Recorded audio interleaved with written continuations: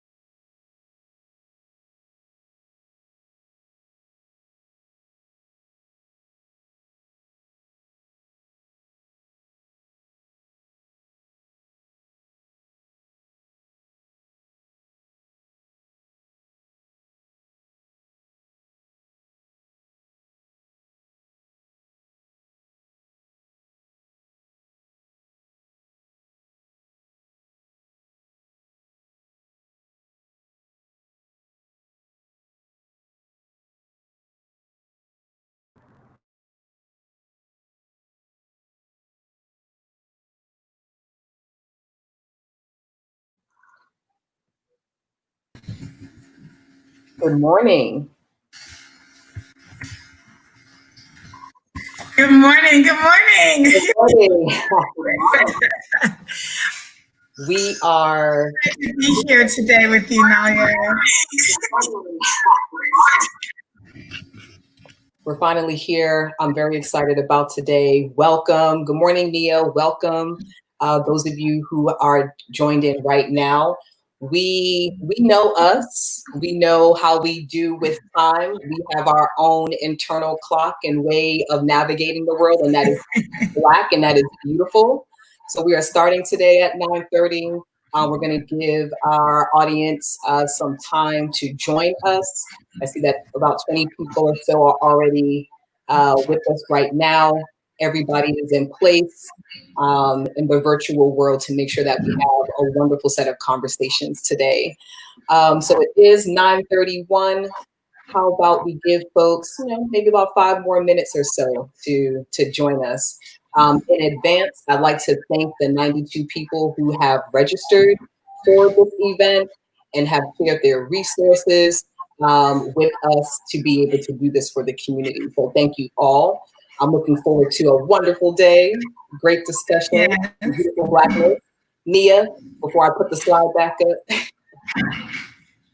Before I go back in the I'm so excited to be here. Every time I get to do anything with you, Nalia Open, I am grateful because when I talk about people riding for Black folks and Black kids, I'm like, I know exactly where to go. So this is exciting to be able to do this on Juneteenth, celebrate our Black babies, and talk about their future and what we can do to ensure that the future that they dream about becomes a reality. And so, really excited to have this day. Thank you for inviting me and Citizenship United to be a part of this. And we're just going to rock for Black kids today. That's Juneteenth celebration. Yes. I see you in the comments, Cheyenne. It's good to have you. Thank you for joining us. Cheyenne is a dope Black sister who's out here working on behalf of Black children as well. So it's good to see you. Good morning. That's right. Yes, good morning, Cheyenne. We got a meeting, Cheyenne, coming up too. We got to set some time to talk. Nice. Thank you, Andrea Hurd, who's going to be moderating our comment section.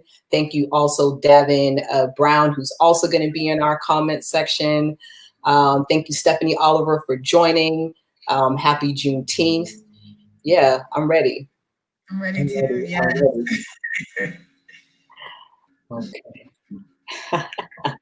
Yeah, Cheyenne. Juneteenth is going to be full of magic today. Also, I just want to shout, you were shouting out some dope Black women, right? And putting all of this together has been a labor of love by Black women.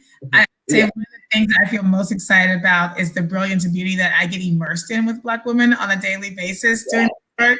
So that has been a true gift. Yes, and it wasn't necessarily the plan. But we do have dope Black women that are going to be moderating these discussions. So I'm excited to hear from them. And I'm excited these are all people that push, right? They're going to push our thinking. They're going to push us past reform and push us to some better, more liberating opportunities for Black children. So I'm excited about what's happening today. Absolutely. For those of you who are tuning in, just know that we do have scheduled breaks. There will be a 30-minute lunch break, and we'll have a couple of other breaks in between. So it's not going to be just sitting in front of us all day, but there will be opportunities for you to step away and collect yourself before we get into the next set of topics. Good morning, Ifa Tumini. Thank you for joining us. Thank you, Lori, for coming through. Layla, Miriam.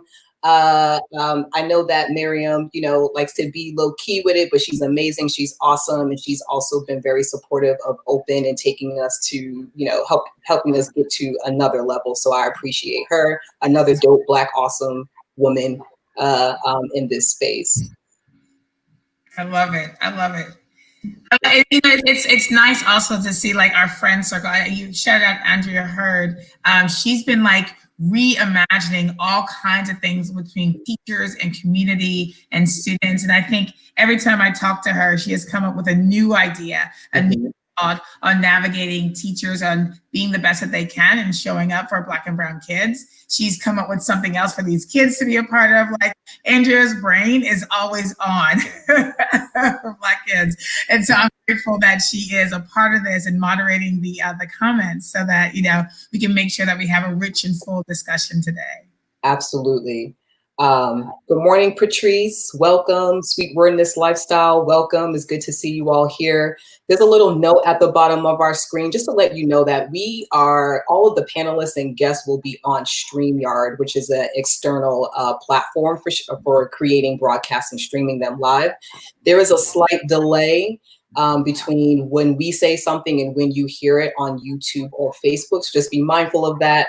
In the comments, we have someone in the comments sections that are going to be there moderating and making sure that all of the hot takes that you guys share will not be missed. But it's not a one-to-one. There's a little bit of a delay. Yes. I also want to shout out my girls from Cyber Justice real quick. My girls are tuning in. I am so excited about the Cyber Justice Project. We are taking Black high school girls through a 4-week process to learn how to utilize digital organizing and understanding what the issues are and giving them data and understanding about the issues that they said were important to them, uprising them and making them feel really, really dope about being Black girls. And they're going to be putting together social justice projects around uplifting the issues that are important to them. These girls, Nalia, are incredible. I love it. Have them.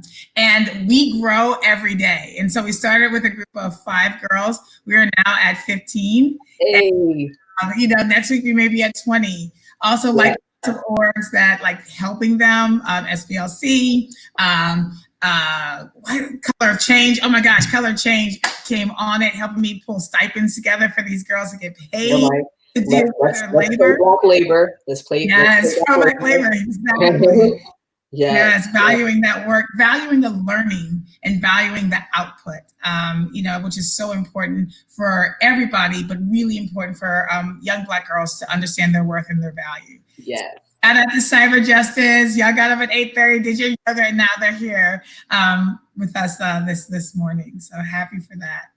How you doing, Kylie? This event will be recorded. The audio will be available on our platforms after the event so that you can hear all of the sessions in case you missed anything. So we'll have it here. There's going to be a lot to learn. We don't want you to miss anything of it. Hi, Sherilyn. Sherilyn wants to be part of Cyber Justice. Yes. Okay, Sherilyn, let's talk. Absolutely, let's talk. DM me on my Facebook page. It's Nia Weeks. Find me on Facebook. DM me. If you can't find me on Facebook, send Nalia a quick little message and she'll get you in touch with me. Love to have you. So come on. Hey, Layla. Good to see you. Yes. Layla's with Cyber Justice. You know Layla. Yes, that's my girl. She's so dope. All these kids are dope. Okay. I love it. So let us, and Mariam wants to get on that too. Look at that. Look at that. I love it. Look at that.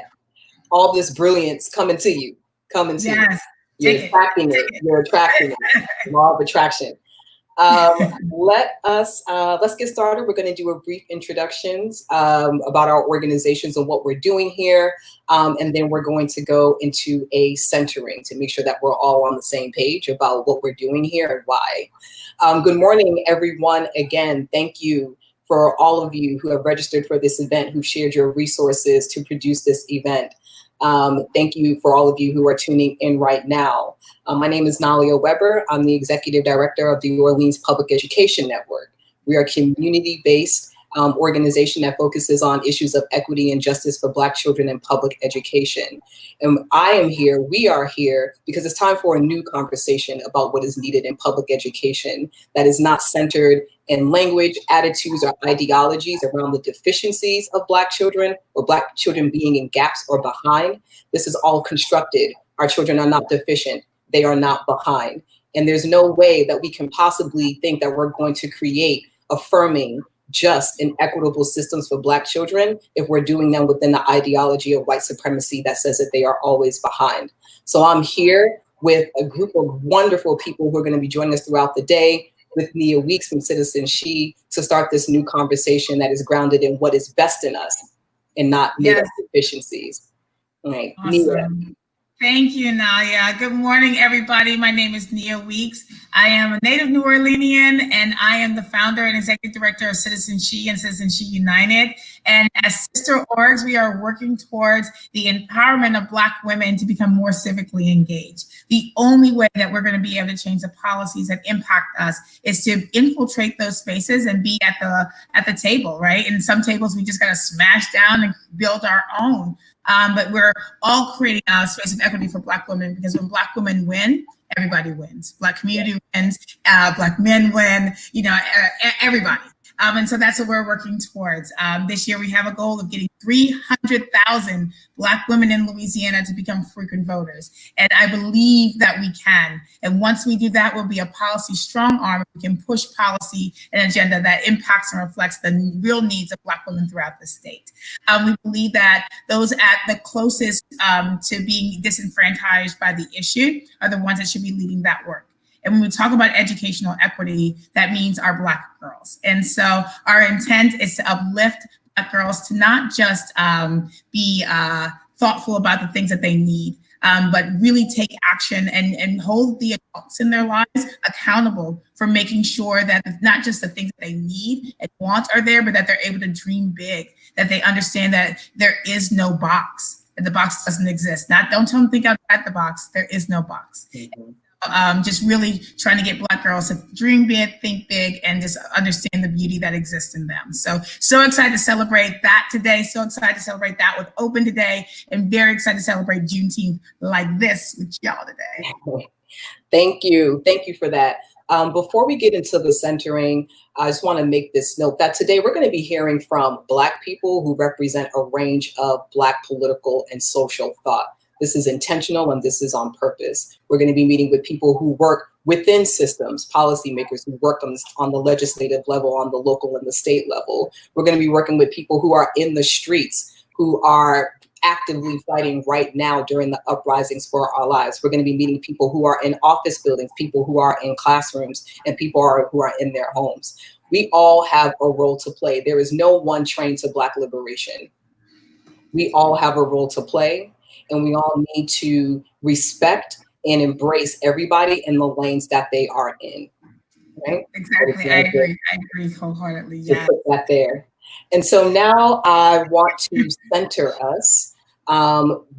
During the COVID shutdown, a lot of folks were thinking about, what does this mean for our work? What does this mean for where we go forward? How we go forward?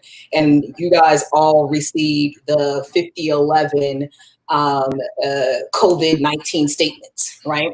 Everybody had a statement. Best Buy had a statement. Dunkin' Donuts had a statement. Ben & Jerry's had a statement. Everybody had a statement. And I was going to craft open statement in this time. And it actually took me a while. I really had to think about, what is it that I really wanted to communicate? What is about this event that is really a game changer for me in terms of how I'm thinking and what needs to be said. And so I took my time coming up with my statement, and that statement led then to the birth of this conference, right? So I want to center us in this space right now, and I want us to all get our minds aligned with what we're doing and why we're here. So I'm going to share that statement with you right now. And this was simply a letter to Black people, right? About what it was that I wanted us to know about ourselves and about our children. And so, if you will, so dear Black people, please know that you are cared for and you are seen. Since March 13th, we've all had to adapt to new routines, systems, and relationships in the wake of COVID-19. Which will weigh on us for years and will be felt in all of the places and spaces we occupy. Many of you are taking care of your families with reduced or no income, figuring out how to stay in your homes, and trying to manage emergency isolation schooling with your children. I want to acknowledge the fear, chaos, and disproportionate illness, loss, and grief that Black people are experiencing at this time. Black people are in pain because of centuries of racist policy and practice aimed to keep us at the bottom. Our experiences with COVID and the recent spate of state-sanctioned police violence against Black bodies are testimony to the historical, systemic, and widespread violence against us. And there is pain, suffering, and grief. But I know, we know, that this is not the totality of us. From the time our ancestors were brought to these shores to endure the pandemic of slavery, we have always been greater than our oppressors' worst acts. Black people are survivors and creators. Black people make life and they make it worth living. Black people make history, economies, and communities, cultures and knowledge, and political movements. We shape the world and build institutions that give us life. We have and continue to take radical action to dismantle spaces built on our exploitation, erasure, and death.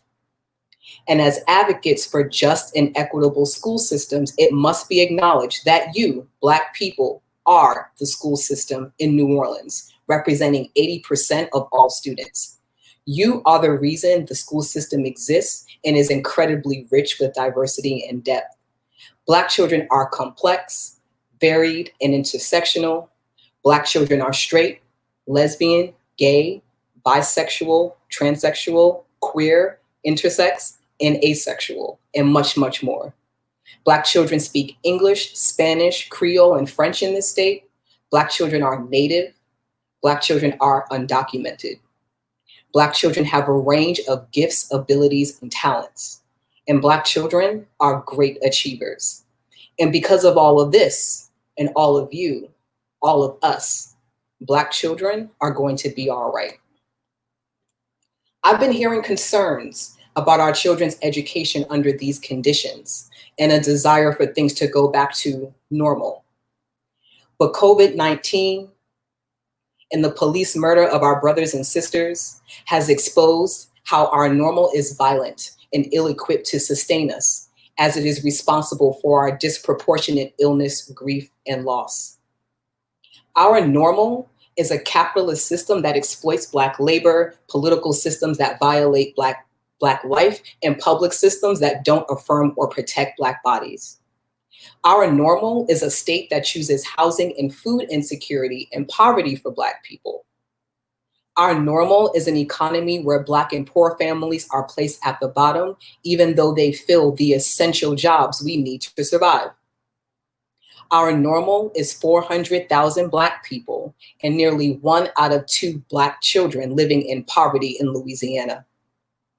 What's normal for us is that all of the D and F schools in New Orleans and everywhere else in Louisiana are nearly 100% Black. And yet, and even still, this is not the totality of us. Black children will not be doomed to failure and underachievement because of COVID crisis schooling. I hear the concerns of decreased time studying, poor instruction, and the fear of our children being behind. I promise you, though, that we need not fear. Trust that our children have been learning the whole time. In the middle of this pandemic, Black children learned a thing or two about politics, law, society, and economics. They learned that they need resources structured into their communities. They learned that freedom is a collective endeavor of care, not a matter of individual choice. They have learned and experienced so much and will emerge from COVID and the latest uprisings more knowledgeable and aware than they were before March 13th.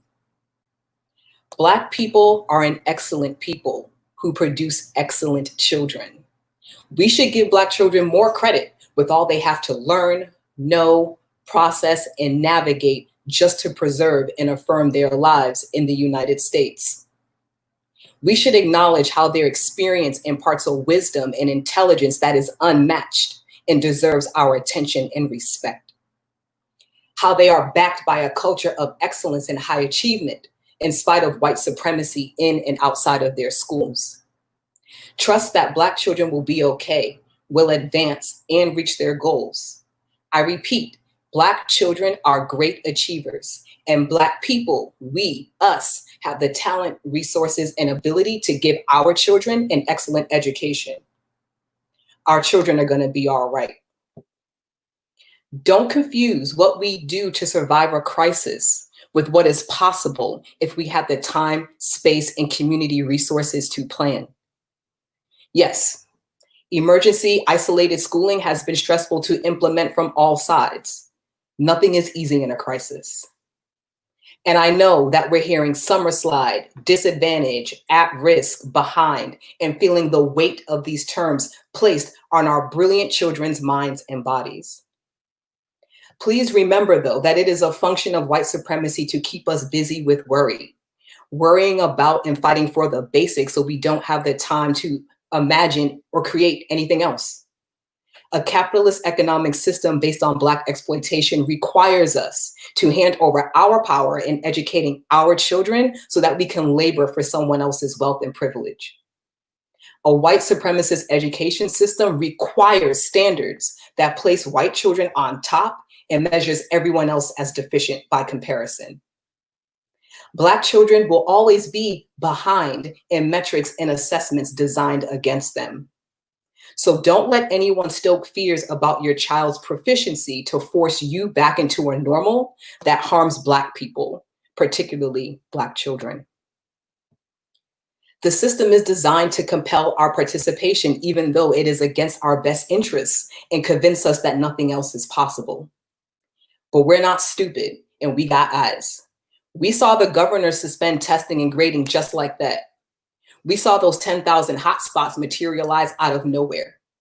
We see the food distribution happening around the city. We see tenants on rent strike and a moratorium on evictions. We see that you can survive outside of laboring for someone else, and your children can live, grow, and learn outside of oppressive school cultures. There is another way. Even with the challenges of COVID and the stress and the grief and the pain of losing our brothers and sisters in the streets to police and others, I still heard from families on the phone, IG, Hangout, Zoom, that Black children were also being kids, getting more sleep and getting more rest, having more art exploration and self-directed learning, learning according to a schedule that works for the whole family.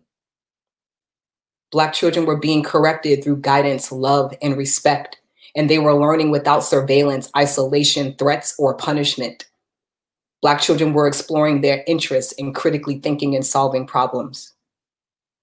At the same time, Black families were not fighting with their children to get up early in the mornings and wait outside in the dark for a school bus, connecting their children to dope educators and learning experiences outside of their child's school. Black families were understanding their children as learners for themselves and not through the eyes of people who were trained not to see your children. Black families were letting their children play, explore, and figure things out. They were evaluating the school's curriculum according to our standards and confronting the limitations of this public school system model. Simply, during COVID-19 and the uprisings right now, I heard about Black families and Black children reclaiming their power over their education. And just know that we have this power all the time, not just in times of crisis. So let it be our love and respect for Black children that guides our decisions on what kind of education they should have, not fears of made-up deficiencies. Black children are never deficient. That is not what we create. Let us also remember our own greatness as we decide what kind of routines, systems, and relationships we will have with schools, school boards, and the state. Remember that it was our ancestors that taught Black people to read under penalty of death. It was Black people that created public education systems across the South. It was us that created freedom schools and learning centers of liberation. Whether in our homes, fields, one-room schoolhouses and churches, or on our blocks, porches, or in our own institutions, we claimed our power over our children's education before. We're doing it now, and we can do it some more.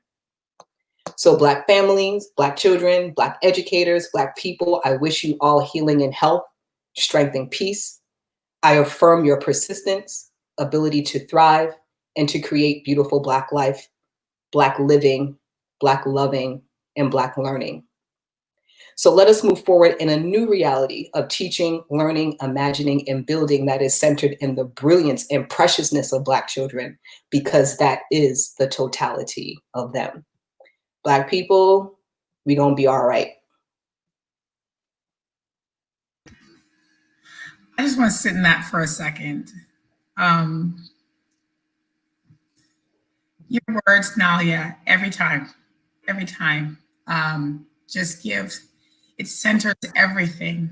I'm taking it back to your love letter to Black women that I asked you to write, and showing up as Black folks and Black women in workspaces, be unapologetically Black. And I felt in all of that, telling our children the same, to embrace the beauty of the real history of who we are, and to imagine and dream of a world that centers them, where they are able to win in every way and they're not punished because of the color of their skin. So thank you for that.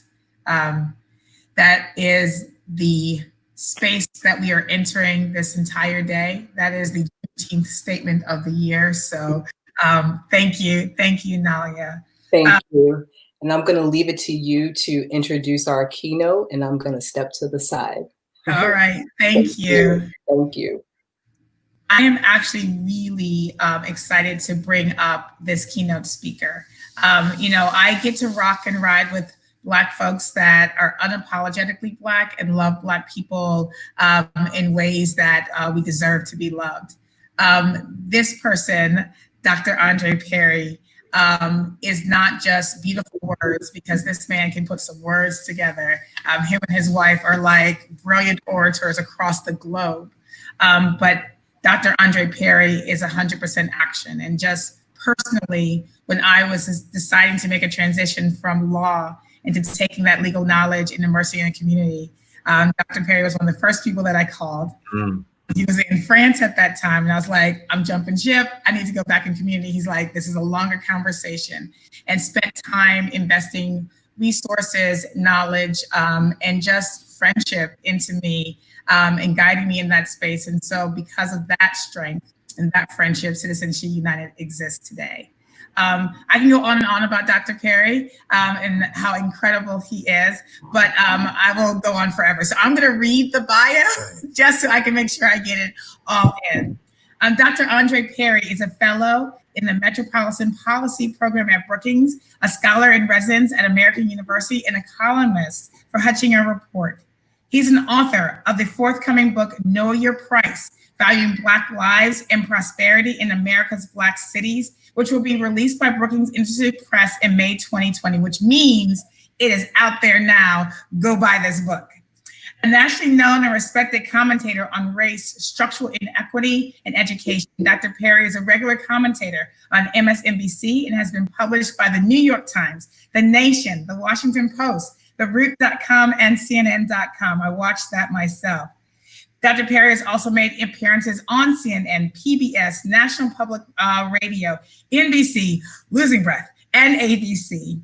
His research focuses on race and structural inequity in education and economic inclusion.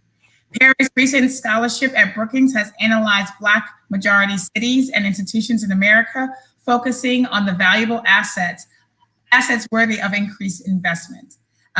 Dr. Perry is also a native of Pittsburgh, Pennsylvania, earned his PhD in education and policy and leadership from the University of Maryland, College Park. And he is also the husband of the beautiful Dr. Joya Perry and the father of Roby Perry.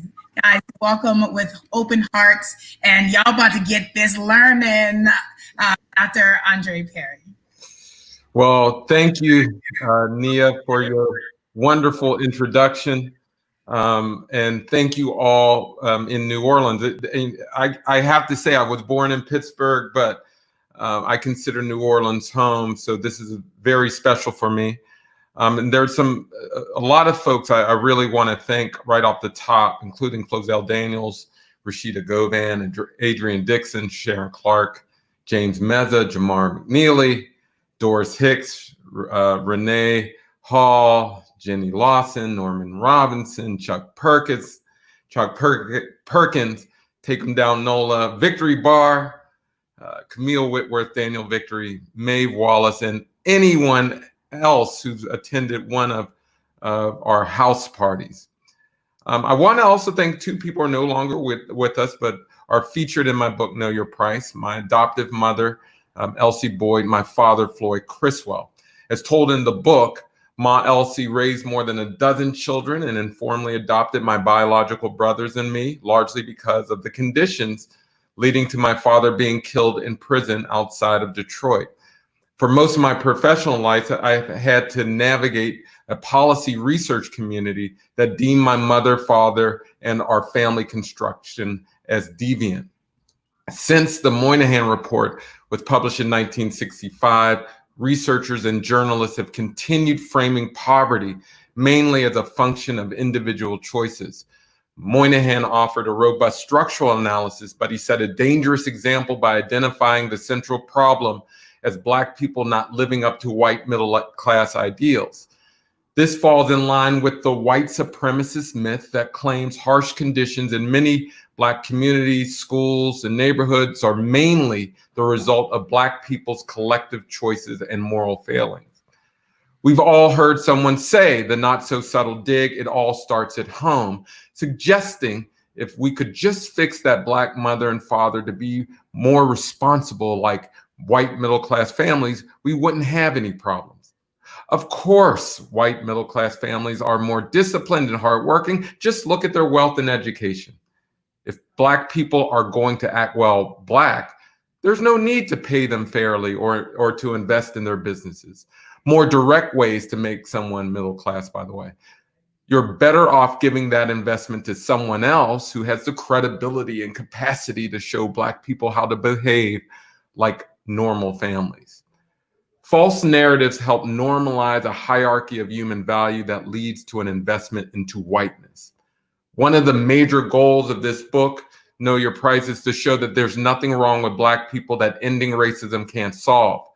Underlying presumptions of Black people's unworthiness undercuts efforts to invest in Black majority neighborhoods, people, and institutions, including school boards. There's a whole lot of programs and research that attempt to fix Black people, not enough focus on fixing structural racism. Until we rid ourselves of the underlying assumptions found between the lines of our research, policy recommendations, and reforms, we will always do more harm than good.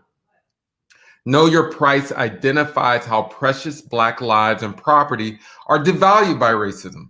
By exalting the assets or strength that are devalued, we can simultaneously debunk false narratives and that distract us from investing in those assets.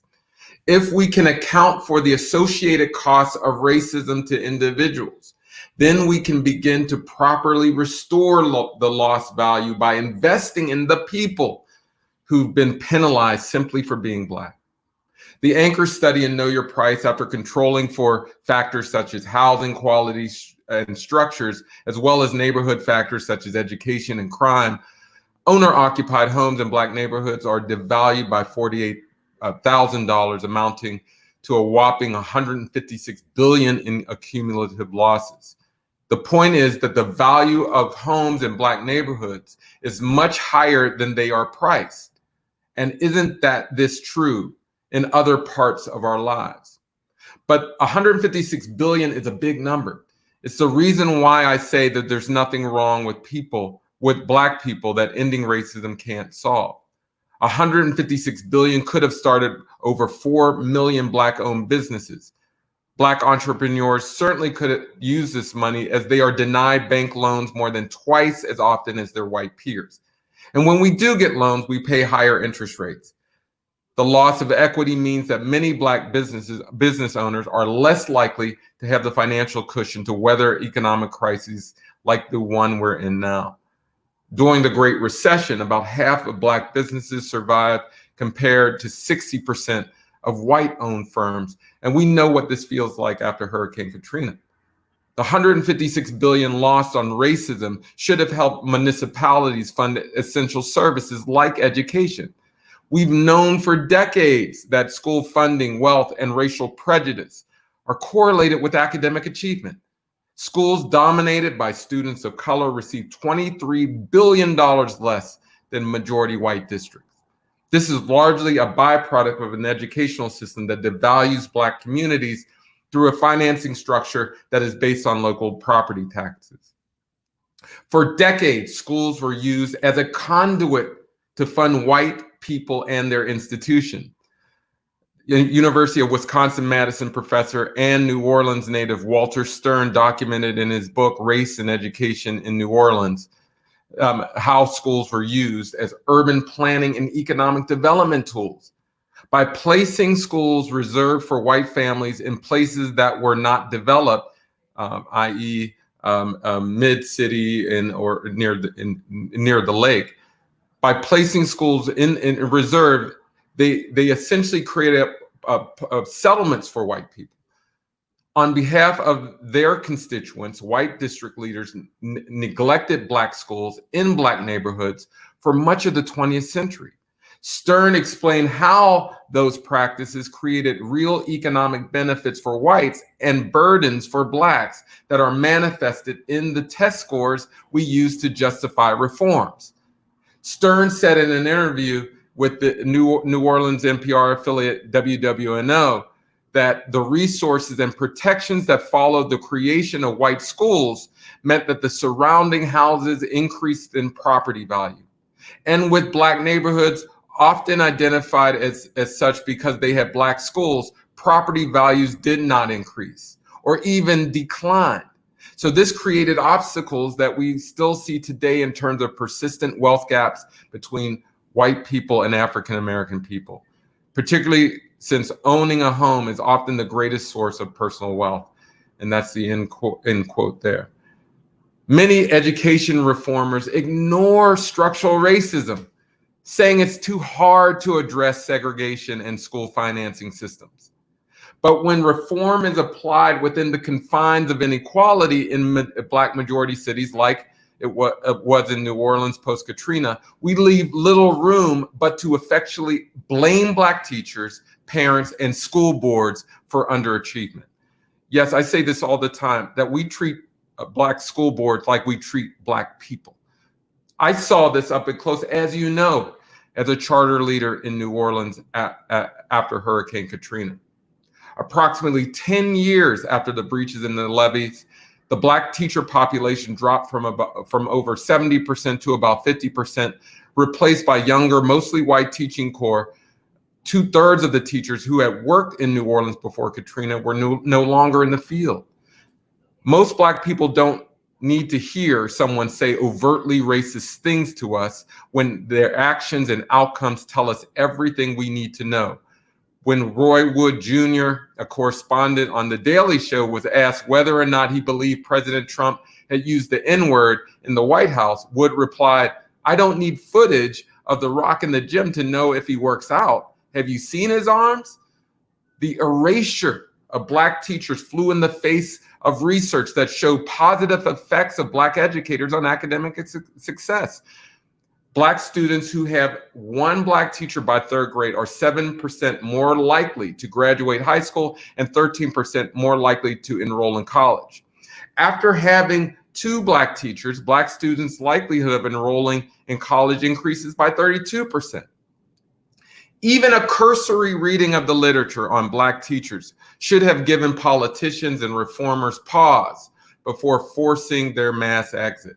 But alas, even the research has apparently been devalued. For years, researchers such as Gloria Ladson-Billings, Pedro Noguera, Lisa Delpit, Adrian Dixon, Christopher Emden, and James Banks, all people of color, validated the need for Black women teachers in New Orleans schools through their studies on teachers of color. Unfortunately, hiring more Black teachers is something we have yet to try at scale. There's nothing wrong with Black people that ending racism can't solve.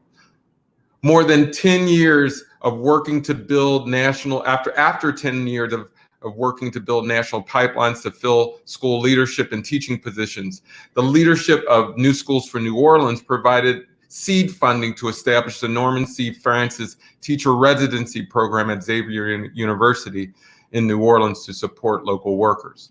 The program prepares young Black educators for a career in teaching with 2 years of coursework and a year-long classroom-based apprenticeship.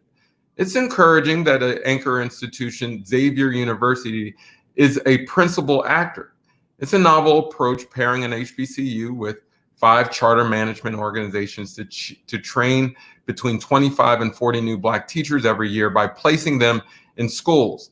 In 2017, the residency program was given $3 million as part of a nearly $13 million grant from the U.S. Department of Education to train 900 new and diverse teachers for New Orleans. On the surface, the partnership seems like a novel way to increase the number of Black collegians who go into teaching.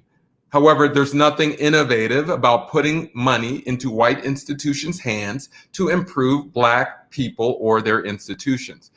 HBCUs don't need a middleman.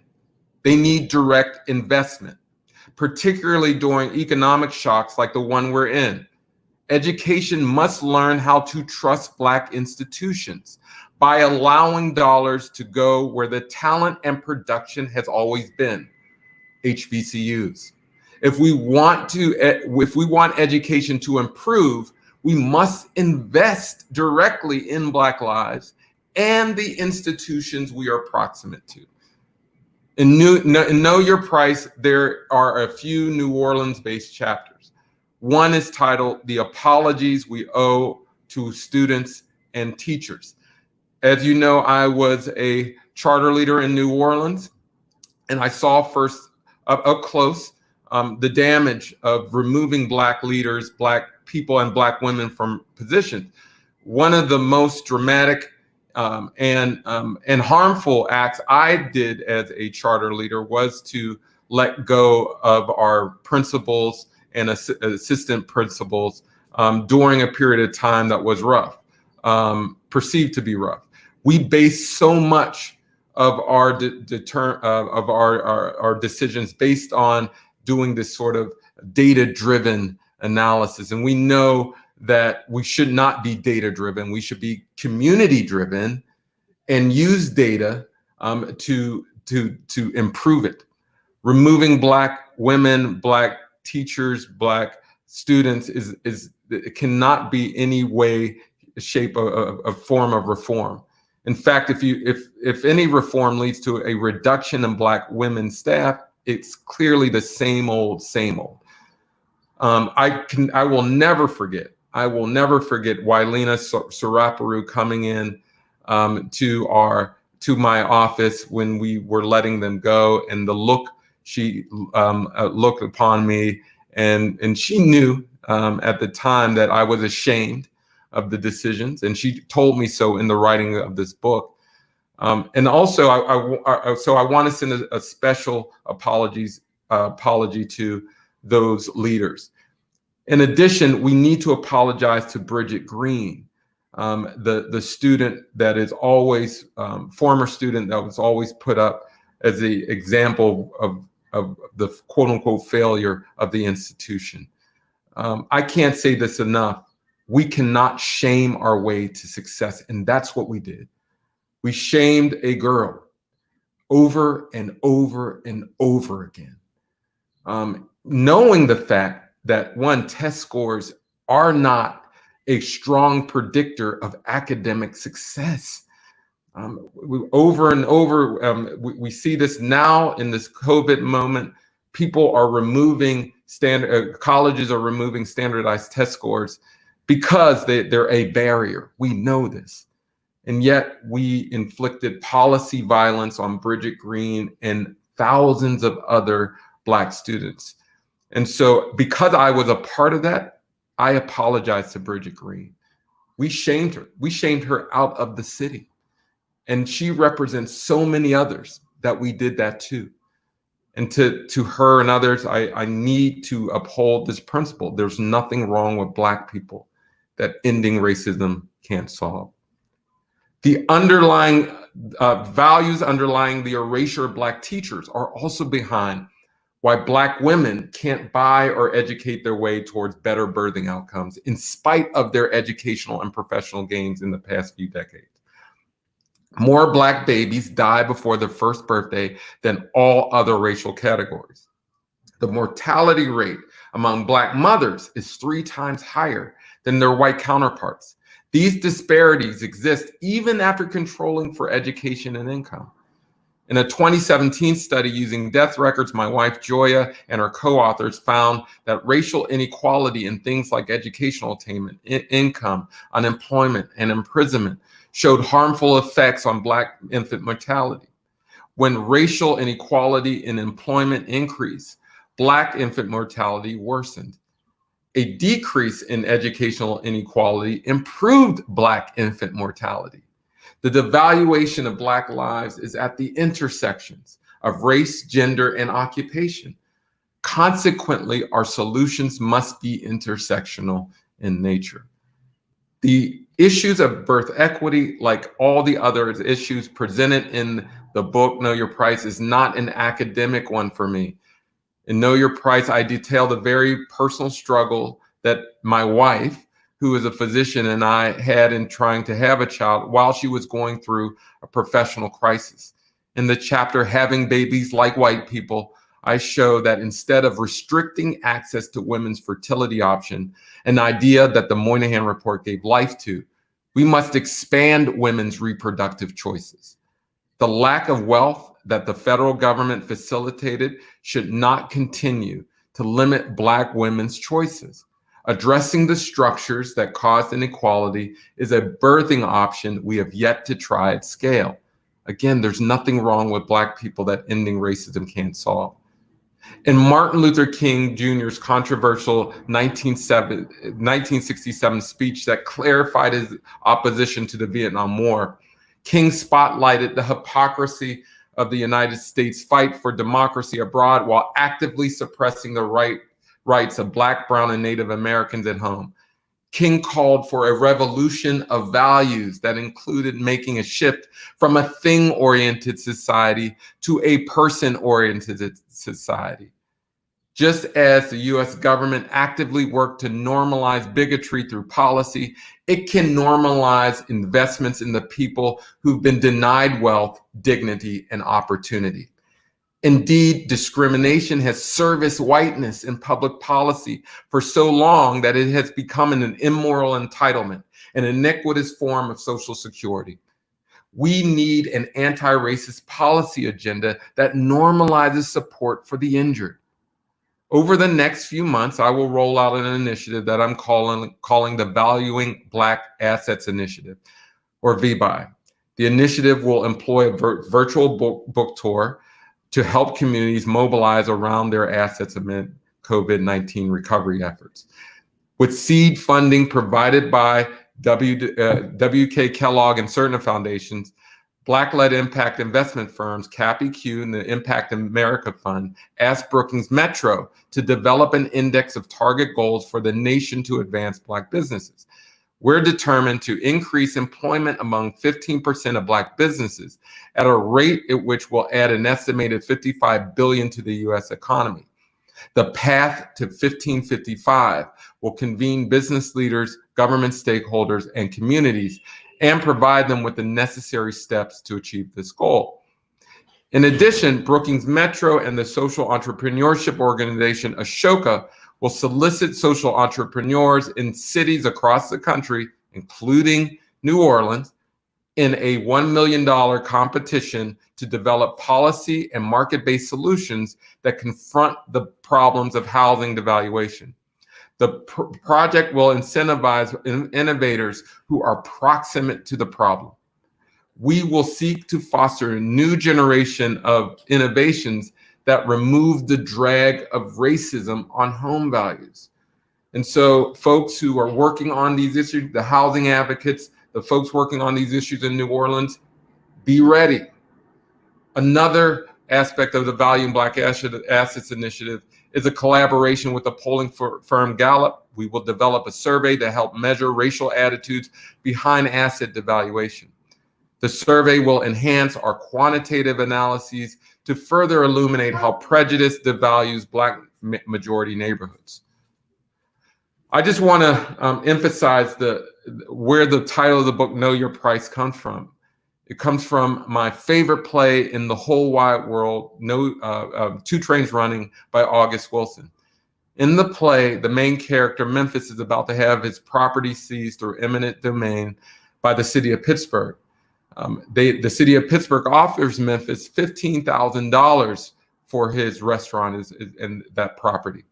The main character, Memphis, says, no, I'm not selling my property. I know my price. I got my price. There's another character, Hambone, and that paints a fence for a ham. So he paints the fence. He never gets his ham. And throughout the play, you hear, give me my ham, give me my ham. And we don't know if he had mental illness before, but he certainly develops it during that period, and until he goes mad and eventually dies demanding his ham. There's actually a happy ending to the story. The main character, Memphis, gets $35,000 for his property. And the moral of the story is you have to know your worth. But what I try to do with this book, Know Your Price, is demand a price for people to stand on. And so I know that I have value, I have worth, and I think many of you do too. Malcolm X once said, when a person places the proper value on freedom, there's nothing under the sun that he or she will not do to acquire that freedom. We need to stand up and deal with structural inequality. The days of blaming Black people should be over. And that should be reflected in the deconstruction of institutions that devalue us inherently.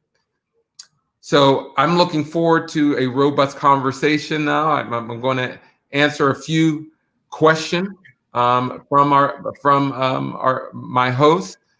But thank you. And by the way, I have to say, go to community bookstore, get Know Your Price, support our local bookstores. So make sure you go to community book center and get your copy of Know Your Price. And thank you very much. Thank you, Andre. Thank you. It's good to see you, finally. It's good to see you. First, to your point about Community Book Center, for those of you who are watching or listening, we heard some unfortunate news that the Community Book Center was vandalized recently. So Wow. what we're going to do is sometime today, later on, or over the weekend, I'm going to go over there. I don't live too far away from there and see what I can do to support them in getting back up and running. And I encourage everyone to do the exact same thing. They are a very important institution in this city. So just keep that on your minds and hearts. Thank you, Andre Perry, for this. You said a lot. Sorry about that. Where do I begin? I have a whole page of notes, right? Let's go. Let's get into it. Great. One of the things that you talked about was school quality being connected to whiteness, right? Mm-hmm. Yeah. And you talked about it in the context of thinking about that more in the context of like traditional public schooling where you were, assigned to your neighborhood school. How do we see that now in this other kind of school system where you're not connected to your school through your neighborhood, right? What role does the portfolio school, charter school model play in continuing this idea that, good schools are in good white neighborhoods full of good white children, and Black neighborhoods and Black schools are not? Well, I mean, racism creates inefficiencies in any kind of market that really perverts what you're actually trying to do. The reason why you need neighborhood schools, because it's much more efficient. I mean, it's just plainly more efficient. The trade-offs you get from, travel, busing alone, mm-hmm. The roads the ability to fund the classroom. In addition, you distort the purpose of why you go to school in order to respond to your local environment. You know, the stripping of takeover, for instance, of schools really represents the policing of school districts. I said earlier, we treat Black people and Black institutions like we treat Black people. And so when we don't trust neighborhood schools, we take them from them. When we don't trust an entire district, we say, no, we're going to take that from you because we don't trust you with resources. We don't trust you to take a hold of your own reform, which, by the way, for decades and decades and decades, we tried to defund you, divest from you, and not care about you. We have decades of evidence of the effort to defund public education in New Orleans, particularly those schools in which Black people attend. And so, I mean, the very arrangement is inherently racist. You know, at some point, the way to get to for anything to grow is investment, not by taking away. You know, and so for me, yes, we certainly don't want folks, quote unquote, trapped in their neighborhood schools. But the school is not trapping them. The racism is, the poverty is, you know, all these middle class folks aren't trapped. No. But when you are working in a hotel flipping beds without benefits, without the adequate living wages, you are trapped. But we blame school districts for that. It makes no sense, other than it's part of the irrational sort of thinking about how you need to control Black people in order to get results. I mean, and it gets down even to the school level. I mean, punishing Black children is almost like a rite of passage for teachers. You know, we feel that, oh, they have to have consequences, so we have to kick them out. You know, we got to be harder on them. You know, as if society as a whole isn't hard enough. You know, Black students are policed everywhere. Their mothers and fathers are policed everywhere. Their schools are policed in Black areas. You know, we can't see the forest for the trees because we're so wrapped up in whiteness and saying, oh, look, if you can only achieve my white middle class status, you know, that'll bring parity. No, justice. I mean, we're searching for justice, not parity. You know, and you know, I can go on and on about this, but we see it every day. If someone goes to Harvard or Yale, it's like, woo, look at this amazing student, because they're going to a white institution. You know, there's, you know, we need to get to the core, the core of the problem. We have systems that are built to devalue Black lives. And one of them is the way we finance education. I mean, I can easily argue that education in Louisiana as a whole is underfunded. But when you look at Shreveport, Baton Rouge, and New Orleans, and the municipal maneuverings over time to hurt those districts, come on, to then base an entire reform movement on test scores misses the correlation between wealth, income, and testing. You know, you're punishing people for being poor, not because of bad teachers or you know, we don't really know the quality of teachers based on test scores. That's very hard to do. Test scores often, I mean, the schools we consider good is more a reflection of their ability to filter out poor students than it is about the quality of the teacher, the quality of the curriculum, the quality of those things that really make a good school. You can have all those things and have poor children and have lower outcomes. But we still call that a bad school. Yeah. So, but for me, how I look at reform is that so much of it has occurred in Black neighborhoods as a whole, not poor schools as a whole. They're squarely focused on Black school. For many to be progressive is to punish Black districts. And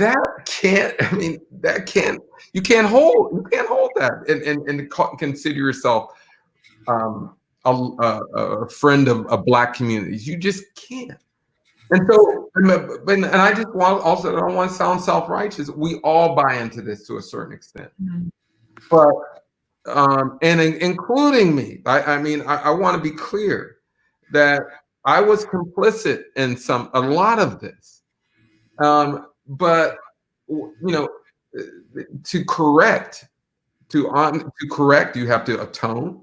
You have to apologize. I'm very clear. It's okay to say you're sorry, and it's definitely okay to atone by helping to deconstruct the systems that you help create. So we need to see that kind of action from people in New Orleans, and it's okay. You're going to survive. You can say, you know what? I'm sorry. I can reflect. You're going to live the next day because by and large, you probably have the privilege to do so.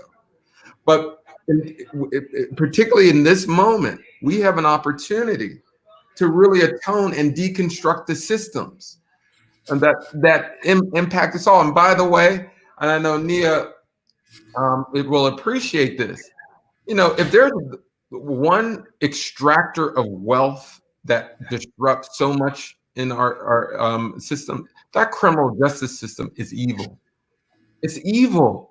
It is crowding out the funding to lend for things that actually increase economic mobility. Policing and criminal justice actually does the opposite. It arrests economic mobility. You're literally taking people out of the economy. The thing about the Minneapolis situation, and I learned this from New Orleans, like all day in New Orleans. When that first occurred, I said, there's nothing that says a Black person doesn't belong in an economy like a police officer killing him in the street. Because you're essentially saying, hey, you are not the public and the public I'm committed to serving. You are the threat.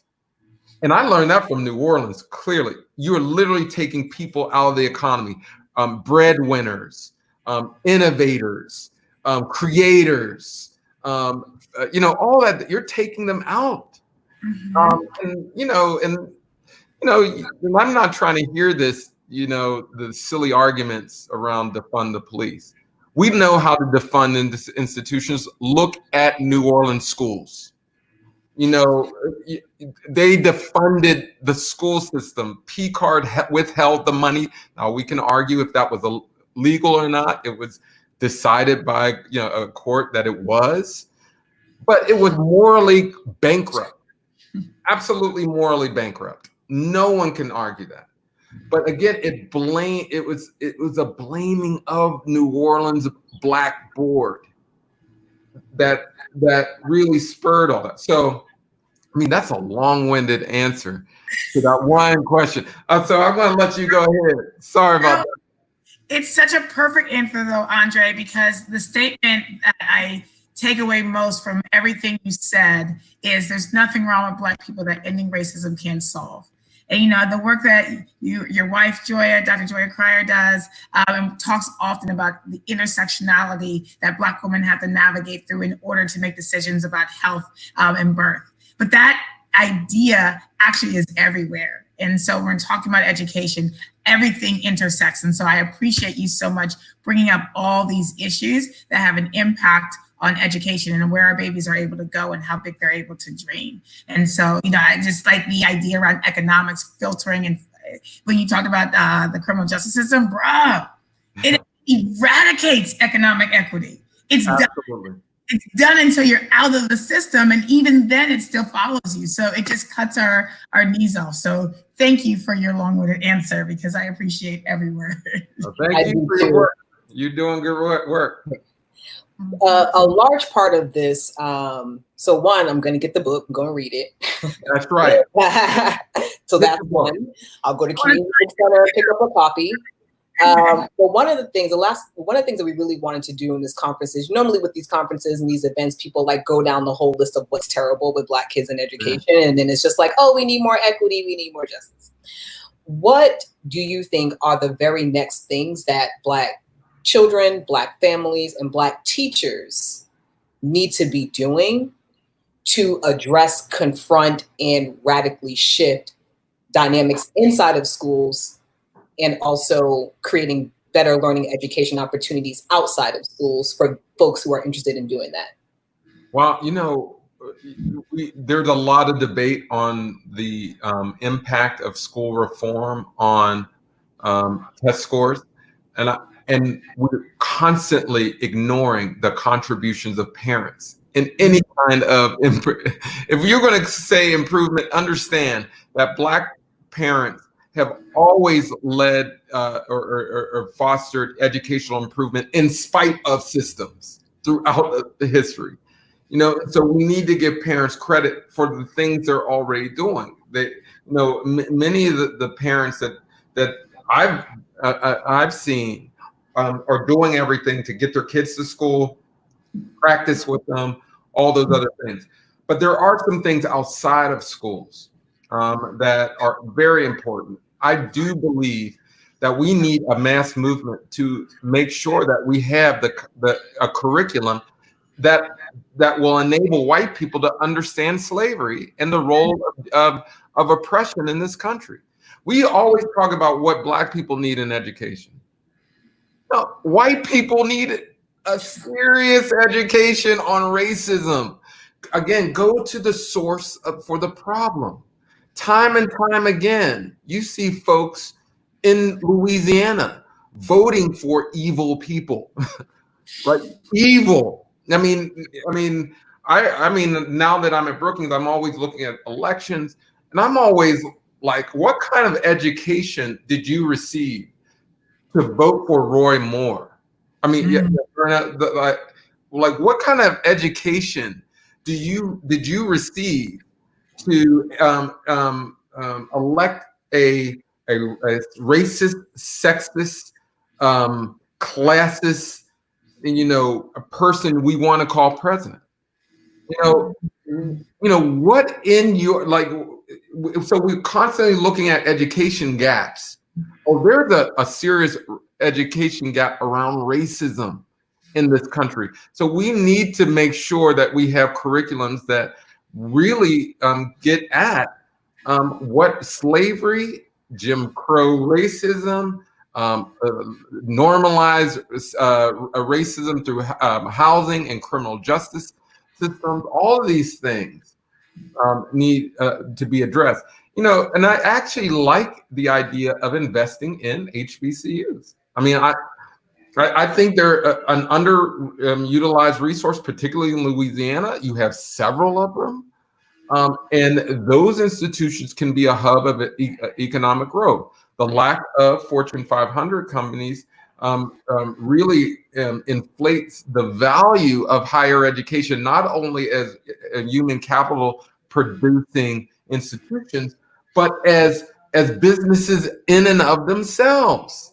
HBCUs are going to hire people when white companies won't. We need to invest in people who are truly invested in Black people. I'm a big, at this point right now, we need to advocate for a federal response on multiple levels. States are obviously going to be financially constrained. And when they go into austerity mode, like several already are, the first thing they do is they start crowding out essential services, and essential services and essential workers look like us. And so we need a racial equity lens to prioritize to make sure we don't have more losses than we already have. So we need that kind of advocacy, not only at the federal, but we certainly need the federal funding to come through. I also really do believe, I think New Orleans is set up for the defund police movement. I mean, like at some point, we need to get money from where it is. And we need to shut down systems that's absorbing funding. And, and I'm clear that the school board needs to be funded like other school boards. We do not need intermediaries along the way. It takes, the transactional costs alone is robbing people money. So, for me, it's about investment. Nothing grows without investment. I don't care what it is. But when you don't trust Black people, you end up investing in white institutions to white people to fix Black people. And that's what happens in New Orleans every single day. And so I don't necessarily care if you're a nonprofit. I don't care if you're a for-profit. But at some point, we need to invest in Black people, and by Black, and I really do mean that, Black people. You invest in place and not institution. You invest in place and not people. You get gentrification. You get what you get. What we're seeing right now, and so invest in Black people. Cut the check. What's interesting? I'm in the reparations discussion, which is actually has some legs, and I really believe that during this moment of social distancing, where white suffering was highlighted. Folks went 3 weeks without their business open, and they're demanding that they're open. They're demanding resources. They're demanding all sorts of things. In fact, in terms of the PPP loan fiasco that we saw, in which part of the CARES Act, the 95% of Black businesses did not receive that PPP loan, right? So we know we don't need to see white only signs to understand that structural inequality is reproducing the same kind of result. And anybody who had studied anything about banking knows that when it comes to mainstream institutions, Black people have not been welcomed. So why run it through that vehicle unless you're trying to discriminate? Unless you're trying to privilege white people. But, so I say all that to say we need to deconstruct these systems, and now is the time. Now is the time. And it's not anyone. I was going to say it's not anyone's fault. There are people who make bad decisions that lead to discrimination, and we need to call that out and deal with them. But the goal is to invest in Black people. There's people, there's organizations that are built for this. When I think of Open, I'm like, okay, we need to invest in Open, because it's not just, you're a Black woman, but it's also about your perspective and your paradigm. We need more of the investments going to people like you. I agree. I agree. So, philanthropy and others. If you're, I get called all the time. What can I do as a company? Oh, invest in Open, invest in Citizenship, because they are doing it. They are doing it, and they are worthy of investment. You don't have to go to the nonprofit that quote unquote has capacity. That's code word. That's code word. We don't really want to give to people who are proximate to the problem and who are working on these issues. So again, I gave a long-winded answer. Sorry about that. And our community is the capacity. Exactly. We don't need to have a long staff chart, org chart. We get it done. Yeah. That's exactly right. Thank you so much, Dr. Terry, for opening up our day like this. Yes. We're fired up. Invest in Black people. Cut the check. We know what to do. We know what we need, and we know what we need to do. We have the capacity, the talent, and the ability. Cut the check. It is owed. That's real. It is owed. Thank you very much. My friends are dope and brilliant. Myself on the back for choosing amazing friends. Dr. Terry, I love you so much and so grateful for you. All right. You guys take it easy. Thank you. Thank you so much. All right. Bye-bye. For those of you still tuning in, we are going to transition into our next panel. We have a couple of panelists who are about to join us. So how about we take a 2 or 3 minute break so that we can get settled. Everyone can refill their cup, turn on the air conditioner because it's getting hot. Take a little break and come back in. Awesome. See you.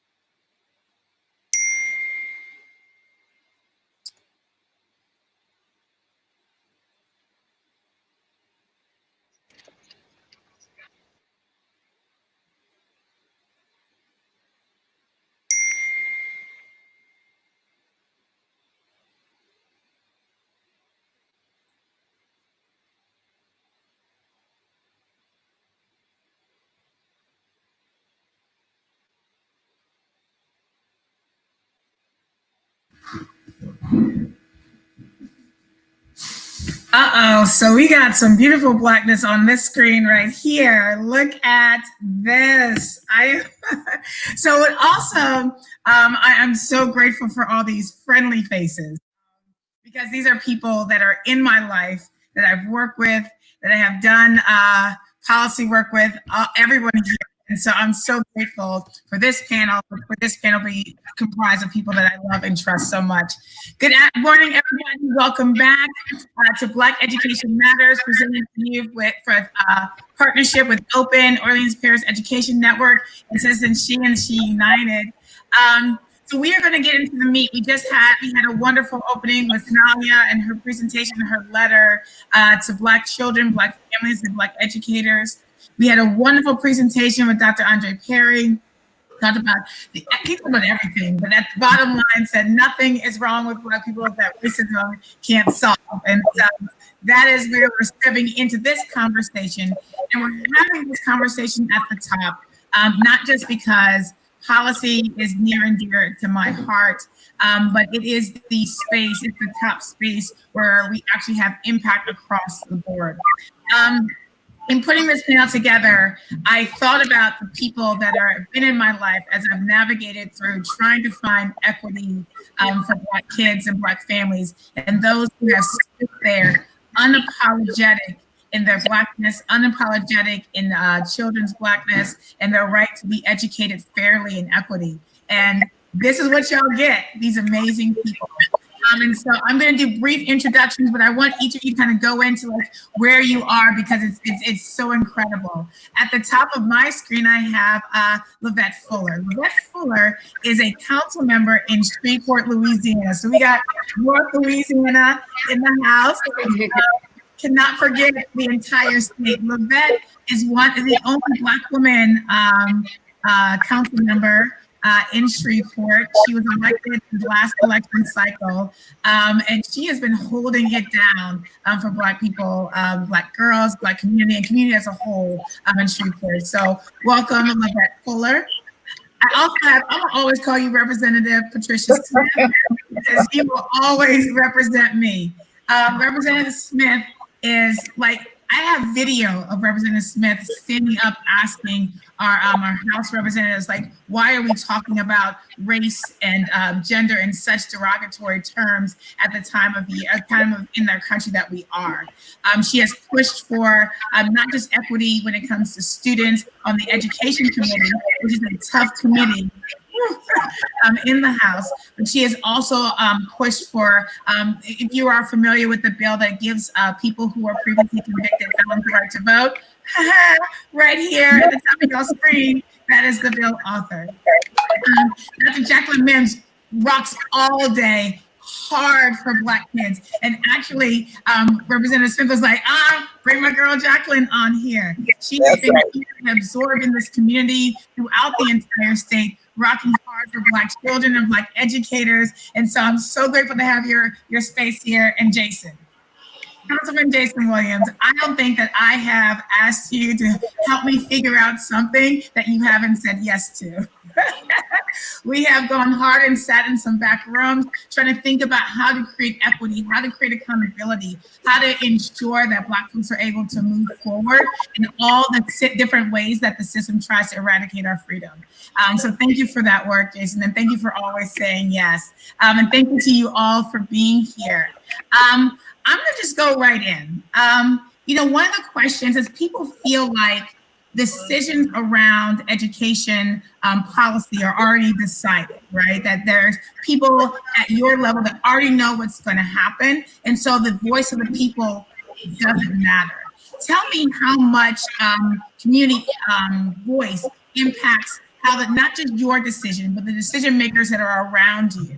How much that impacts the way they move and the way they decide policy within Black students.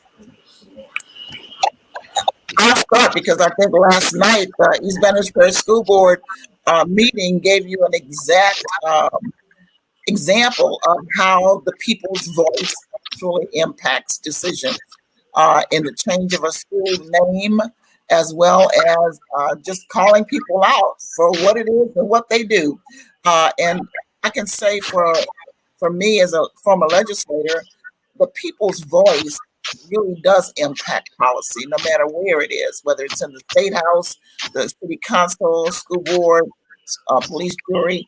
If people are empowered and know that they want to see change and they come with their agenda, they're not there just to rant and rave, but they come with logical kinds of solutions to the problems that exist. People have no other reason but to sit up and listen to what they have to say. So I think it's very, very impactful. Thank you. I can tell you that now. Shreveport now, I don't have a direct impact on education policy, but I'm so plugged into the members of our school board that overlap my district. And I can tell you that right now, we just had to have a decision made to close 3 elementary schools. And this might be the first time that there wasn't an amazing, resounding amount of vocalization from the community because of COVID-19. We're also having most of our legislative meetings through Zoom. And I believe that not having all of those voices at the table to apply pressure and logic and to fight for those schools is the reason that they had very little resistance to the closures they made. And surprisingly, quite often when we have a discussion about school closures, they're always in a Black community. One of these was in the Broadmoor district of Shreveport, which is it's a middle-class, predominantly white area. But I'll go ahead and throw the wrench in that this school has been progressively turning toward a Title I school with kids being bused in for probably the last decade, which probably is what they're using to weaken their position as far as the advocacy for the school. Thank you for that, Livette. Jason, just kind of expounding on what Livette said, how much can City Council impact? It's not the Education Committee that Representative Smith sat on does the statewide legislation, but how much can the City Council impact things that happen with our schools, and how much does community advocacy impact that? Oh, Jason, it's on mute. Oh, Jason, I think maybe you might have to turn the mic. Apologies, I got it. No worries, got it. There we go. All right. I feel like everything is so interconnected, even when you're not, whether you're on the school board, whether it's a different agency, but City Hall can do so much as it relates to food insecurity, housing insecurity, mental health care in the community. And all these things are the building blocks of what kids need when they arrive at school in the morning. Right now, COVID is showing that even more so. The school system was in a position to meet food insecurity in that first and second week. Literally, not just their kids, their families were depending on that food and how it came in. So one of the things that we did at the City Council last term was we moved money around. You hear people talking about defunding the police. Well, last term, we moved money away from criminal justice and invested in early childhood education. And the city of New Orleans was one of the first municipalities to use general fund money to do that, because it was something we could do to put kids on good footing by the time they got to kindergarten and first grade. And the results were so good, we doubled down and went to 1.5 million this term.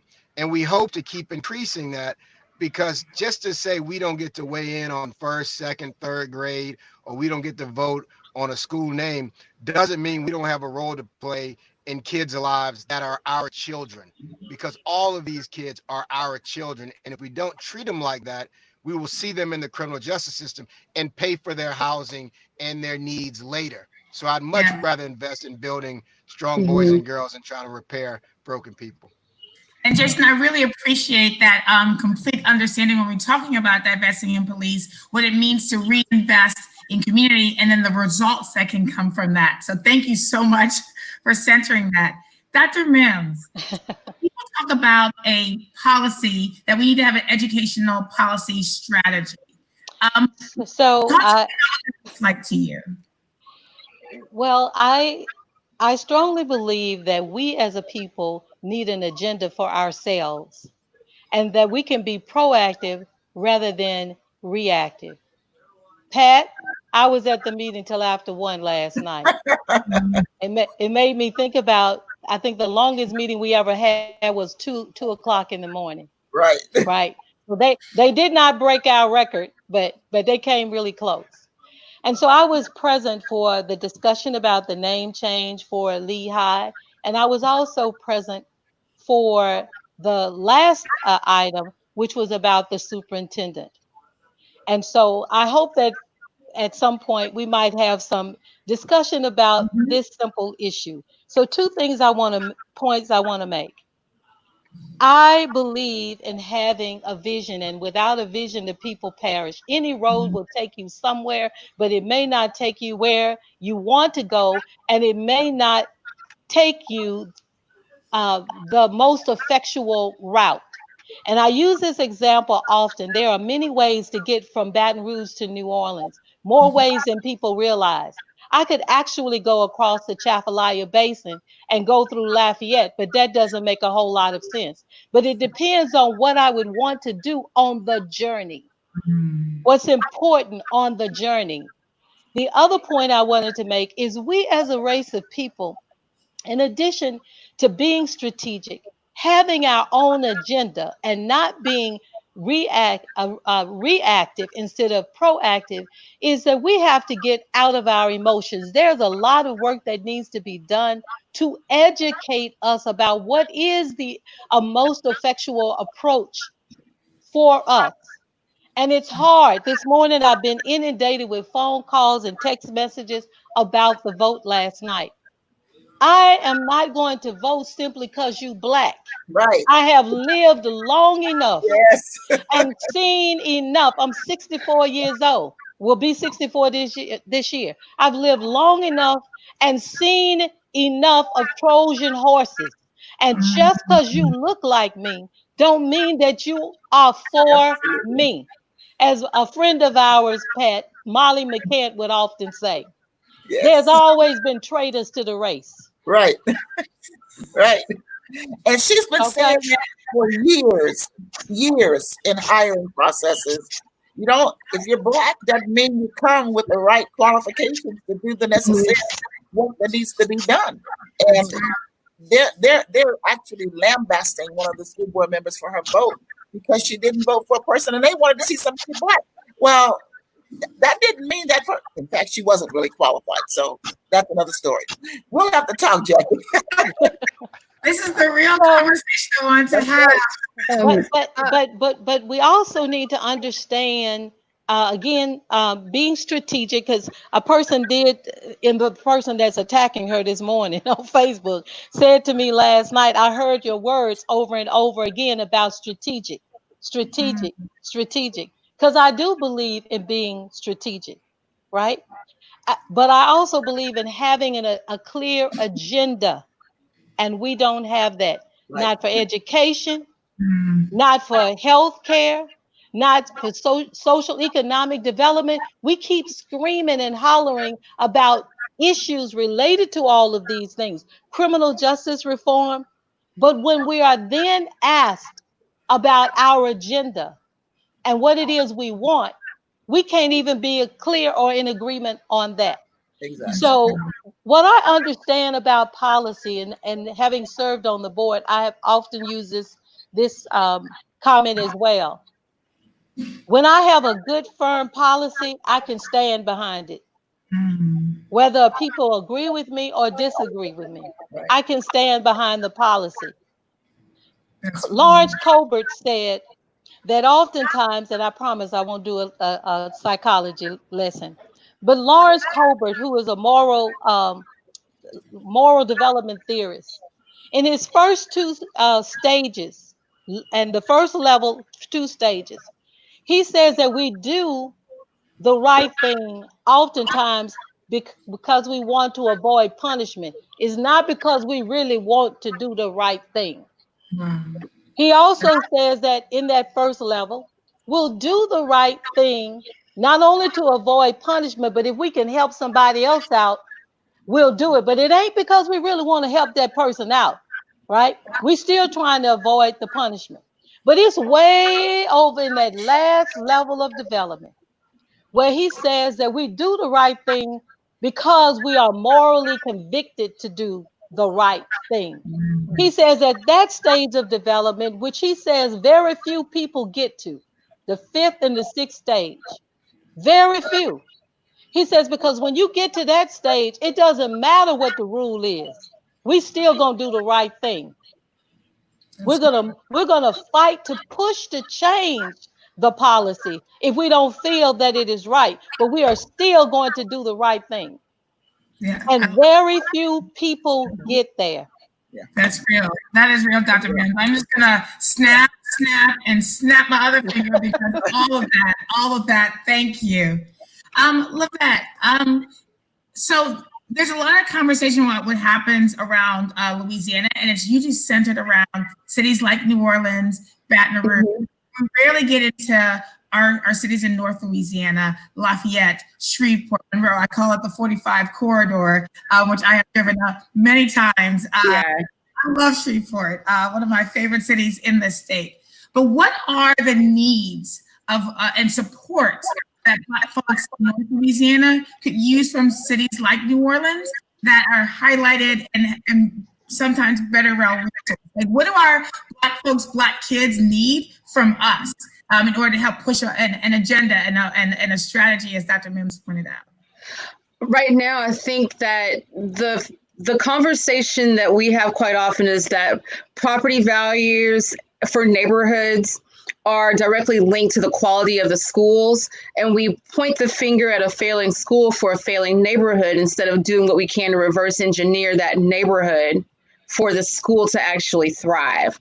We have a lot of wraparound services, nonprofits that say that they are data informed, that my personal feeling is are engineering their data to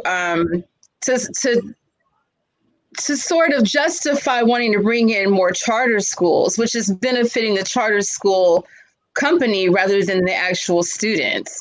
I think that our parents here need to understand that you cannot look at the productivity of a classroom as if the child is a unit, like you're looking at a car and the number of units sold. Children, your outcome is not looking at a child as a product. Your outcome is what that child is able to learn and making sure they have everything on the ground they need to be ready to learn on day one. Our biggest focus right now is on 0 to 5. And while it's going to be a little bit of a long haul to get our city council and our budget to actually reflect a commitment to early childhood education, we are pushing for that. We do want universal pre-K, and I think that any advocacy for universal pre-K will do the most to actually give our families an opportunity to build their capacity as parents and students to be ready for kindergarten on day one. And then I think from there, you start to see the improved outcomes by third grade, because we are a community that lives that we are that model of we put the jail next to the failing schools. That's real. We are.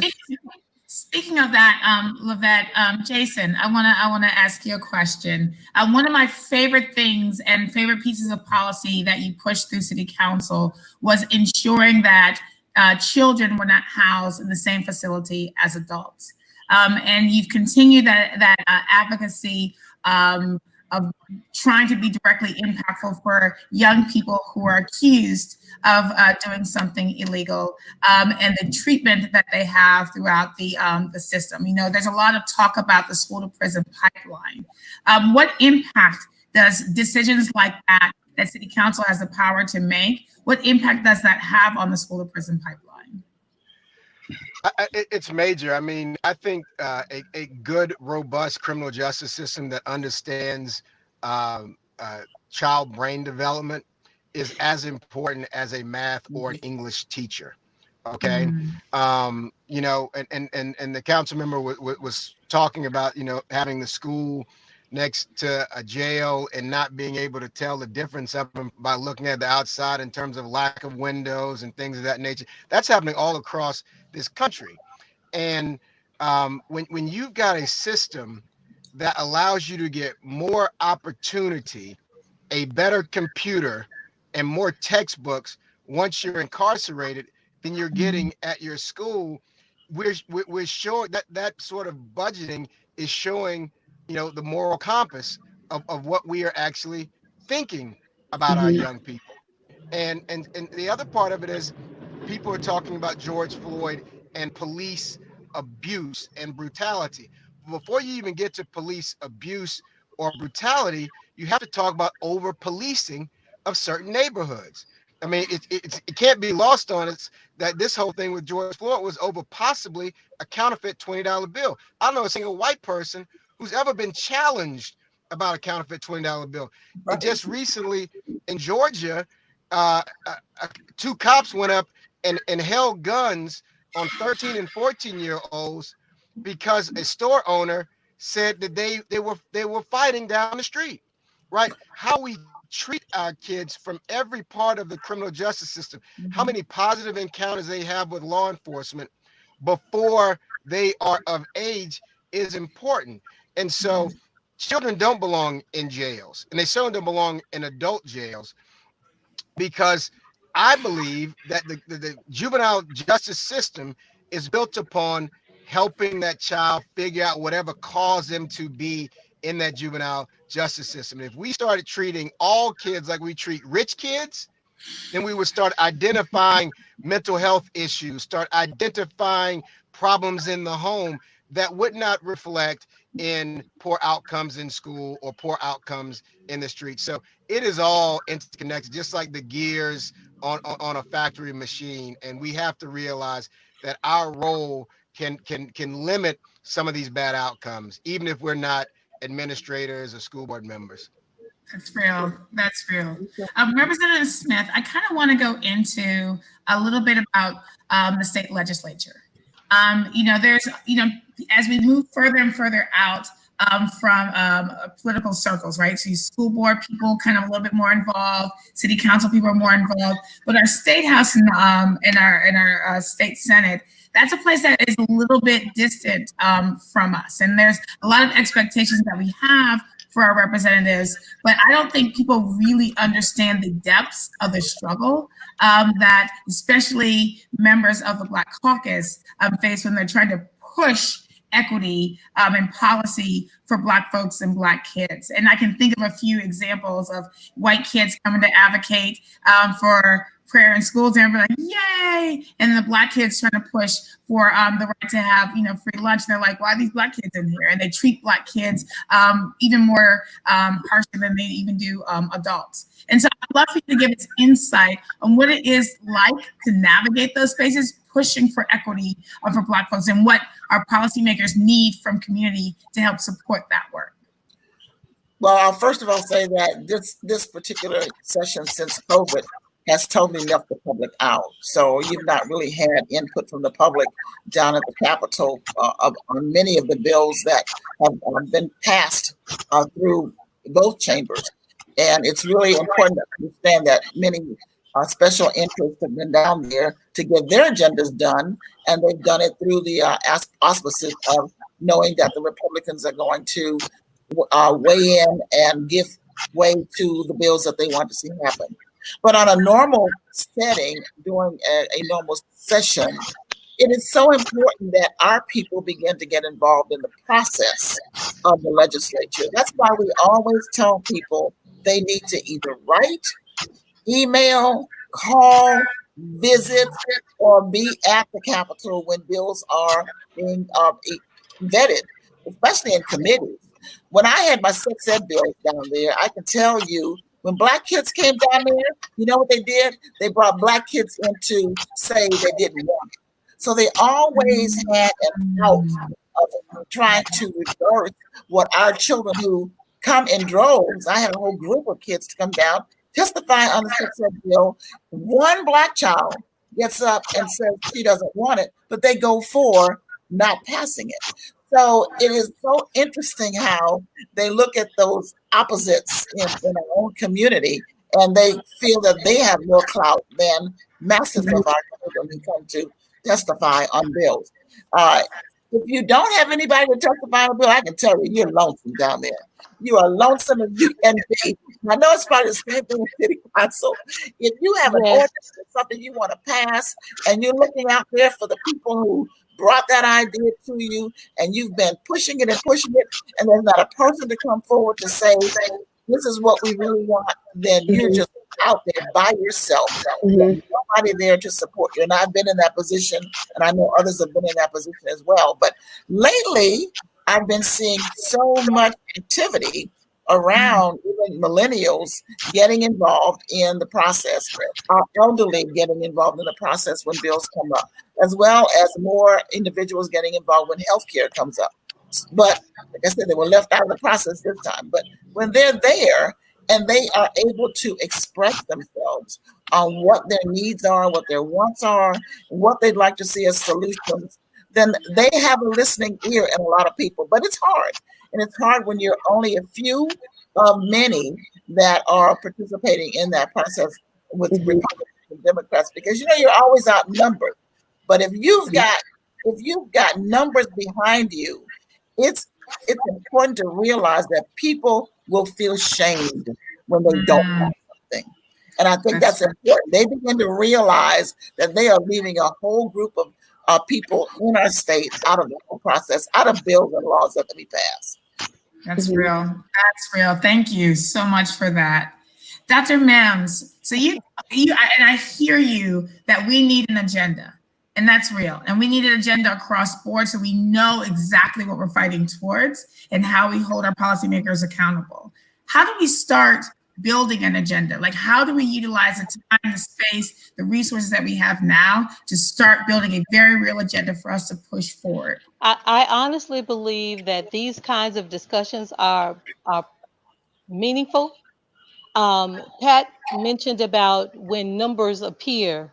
We could even see that, and I'm sure the council members have seen it as well. When large groups of people gather, colleagues start whispering, who are they?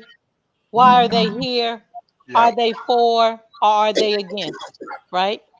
But I also think that in terms of having an agenda, we need these kinds of group conversations where we're listening to each other, not trying to overtalk each other. I just responded to a text of one of my extra children, and Pat knows I have plenty of them. My husband and I have 6 biological kids, but we have plenty of extra children. So one of my extra children is taking issue with the position of last night. So I responded, and she responded back, and I said, I respect that you have an opinion.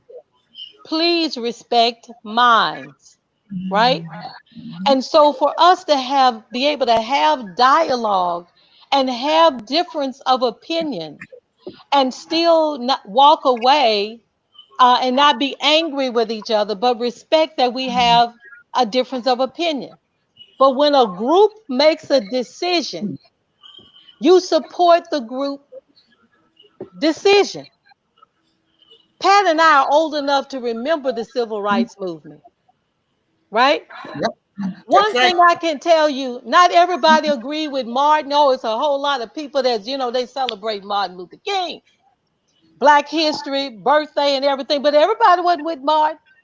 That's right. And everybody wasn't with Malcolm. And there were people that was in Malcolm's camp that wouldn't have never been in Martin's camp, and vice versa, right? But one thing that I can tell you about the movement, there was a common goal and an agenda. And I'm going to go this far on this platform to say, if we said don't get on the bus, we better not catch you on the bus. Right. That's real. That's right. If we said we were boycotting this store, you better do we it. better not catch you at the store. Right. Wow. We don't stick together. Wow. Absolutely. Oh my goodness. And wait a minute, let me finish. My nanny, who is one of the wisest women that I know with no formal education, here's what she says: everybody done studied you. Everybody has studied you. They know some common things about you. That's right. You get emotional. And when you get emotional, you give me justification to ignore you. Ah, When you get loud and start hooping and hollering, you give me the justification to not listen to you. I want to be heard, so I don't get loud. I can be passionate, but I'm not going to give you the justification to ignore me. Everyone has studied us, and they know that you don't have no stick to it, and it's all they got to do is wait you out. Can we have those kinds of conversations to educate our people to understand? Don't play into their hands. Don't play into their hands. And they know we don't have an agenda. And they know that all they got to do is find the weakest link. and if I can just say one thing, Nia, on top about an agenda, you need someone who is an influencer to bring the people together. It cannot be your elected officials. It cannot be the activists that are out there. It has to be somebody that has done this someplace else that will come in and help bring those people together. A moderator, a mediator, but an influencer who can say, I've done this, so let me help you get it done, because everybody will come with their own agenda. And if you single out pastors and you let them be the leaders, you single out any other elected official be the leader, they will just take over. And you can never get an agenda. So it has to be an outside influencer to bring the folks together. Absolutely. I have to chime in to say that both of those comments are an entire, as the kids say, word, a whole word. And I said yesterday, I spoke to both those things in a live yesterday. One is that we have a lot of people right now protesting on the ground, things that are happening local with police brutality. And I just said, we've got enough homework to do and enough research to do. And y'all are being counterproductive by infighting. If you're infighting, it's because you're not sitting down doing the research. Exactly. And I think it does, like I have found myself saying also, as the elected official who knows that I cannot be alone in this, in any piece of it, that as long as I'm one of 7 votes, but if the people are with me, it doesn't matter if the other 6 are hearing anything I have to say until it's time to make that vote. I'm fine standing alone if I'm with the people, but now I'm trying to find my people. And the thing is, I can't be the establishment that's telling you continually, if you want to fight the establishment's not going to tell you how to do it. And if they're giving you a pat on the head and a cookie and telling you did a good job, then you didn't go hard enough. You're on the wrong side. Absolutely. Absolutely. I'm snapping all over the place here. Like real talk, and I like Dr. Mans and Representative Smith, like that wisdom and that rooting is just I can't even tell you how much that means, because we are all out here kind of trying to figure stuff out. But like your words, Dr. Mann, and it's so settling, right? And like really creating like a path forward. And I love how you said, we said, don't get on the bus. Don't get on the doggone bus. That's what we said. That's the path forward. That's what we're doing. And I want to take that thought into another sphere, because you all sit in places trying to push policy with white folks, and white folks that are just, I mean, we're in Louisiana, plain old racist, right? And there's this idea that we can educate them through their racism, or that we can, get something done by just, making sure that they know better. And I have feelings like they know better, they just aren't doing better, right? What is it like, and what do we need to do to help you? I was like, Levette, like I hear you.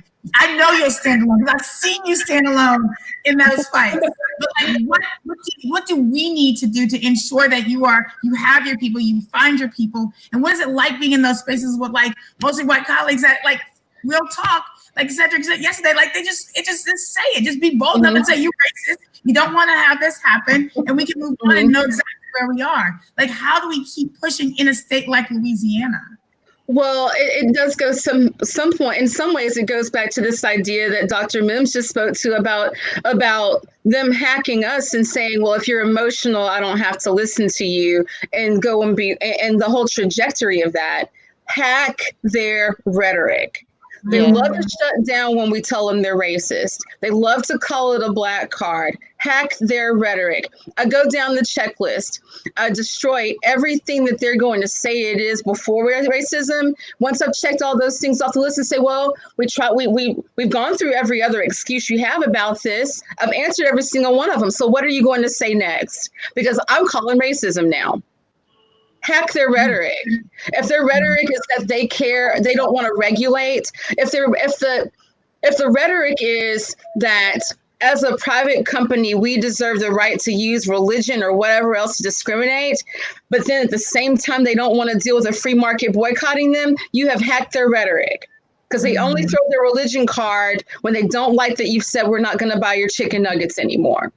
And it works across the board. Fine, you don't want to make a gay cake, we're not buying any cake from you. Oh, but Jesus, hack their rhetoric. Right. Yeah, this is an amazing group of people. This is an amazing group of people. It's giving me chills because oftentimes in these spaces, we aren't getting to that conversation we need to have about making systemic change. And when Dr. Mims was talking, it reminded me of this quote. I don't remember who said it, but they said, these conservatives, they fall in line, whereas liberals and progressives, we want to fall in love. And so we don't know the difference between possibly a flawed friend and a mortal enemy, right? And so they're able to pick us off because it might be one topic, or as somebody said before, the route you go to get to Baton Rouge that we're fighting about. We all know where we want to go. But when we allow ourselves to get mired in that, we lose focus.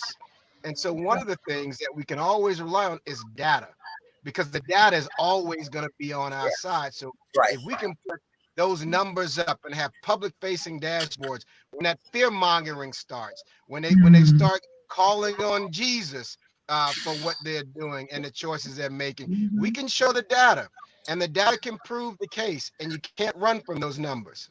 Right. Absolutely. Absolutely. The sister that talked about Miss Fuller, that talked about finding your people. I resigned as the president of the school board because my people weren't supporting me, and I wanted to send a message. You send me here to fight for you, but when I need your support, I can't find you. I can't find you. And I'm okay with fighting alone, but I refuse to fight for a man that will not fight for himself. Right. I will not do that. If you can fight and you refuse to fight, I will not fight for you. And I have raised my children that way. I have raised and they're all adults, and even my extra children. Don't take a scared Negro to a fight. Because when the fight break out, they gone. He will not be with you. They are gone. You take a ride or die. And if they're not a ride or die, leave them behind. Because they are nothing more than baggage.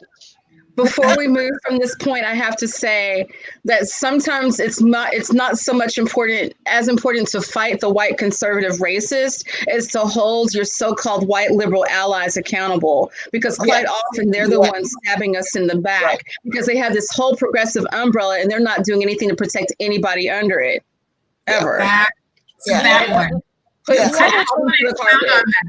I want to expound on that a little bit, because I know that we do have white allies that are on the phone, on this call and watching this.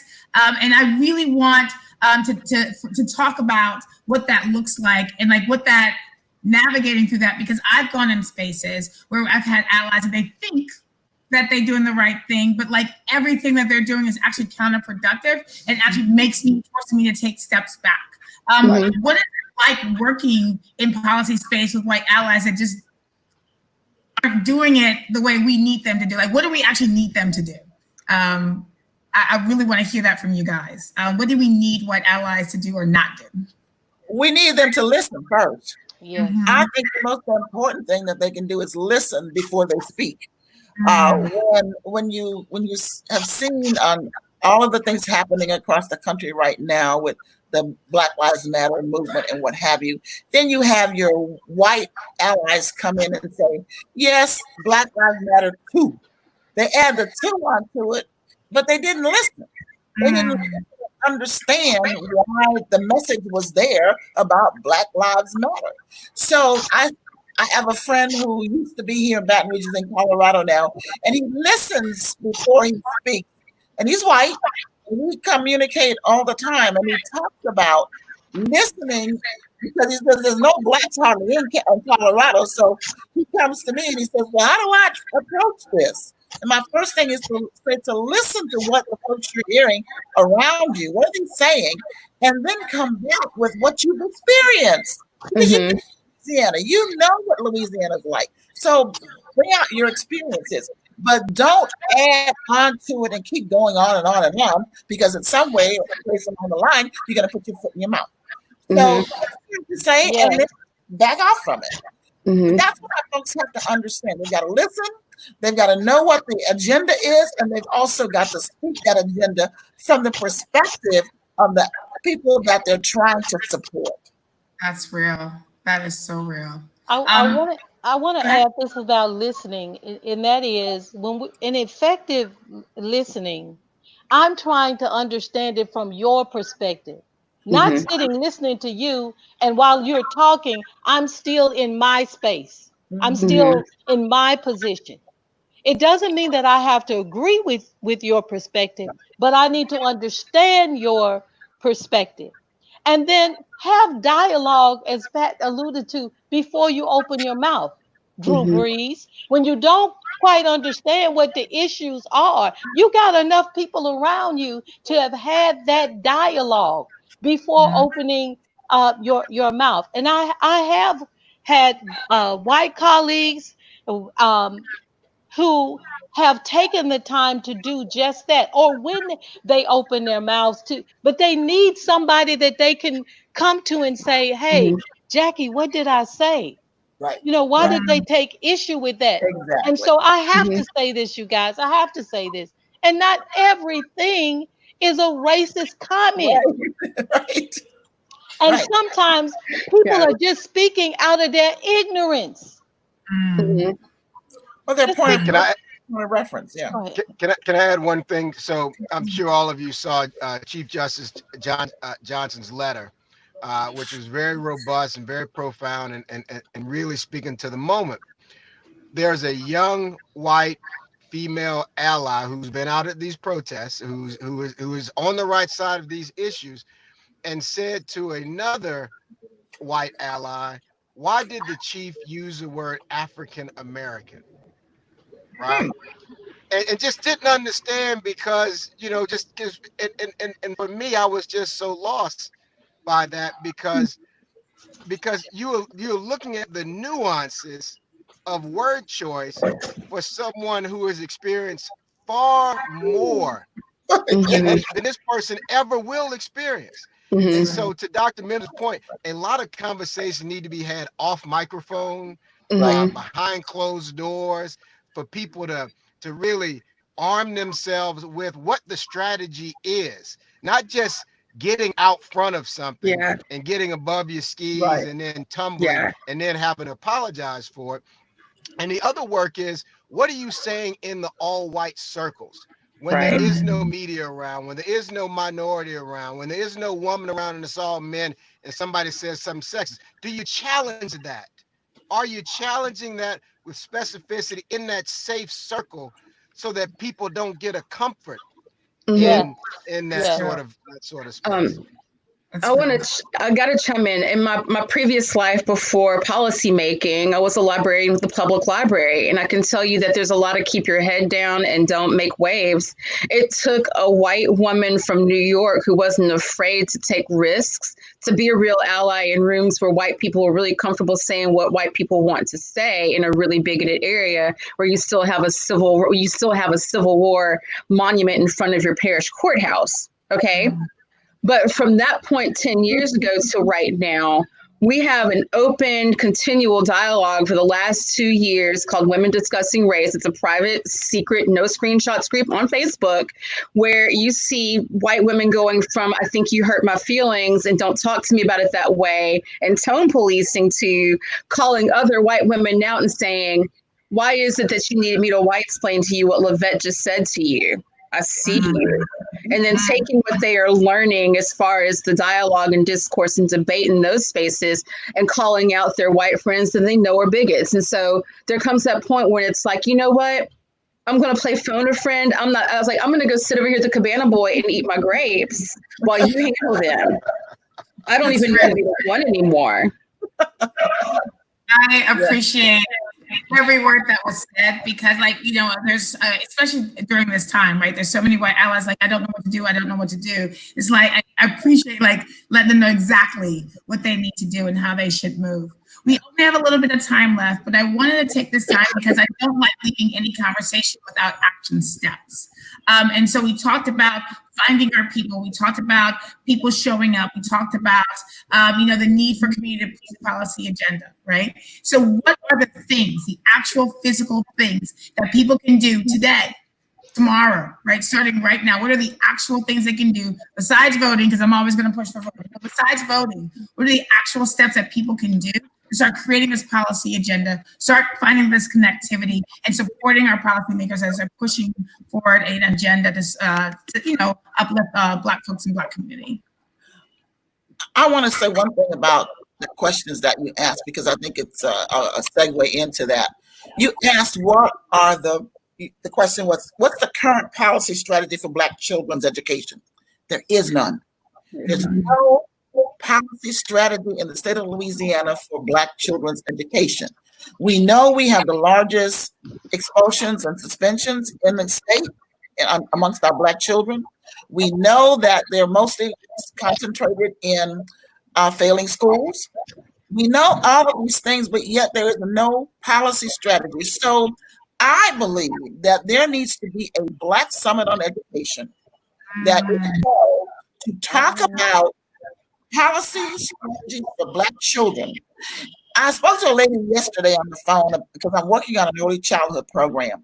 She made this comment to me. She said, you know, when our families, Black families and all, everybody goes to the doctor's office, they ask you a litany of questions. Have you had this shot? Have you had this, that, and the other? So there's a record of everything that that child has had health-wise. We don't even keep a record of our children's activities from 0 to 3. Do you have a book at home? Do you read to your child? We don't keep a book, a litany of it. So she said to us on the phone, we need to start a parent story. Parents need to start their story for their children and have that ready when they go, no matter whether it's to daycare or what have you. These are the things that my children know. And if you come up with something they don't know, that's where you need to be concentrating. We don't do that. And that's something that's so simple to do. Because if you get on a phone, recording it, you don't have to have anything special to do it. You got to have that agenda done. For a Black education to happen in our schools, we need policy strategies to address children who go to school. So I love that. that was the first thing on my list today. I was hoping we would get to talk about, and I've also been talking to some other people about it. What we need also with this agenda is the education around how social determinants impact learning. Oh, yes. We need to have the conversation about what is learning and Right. how learning takes place. I'm also a certified school psychologist. So when we measure intelligence, there are certain things that we look for in determining IQ, right? Right. And so what are those things that may reduce the score, IQ scores? We passed the discussion about our IQ test biased towards minority. We passed that. Okay, it is what it is. And now that we know what it is, then let's focus our attention on how do we improve those areas of deficiencies, right? Right. And we can do that. But so that's an issue for me, as well as the social determinants. And many of you guys talked about it today, even when you talked about children in prisons, the pipeline to prisons. You have to understand the social determinants so that when we develop this agenda and we talk about what we want education to look like for our children, particularly in low performing schools in our areas, right? That it can't just be about the teacher instruction. That's important. Right. But you also have to understand what I brought with me to school that day, Exactly. That's right. right? What I'm going to when I leave school. Now, that requires a collaboration between education and other agencies because I don't look for educators to do it all. Right. And we may know a lot about a lot of things, but we don't know everything about everything, right? So I believe that when we sit to have this summit or we create this summit, that there are various veins, so to speak, or systems that That's right. connect to the larger piece. Right. And so I'm going to leave it with this. I'm going to put this thought in your mind as you guys think about this. Think about the nervous system, right? So you have the central nervous system, right? And you have the peripheral. And underneath those systems, you have systems. But we say that the brain is the command center, right? But we didn't start with the brain. We started with the nervous system. The brain is located over there under the central nervous system. Y'all get where I'm coming? Just the visual. But all of these interconnected wires and highways and ways of sending messages across from one system to the other, it has to be a connectedness. We can't be disfragmented. It can't be this over here and this over there that has no connection. Right. I sat through a meeting last night. We spent 2 hours at the board office, 2 hours talking about whether or not to apply for a grant for $15 million. Oh man, Oh, I have so much to say. I hope we have time to get it in. We got just a couple minutes, Lavette. Just a couple. Okay, I'll try to go fast. When we talk about policy, we need to, if we're going to talk about the undoing of policy, we need to remember that it goes back to before Brown versus Board of Education. We need to start there with realizing that we defunded Black schools and sent Black educators to white schools instead of letting them be in their community for the advancement of our own children. Stop, acknowledge, recognize the gaslighting of Black teachers, and don't let up on that. And realize that the achievement gap is a lie. The opportunity myth, actually recognizing that we set the standards lower for Black children based on stereotyping. We're gaslighting the students too. We actually have to dismantle all of the gaslighting that's happened to our entire population and community before we can build up the policies that we need to build up. And as far as the general public, when you recognize those things, stay persistent in holding your leadership accountable. right. Can I just add one thing? Yes, absolutely, Jason. We have to make sure that when we talk about our kids and how they're performing in school, and we have to talk about trauma, and we have to talk about mental health. When there's a school shooting, whether it was Columbine, whether it was Rhode Island, they closed those schools down, and and social workers and therapists descended on the teachers because they saw one shooting, right? But we have kids. I had a client who was charged with a crime, who, when he was 7 years old, was sitting in the back of a car for an hour with his father's brains and blood all over him, right? And you know what was the next step for him? School. The next day, he went right back to school. That trauma was left completely unchecked, and it has been left unchecked from Katrina. It's so far that they haven't discussed the impact, the mental health impacts of COVID, and trauma is a real thing. And if these kids were wealthy children, then there would be a conversation about it. So I think we need to have a screening points at younger years and later years to make sure that our kids are not functioning with undiagnosed trauma. Absolutely. Yeah, and we're spending all our early childhood money on things that we shouldn't be spending on. We should be spending it on, first of all, screenings for ACEs. That should be the first thing that we're doing for our children in school is ACEs screening, Absolutely. and providing the resources necessary for those other entities to our organizations to help our children. Definitely. And that's simple. Dyslexia. If you go to Angola right now, the vast majority of people in Angola are dyslexic. Yes. I mean, what does that tell you? And they find Right. out at 50 and 40 and 60 years of age. Right. Mhm. But That's so dyslexia is not a deaf system. I'm Exactly. No, not dyslexic. at all. I'm dyslexic, and I'm sitting here in front of you with 2 PhDs. Oh giving yeah. us Look, giving us you're knowledge. not alone. Pounds. Einstein, So, Steve Jobs. Yes, no, so absolutely. the Absolutely. key is teaching students how to learn. Right. Yes, Gotta learn. yes. That's And I am going to end this conversation on that. I can't tell you all how grateful I am for you all saying yes. And y'all said yes very quick. Thank you guys for saying yes.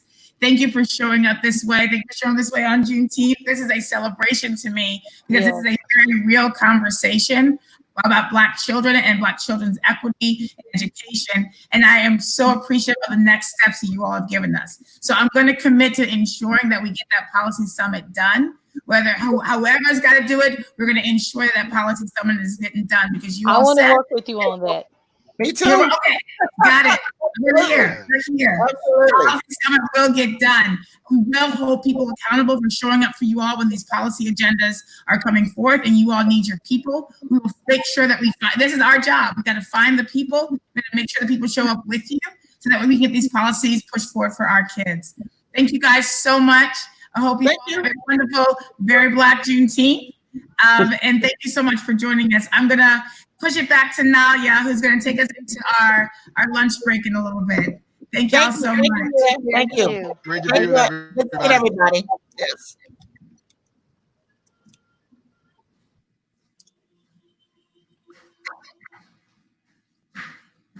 And I guess we're waiting for Nalia. She's coming on, and just there she is. There's my girl coming on. Ah, that was wonderful. I was back here taking notes. So I think we got some next steps and some marching orders from folks who've been in this game for a long, long, long time. What I appreciate them referencing the civil rights movement, and not because of the normal way in which we do it, right? Which is like, oh, the civil rights movement happened, and we're going to take these strategies and move them in here into this space. But I appreciate them bringing it up just to show that they've seen the breadth of things, right? And they were fighting at times that were remarkably different from the times that we're fighting in now, right? So that perspective, that historical memory, that historical experience, even though we can look back in hindsight and rightfully critique the civil rights movement, Yes. we still have to appreciate and respect the people that showed up in those streets those many years ago. So I appreciate that. I appreciate you holding space here. And we are going to go into our lunch break for 30 minutes.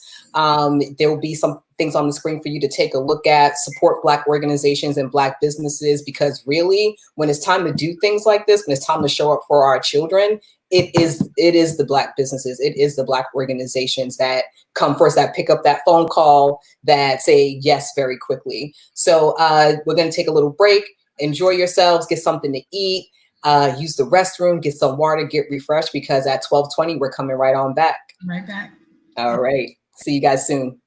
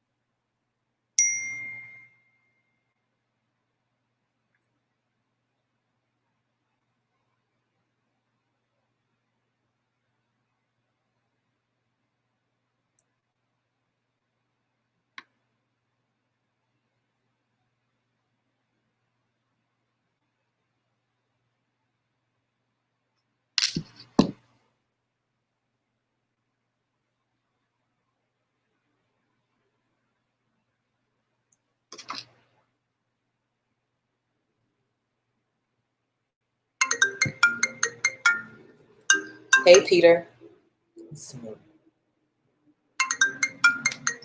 Hey, Peter, what's up? No. All right. All right. I'll see you in a few. Bye.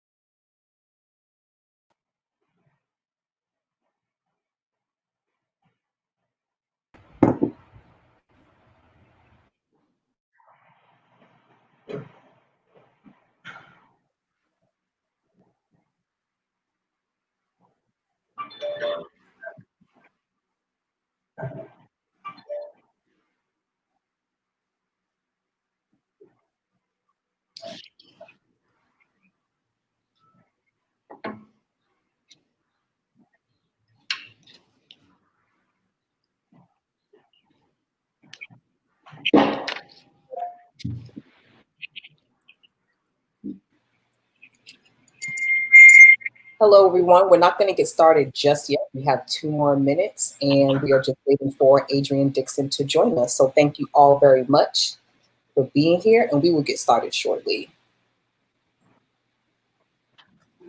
I'm going to put you all on mute.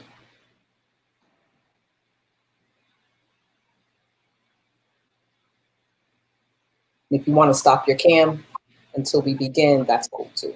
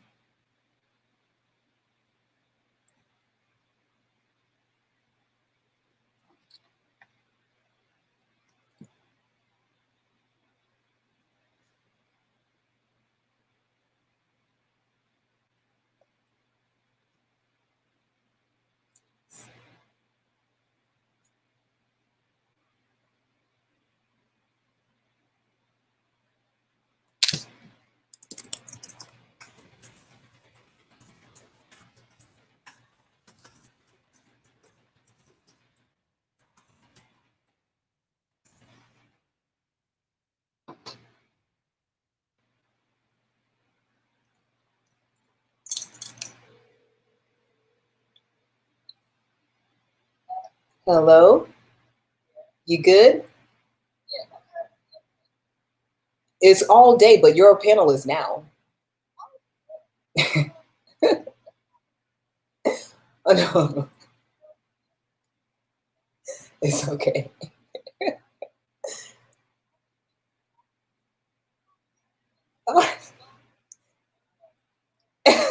It's okay. We haven't gotten started yet. The whole panel is here though. And when you come in, I'm gonna like just very quickly read like a really short portion of your bio, and then you can take it from there. 2 o'clock. Who's going at 2? Oh, someone's going at 2:30.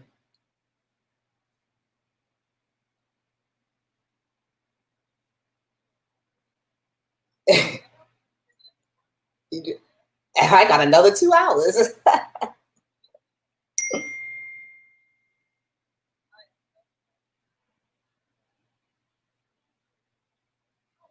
It is okay. We're getting it together. Let's see. Nope. Andrea. Nope, you don't need headphones. You just click on that link. You'll come to backstage, and then I'll let you in. And then at that point, when you're backstage, no one can see you or hear you. But when I bring you in, everyone can hear you and see you.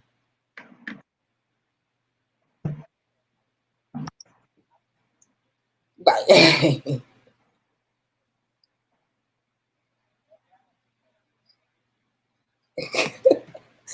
We have a range of looks. We got casual. Somebody got on pearls. Don't worry.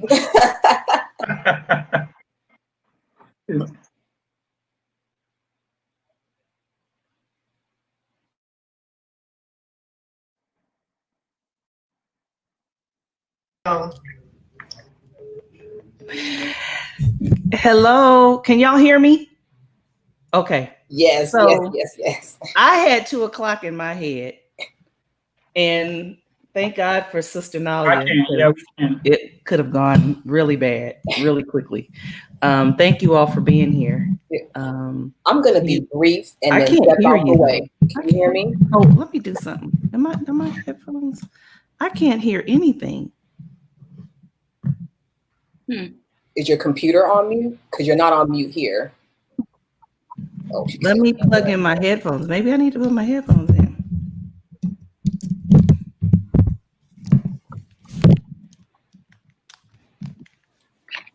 Okay, I can hear y'all now. You can hear us now? Yeah, I couldn't hear anything. Oh, before. okay.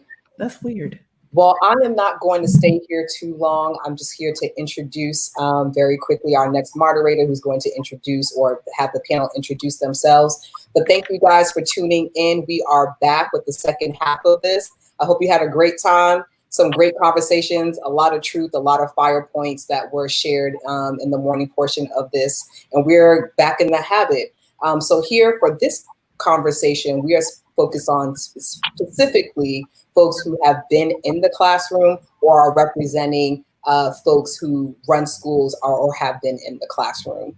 And so we are going to hear from folks that have been on the ground, who work directly with students, who have worked directly in shaping schools into what they are, to hear about not just, again, what the issues are. We know what the issues are, and this panel is going to expand on some of those, but what we need to be doing next so that these issues do not continue and we don't have to continue to have this conversation every year. So I want to very quickly introduce our moderator, Dr. Adrienne Dixon, who is a professor of critical race theory and education at the University of Illinois, Urbana-Champaign.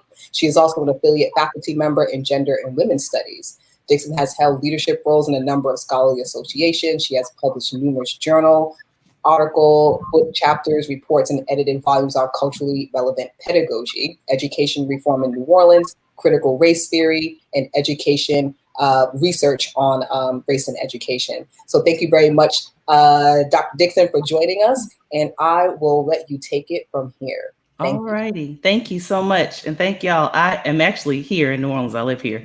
And am all discombobulated. I went on a walk and then got an alert that people are not supposed to be outside. I'm like, wait, what? I was just outside for like 2 hours. So thank you all for joining. We're talking about kind of what does a liberatory, what does it mean, and how can we create a liberatory education for Black children?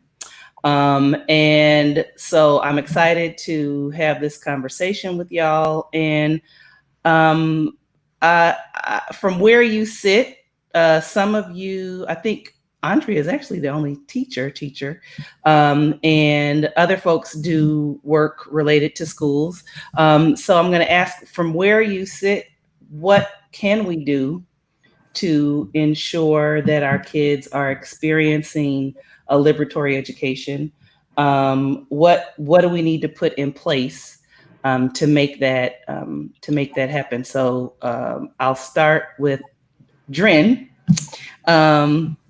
From where you sit, given the work that you do with Black-led schools, and you understand the myriad issues that they have to kind of work around and surmount. So we acknowledge that it's not an equal playing field. The context of public education in New Orleans is not an equal playing field for schools.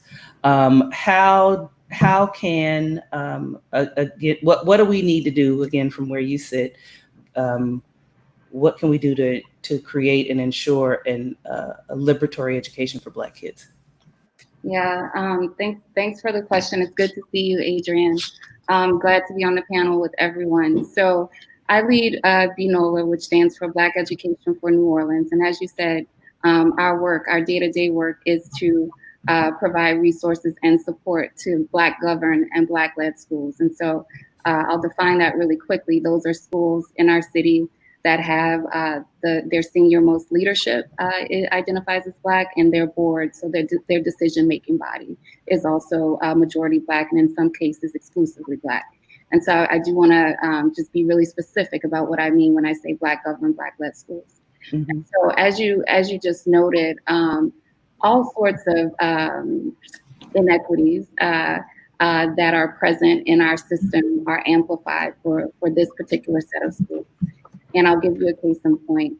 The per pupil expenditure that Black governed and Black-led schools have, the revenue that they have available as a whole to educate students in their buildings is 50% less than the revenue available in some of the white governed, white led schools in our city. And so concretely that matters, because when you look at our available proxies, right, SPS score, and we can have some conversation about those inadequacies. But when we look at our available proxies for student achievement, there is a high correlation between per pupil expenditure and SPS score. And so one of the first things, and I think the thing that comes up for me when I think about creating affirming liberatory learning spaces for Black children is, number one, just this belief that can happen in our Black governed, Black led schools, and it's often happening despite all of the challenges and odds that they face. And then number two, we really got to do something about these funding inequities that Black governed, Black led schools face. A bunch of it is driven by disparity of access to philanthropic dollars, but we can parse that even further and look at some of our financial stewardship practices by our district and so on and so forth that really contributes to those inequities. So that's what I'll put out there front and center. Thank you. So we need to, so in order for schools, and we're starting with kind of Black led, Black governed, and I'm glad you clarified and added the Black governed piece, because I think that's different than having a school that just has a Black school leader. That there are inequitable funding issues. Absolutely.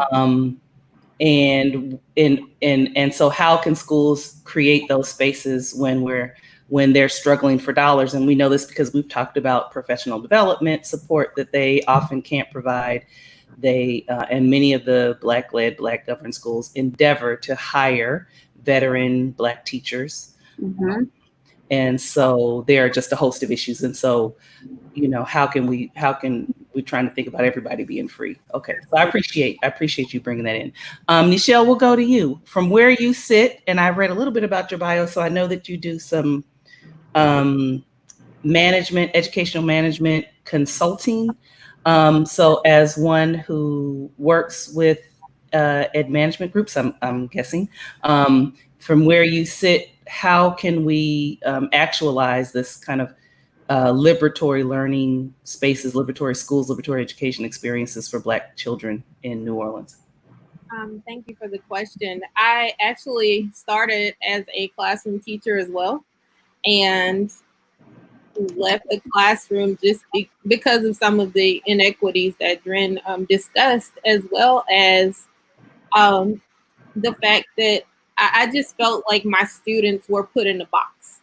And I like the idea of being able to challenge my students to be creative and to not kill everything that they're born with, only to tell them that they need it once they graduate. And so I think that because of the funding shortages, we are tempted to treat our kids as though they're on an assembly line. We just need to get them in there and out of there. And what we do is prepare them to not be leaders, but to only follow.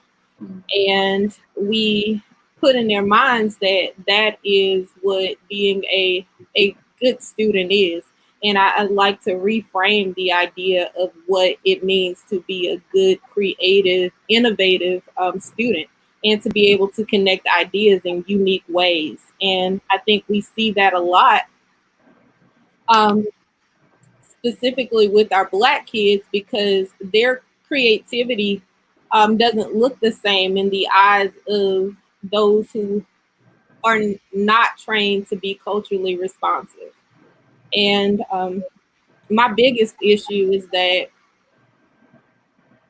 when Black children are their freest, I mean, it's looked at as rebellion. I mean, and I think that the trick to liberating our students is just to let them be themselves and learn how to teach that, because the best way to deal with behavior issues is good instruction.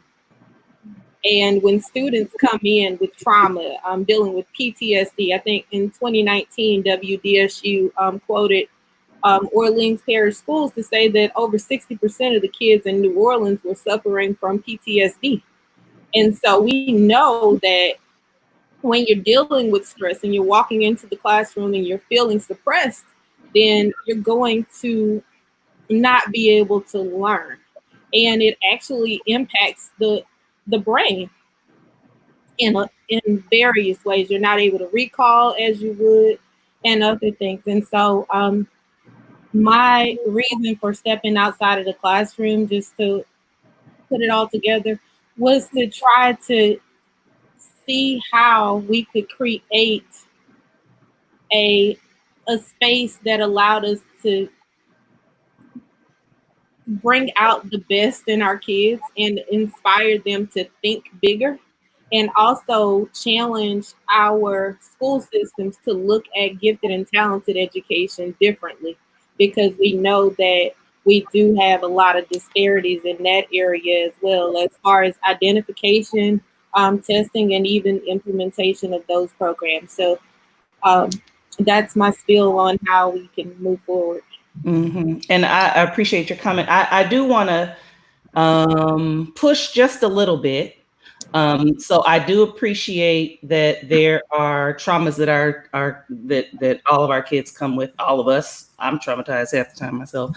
That we live under being, Black people in America, but also that there are that we don't want to take schools off the hook for the spaces that they create for kids that allows them to be free where they are seen. And so, yes, while some students are impacted negatively by trauma, that doesn't absolve schools from creating free spaces.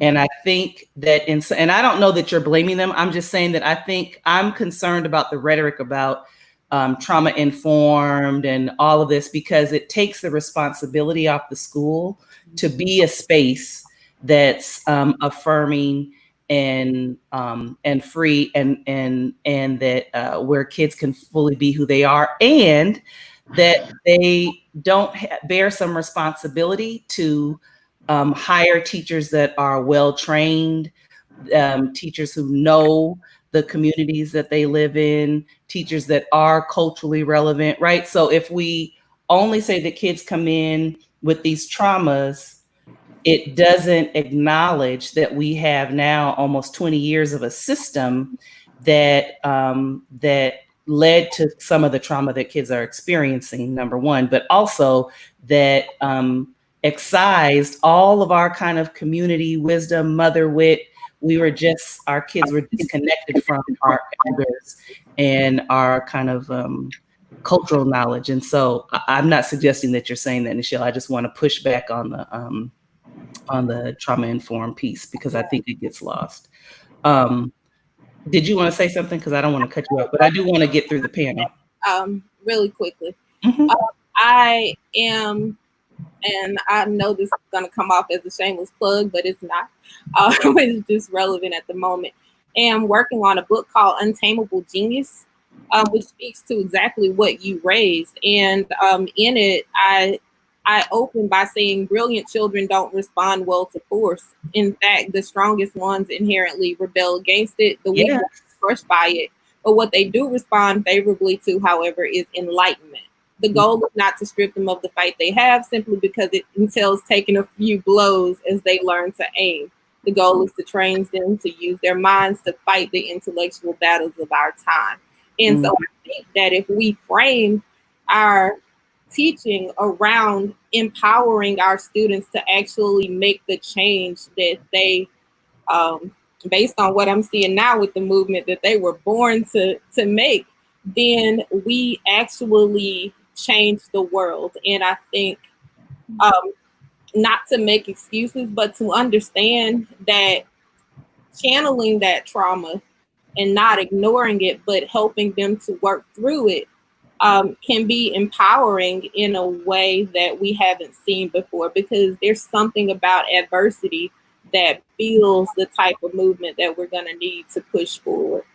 Well, yes. And so I'm gonna let us go through, because I am concerned about the over policing of children, and policing in the literal sense that we have police in the building, but policing and surveillance in terms of how young teachers, and I can say this because I'm a former Teach for America alumna, but I'm not a former, I am an alumna, and I have worked with Teach for America and KIP and really have pushed them on the the Teach Like a Champion process and practices that they have implemented, and these kind of zero tolerance practices, the walking in the hallway silently, the chicken wing, this kind of, again, over management of Black children's bodies, and ways in which our schools aren't safe for parents, right? So if we criminalize parents who advocate for their children because they're coming in to say to you, don't treat my child like that, and you threaten them with the police or you ban them from the building, this would never happen in Newman. It would never happen at Lusher, right? That in fact, we applaud white mothers who come to school and advocate for their children, and we criminalize Black mothers. And so I don't, so we kind of thinking comprehensively about our approaches to how we interact with Black people, that definitely, I think that correlates to the broader context of what we see people pushing back against with police violence and so on. Okay, Peter. So from where you sit, I know you were a former teacher and now you work with the Jericho Road, which is down the street from where I live. Hey, you from where you sit, how can we create? What do we need to push? What do we need to move and change in order to create a liberatory education for Black children in New Orleans? First, let me say thank you for having me today. I think that this is great work that these organizations are doing to make sure that our community is educated and informed around what's happening with our children. First, well, I started my education and found my passion as a middle school teacher and moved on to administrative roles in schools and moved into the policy and advocacy space, and now kind of consulting, community development space, and philanthropy. I say all that to say that my answers will be informed by all of those areas. I think the first thing, just like Brenda said, I think the investments that we need to invest in Black education in a way that is not from a correction standpoint, but a productive plan and strategic standpoint to ensure that we are creating spaces that are not just building Black children, but that are also building Black teachers and educators and people that are working with children. One of the things that I think that's very important is that we build the pipeline of Black educators that in turn then create liberating spaces for Black children. I think that we are all in this fight, meaning that white folks, Black folks, all of us are in this fight, trying to fight for children. But at the end of the day, we have to, as Black people, make sure that our children are well. And one of the ways that we need to do that is making sure that as educators, we have the training and development and the investments that then liberate children. I am an advocate, supporter of extended spaces. I think in a school building is one way that you educate children, but I think that we have to go back to community education as it relates to outcomes for children. So it's not just about what happens between 8 and 3, but it's also what happens on weekends and then after school programs. So for me, just from my growing up, a lot of what I got as it related to liberating space was actually in church, right? So how do we partner with community organizations to make sure that we have investments that go beyond the school building, that train educators in the school, outside of school, to create spaces? Another thing that I would say is that we have to really look at the curriculum and look at what we are presenting to children in school. One of the things that I really was very disconcerting to me while teaching and working in schools is that the curriculum never really, to me, embraced or gave kids the opportunity to see themselves, right? partially, I think that we sometimes look at certain curriculums as something radical, but at the end of the day, we know some of the basic teaching strategy, efficient teaching strategy is presenting information that kids can connect to the most. So, I think that a part of the change that we have to do is do the coordination and organizing around policy on a state level to change some of the things that we are teaching in schools. So on and so forth. I amen all the things that you all said. What's going on? Okay, so I'm going to go to Andrea in a second, but I want to ask Peter because I know so Jericho Road helps to provide affordable housing, right? Or helps people get into homes. And I'm going to come back to you later, but I want you to think about kind of what can Jericho Road do in terms of the kind of relationship between housing, affordable housing, quality housing, safe housing, and a liberatory education. So from, what can Jericho Road do in that regard to help create? But I'm asking you to think about that, and I'm gonna ask Sister Andrea to bring us on home. On this issue of liberatory education, what can we do? And you are an educator, you are a teacher. What can we do? To create that? So I agree with a lot that's been said. First off, thanks for having me, guys. I'm excited to be spending Juneteenth here with y'all.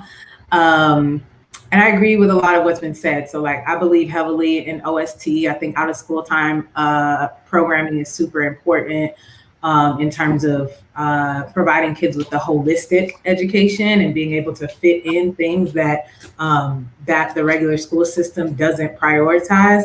But I think in terms of creating liberatory spaces, I don't know if I believe in dream work. And so especially right now at this point in time, I don't believe in limiting it to the conversation to what can immediately happen as opposed to what we actually need to happen. I don't think it's worth talking about trauma-informed spaces and trauma-informed anything when the institutions are consistently doing the traumatizing to students. So I believe in a lot of things. First off, removing cops from schools, replacing cops with care workers. It trips me out that every school that I've worked at here has consistently had officers who will tackle students, who will put kids in hold downs, all that kind of stuff. And we'll have one counselor and you'll consistently run trauma-informed PDs with us every year, but you don't remove these officers who inflict trauma upon students. I think that they should be supporting, like you said, Adrian, veteran Black teachers.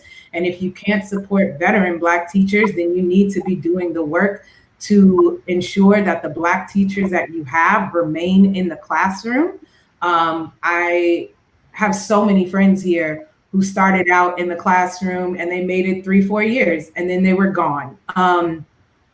So making sure that you're supporting Black teachers to stay in the classroom. And I think that's done by not silencing their voices. I feel like here, just from personal experience, a great deal of times, my voice has been silenced in spaces and white voices have been uplifted and prioritized. So I think that's a big part of it. I think we need to divest from testing machines.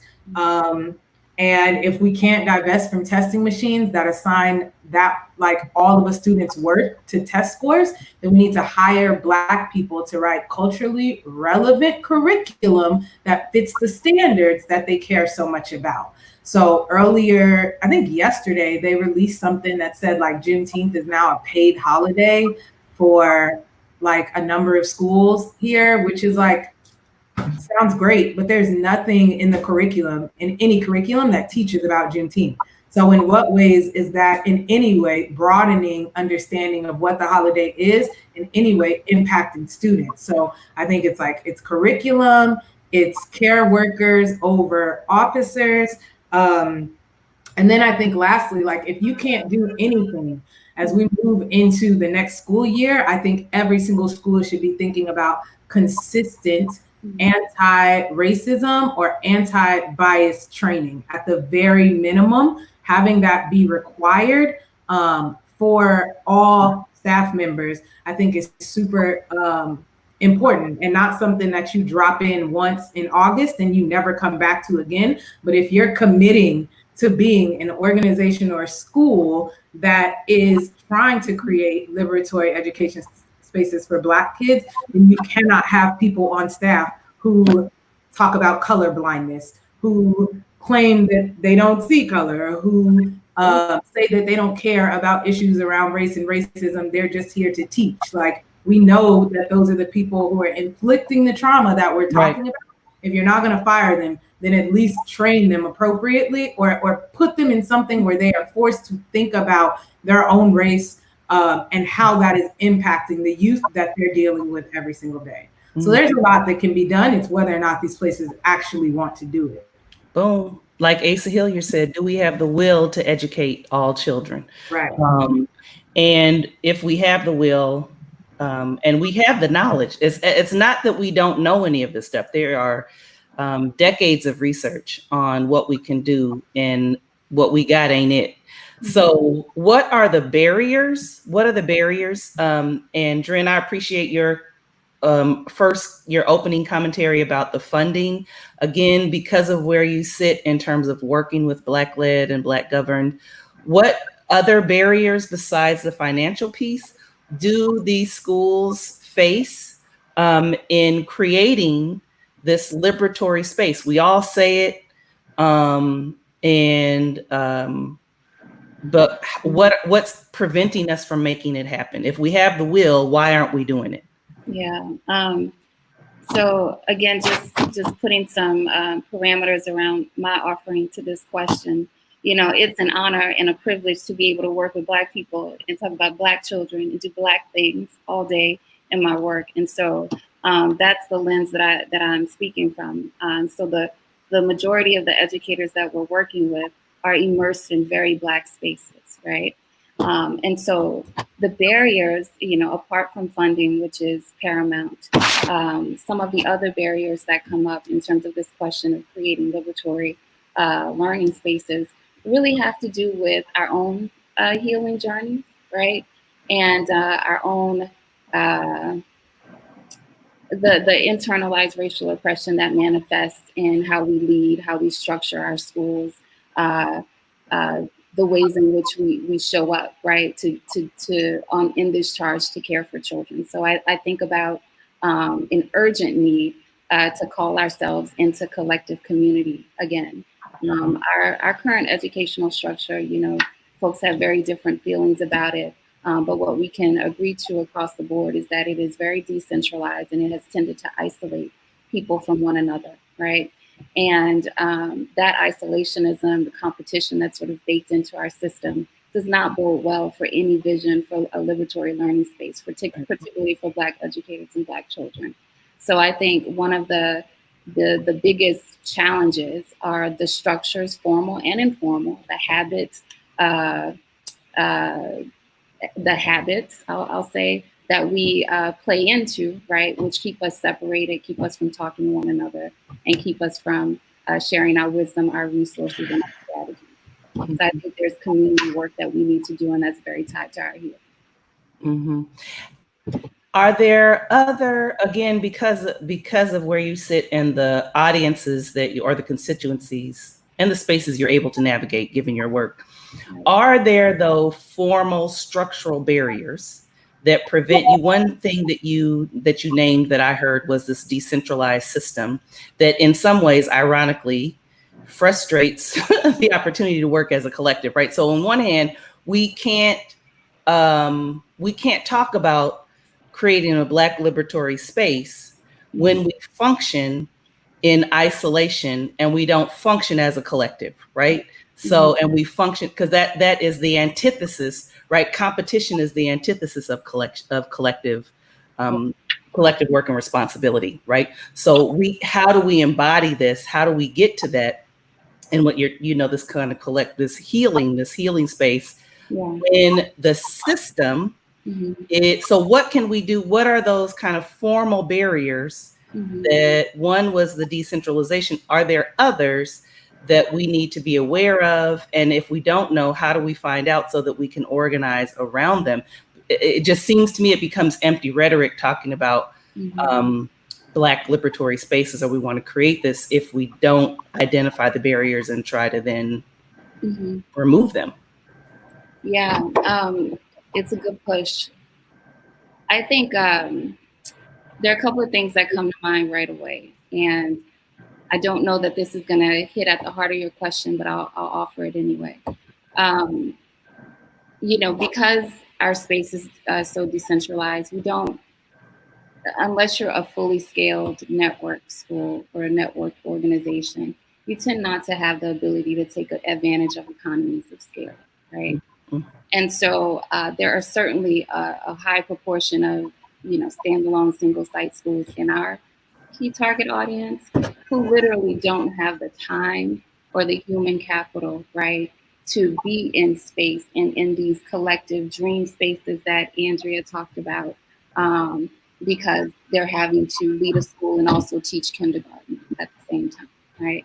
Or having to figure out, I just read something that blew my mind, and it's related to the funding point I made earlier. We're leaving a lot, Orleans Parish as a whole is leaving a lot of dollars on the table when it comes to Medicare funding support, federal funding via the Medicare program, which would support some of the social emotional learning needs of children, and ostensibly, free up some money to support adults in the building. And when I think about the decentralization of our space, the additional pressure that puts on individual standalone institutions, I think about, opportunities to tap into each other's resources around things like back office support on filing Medicare, doing Medicare billing to bring those additional dollars into the school. So I think some of the barriers really have to do with the amount of time that these individual leaders and these individual educators have to over effort in their building, because there are no economies of scale to lift that burden. And then some of it has to do with the residual effect of the distrust, right, that has permeated our space as we compete with each other for talent, great teachers in the building. We compete with each other for grants. We compete with each other for access to the inside friendship circles that provide the political cover and relationship capital needed to make it in the space. And so I think it is both about figuring out how to relieve some of those capacity constraints, and there are probably some back office infrastructural things that could happen there, and also making the choice as a collective and a community in our own minds, right, to figure this out and to build with one another. And that's the harder work, to be honest. And I think we have to do it. We have to do it at the fractal first. We just have to practice it with whoever is willing, and then it'll expand and grow. So, Peter, I posed a question to you earlier about your work formally with Jericho Road, which is a housing organization, and then the relationship that you see, or where you all can intervene in creating these spaces. So your time is up. Come on, answer the question. Sure. So let me say this formally. I'm not going to say I will speak to Jericho Road's work and some of the work that we're doing, but by no means am I representing the organization in this discussion. But I will say that some of the work that I think in the organization like Jericho Road, because there are many organizations that's locally and nationally that's doing some of this work, is that, one of the things, kids are not well if they are not well at home. Kids are not well if their parents are perhaps not well. One of the things that Jericho Road does is really do some education work with families to try to create a very solid push to move them economically from some of the stresses that sometimes can limit you in education, right? I think that also one of the opportunities that an organization has, like Jericho Road in a community, is that you can educate parents. Once again, I think that it is whole.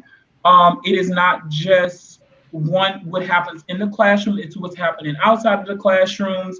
It's Jericho Road in the past have done a lot of programming within Central City community around environment, around healthy eating, around all of those things, which all leads to liberation for Black children and their parents. So that's, if I had to kind of make a quick connection, I would say those are the connections that we have to look at education of something that is not just in the school building, that's outside of school buildings, and how an organization like Jericho Road can bridge the gaps around those things that could be stressing parents, that could be limiting families, that can, yeah. So that's what I would say. In a city like New Orleans, where we know that a larger percentage of our population makes at some point, at many points below the minimum wage, like how do we as a system create access to resources to move parents or to advance families and parents economically. And I think that is tied to liberation for the Black family. I appreciate that. And I didn't mean to ask you to speak for Jericho Road. So No, it's fine. I just had to put that out there. I don't know. I may say something on this every now and then. I say something. And then they call it Jericho Road and say, look what Peter said. So, but to push kind of on we know that home ownership won't save us, but that people need a place to stay that's affordable. Certainly we know that now during COVID, right? And that that just having a place that's your own, that you can live, again, you don't have to own it, but you know every day you're going to 1390 Loyola Avenue, you know that that's where you're going to be every day. And so what can housing organizations, and again, where you sit, how can you create coalition with ed groups to ensure that this kind of vision of liberation is realized across the spectrum of our lives? So schools don't exist in a vacuum, right? Schools exist in an ecosystem, and children are often vulnerable to those outside forces. And so kind of given where people are kind of located, what can they do to mitigate? So actually Jericho Road has done a lot of work to create pipelines where organizations across this city can come together and coordinate and realize thriving outcomes for children. One of the things we actually at Jericho Road have a group that we call Central Circle, and once a month the Central Circle comes together and really kind of make the connections, right, around a comprehensive services for families. And at times that includes education.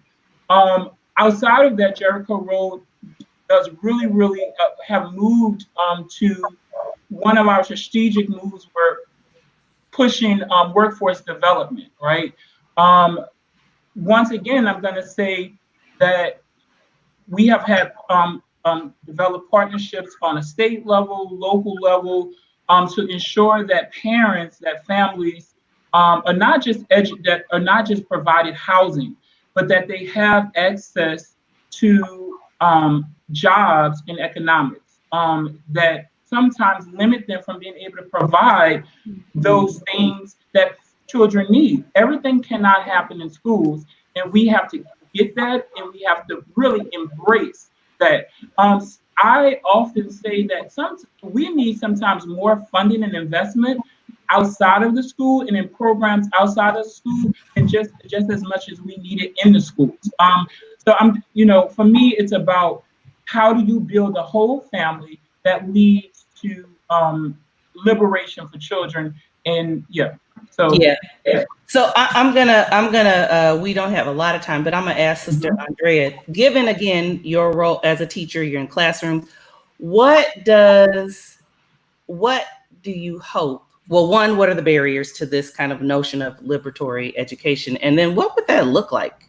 What would a liberatory, you're a teacher, you get to see kids every day, you've been in this system, or this system of systems, you've been in multiple schools. You don't have to name any of the schools, but what would liberation look like? Is liberation contextual, or is there a kind of grander Black education liberation or liberatory education that we should be working towards? So what are the barriers to that, and what would that look like? Yeah, so I don't think that I hope this doesn't come off as negative, but I don't think a liberatory education is currently possible within the system that we have. I just do not. It's a system that consistently inflicts trauma. It's a system that uplifts white voices. It's a system that started by discarding all of the Black teachers and Black administrators in the city. And until they acknowledge the fact that they did that, right, and we're able to rope those elders and those people back in, then there's no way from that awful soil we can build some beautiful, like, revolutionary, liberatory education. We just can't. I think the barriers, there's a lot of things that we can all say about the barriers that exist. Just from a teacher standpoint, just waking up every day, going into the classroom, you are asked to focus on things that are inherently racist, like point blank, period. You're asked to, every part of your curriculum has little to do with who the students are, where they come from, their possibilities, and where they're going. Everything in the curriculum is meant to improve their test scores. And administrators will tell you, like, over and over again, that tests aren't everything, and they'll tell the kids, you're much more than this test, and rah, rah, rah. But there's rewards given for when you do well on tests. Testing is happening so frequently that the kids get test fatigue. They don't even take it super seriously in a number of these schools.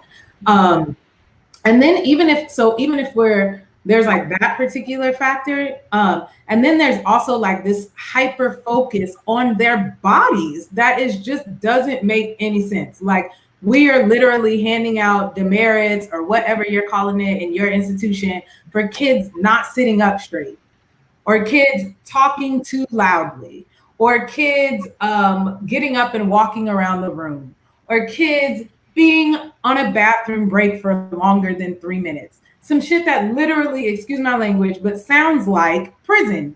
So how in the world can we ever create a liberatory education in a system like this where there's such a hyper focus on that? And to be honest with you, like, they hire Black people to enforce it. All the directors of culture are Black people. And the director of culture is a misnomer, right? It's not about culture, it's about discipline. It's about discipline. And it's either a Black woman who tends to be like very like strong, or it's a big Black man who like everyone will listen to. Those particular behavior standards are rooted in white supremacy. They're rooted in keeping white people comfortable. They're rooted in respectability politics. And so a massive barrier to creating liberatory education is the centering of white folks, white feelings, and white supremacy. So it's like, until we're willing to have that conversation, like, I understand as a whole that education exists as a system, and I can walk my Black self into the classroom every day and say, I don't care about these tests. I love y'all. You my people, rah, rah, rah. But I can't remove the tests and the importance of them and what they actually mean for students, right? But I feel like as institutions, we could at the very least start talking about how we are treating these kids and how we are treating the Black teachers who are asked to enforce these things over and over and over and over again. Until we're willing to have those conversations, I don't see how the spaces could become any more liberatory. than they already are. I think for radical Black folks and for radical people of color or even white people who are trying their best to be accomplices in order to create the space that Black kids deserve, it has meant going into your classroom and literally closing the door. So you are like doing your best within the space that you have, and then you're letting them go with love and light and praying that something doesn't happen down the hallway. But in order for it to be a systemic response, we have to at least start having the conversation about our hyper focus on testing and about our hyper focus on their behaviors and their bodies, much more so than, like you said, at Newman and at Lusher and at the white schools throughout the city. Where white kids just get to be free. Can I say, can I just say to that note that, we have the power as Black people and as a Black community to rethink education for our children. We, in the most ideal world is that we can take our children out to schools and create other institutions for them. We have but done except that, Peter, we could do that, except we pay taxes. So these places where the kids are, we don't need to create a separate space when I pay for this. So I don't think it's fair to ask Black people to not hold the state accountable to where we pay our money to. So so we pay taxes. These people need to do what they're supposed to do. And I don't have to create a fugitive space in order to do that. That doesn't seem no. That's why I said in the most aspirational ideal world for me. But so if we're not going to do that, how do we hold people accountable? And so to me, we have to organize in a way to hold this system accountable, right? And so sometimes that happens in radical ways. Sometimes that can happen in subtle ways. But I want us to be, I want to reclaim the radical, because I think when you push back, you're called radical, and it's just getting what you're supposed to get anyway. Because I live here, I do what these, I pay taxes, I cannot pay my taxes. So why is that radical demanding that what Sister Andrea is saying, we don't center everything on testing, which is a byproduct of white supremacist education. It just is. This isn't me being radical and making stuff up. Trace the history of standardized testing. So what can we do to hold people accountable and not frame people who are holding people accountable as if they are radical and outside the realm of what is supposed to be? Nichelle, you work with ed management folks. What is the problem for them? I was recently elected to a board of directors for a national education organization. And I think one of the things that was funny to me, even before I was announced, well, I still haven't been formally announced in the role, but as the only Black person on the board, I automatically became the diversity person. And in talking about diversity and in crafting the Black Lives Matter statement, I said, no, we want some action items that are actually systematic and strategic. And I think that's where it starts, in holding people accountable to do what they say they're going to do, because we're in a unique place in history. And so while everybody's feeling all kumbaya-ish and whatnot, getting them to realize that there is a reason why we know this land is your land, this land is my land, all those other songs. We need to know that for standardized testing and, quite frankly, just to navigate a white society.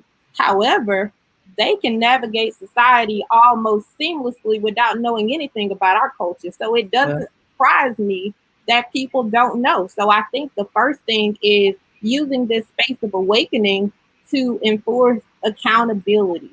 Put these measures in place and stick to them. The second thing I think policy-wise is looking at the state and the tier 1 curriculum and empowering our curriculum developers. We have everybody majoring in curriculum and instruction. I even got a master's in it. Some of us, we can craft our own curriculum. We can look at the state guidelines and challenge. Why? So Nichelle, though, how do we get this? The curriculum is important. But we need pedagogies to enact the curriculum, and teachers need a space in order to teach these things, right? So they need a space, and that gets to the kind of, again, as you work with school leaders, what prevents them? Because from, I hear from teachers, and Sister Andrea kind of shared, that there often isn't a space to be free. So I can't even create a space for my students to be free because there's all this, there are restrictions placed on me at the micro level and then at the macro level in terms of testing. So from where you sit and the work that you do with school leaders or ed management, what's the problem for them? What prevents them from creating these spaces? I think the problem is just the whole tiering system of curricula and what is allowed in the classroom. And I think we need to challenge that our curricula, or diverse curricula rather, racially diverse, I need to be specific, is equally potent. You can teach the same pedagogy. You can empower kids to go out and do the same work with Black faces in their textbooks. It's not going to dilute it. So I think that really dispelling that notion that if you have Black writers in the textbook, then all of a sudden it's not as substantively sound. And I mean, when we attack that, we also have to look at the prison industrial complex. And I spent my entire time at Loyola Law looking at poverty law and how people benefit financially when our kids suffer. And when we look at the grants, we look at the community grants and all these programs that they're creating, at risk is almost, I mean, across the board, that's there. And there's reason for that.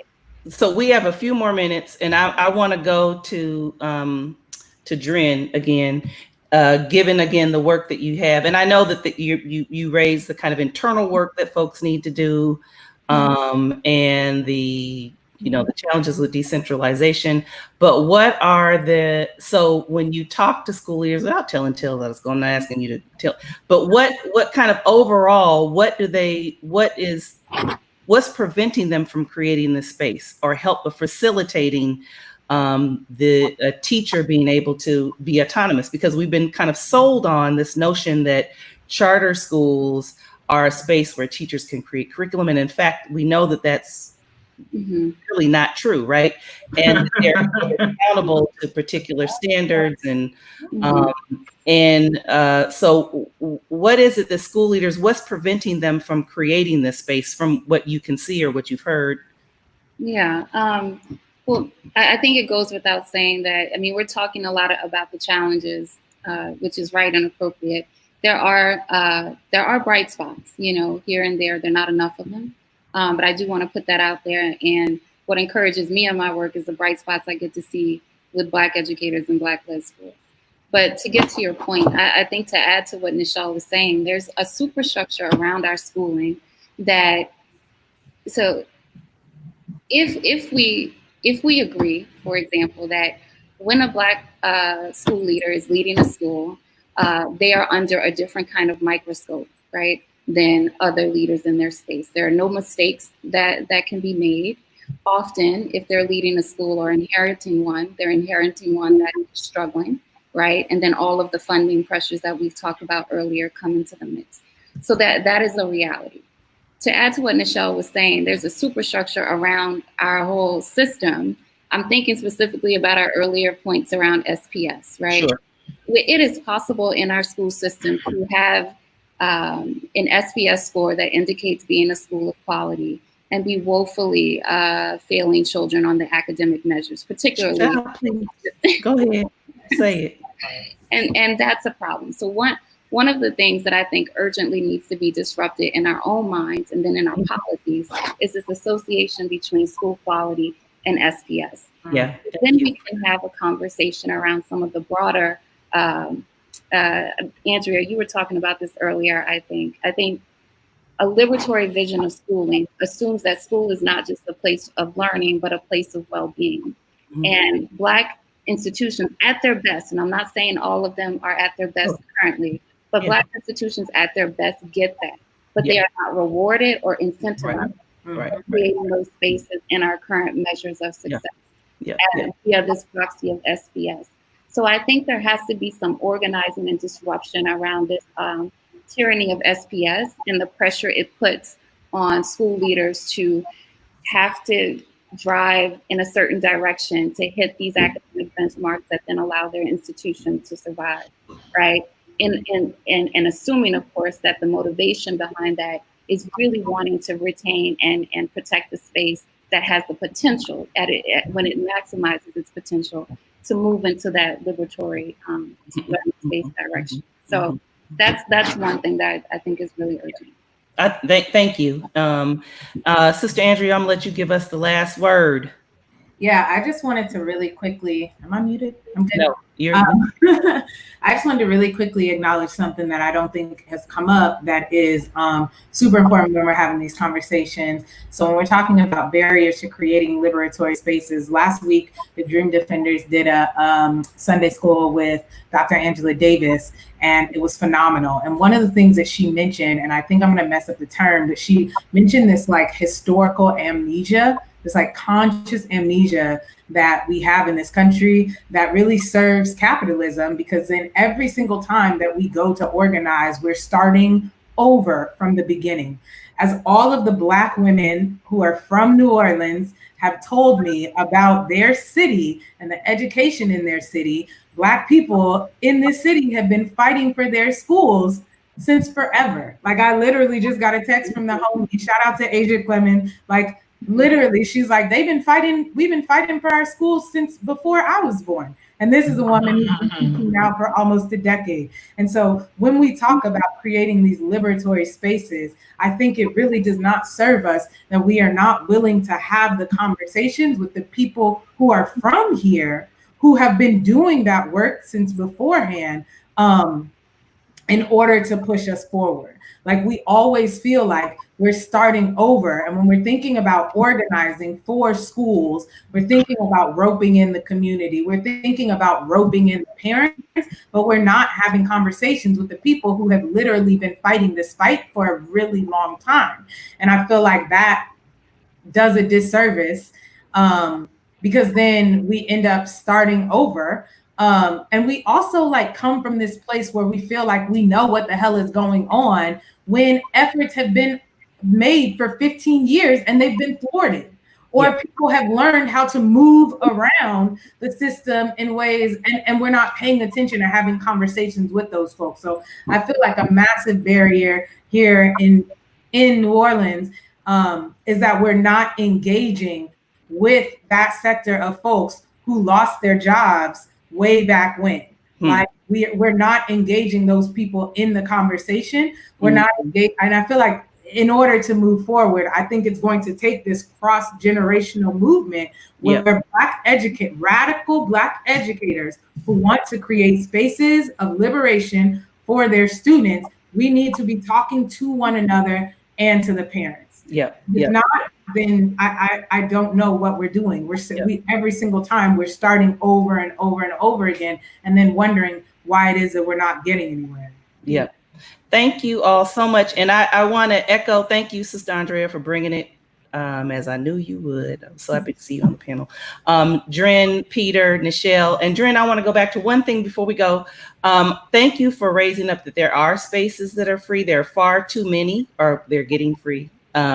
We know, and I hasten to say some of the great school, well, I know of one that's really wonderful because we know they're coming for them, but they're far too few, right? And those spaces struggle with trying to keep the doors open.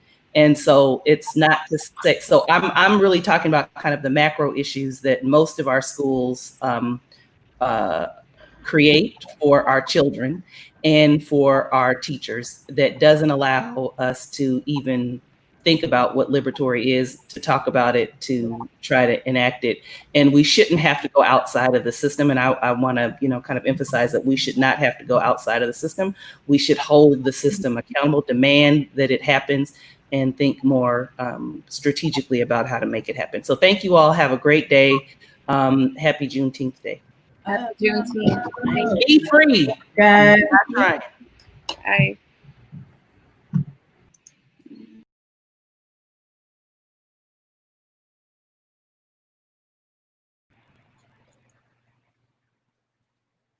Thank you all for joining. We are going to take a very quick break before our next panel starts at 1:30. Thank you for your presence. Thank you for your comments. To Aisha, I see you. Kevin, I see you. Who else is out here? Stephanie, we see you. Thanks for joining. We're going to get started soon. Take a little break, get something to drink, and we will be right back.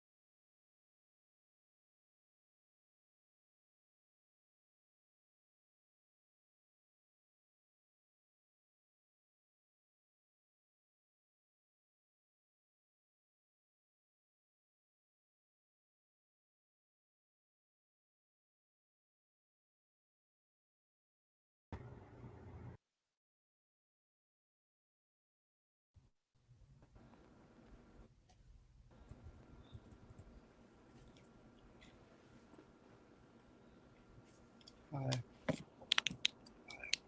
Hello. I can't tell you how excited I am about this panel. I can't. Juan, it's nice to see you. Hello, Damon. Hello, Alexis. How you doing? Hello, Dr. Rashida Govan. I'm not going to spend a lot of time here. I'm just going to very, very, very quickly introduce you. And y'all, Rashida's modest. She is not for the ego in this. You call her Dr. Govan, she look at you sideways. She's all about the people. She's all about the youth. And I'm really excited that she's here to moderate this discussion. If there's anyone in this city who is more dedicated to young people in their advancement, in their intellectual, physical, spiritual growth, it would be Rashida. So I'm just going to very quickly introduce you, and then I'm going to let you take it away. Dr. Rashida Govan is an educator, activist, and writer who has worked for more than 20 years in education and youth development. Rashida is a graduate of the University of New Orleans, where she earned her PhD in educational administration. She completed a postdoctoral position as project director of the International Study on Youth Community Organizing. Her other research interests include African-American girls' adolescent development and college readiness, access, and success. Her bio is much longer than that, but we're going to keep it there for now. And oh, where did Alexis go? In the meantime, while we're waiting for Alexis to come back, if we can introduce ourselves, and Rashida can take it away. Ooh, I can't hear you.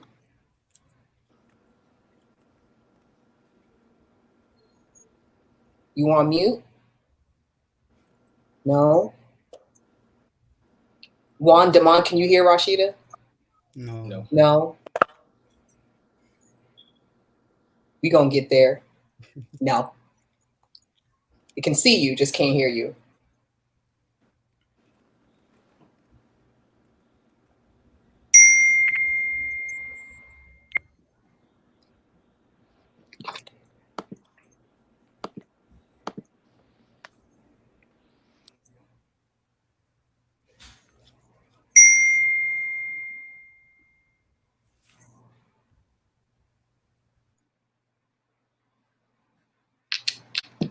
Okay, we'll just wait here for a little second. Keep us on mute.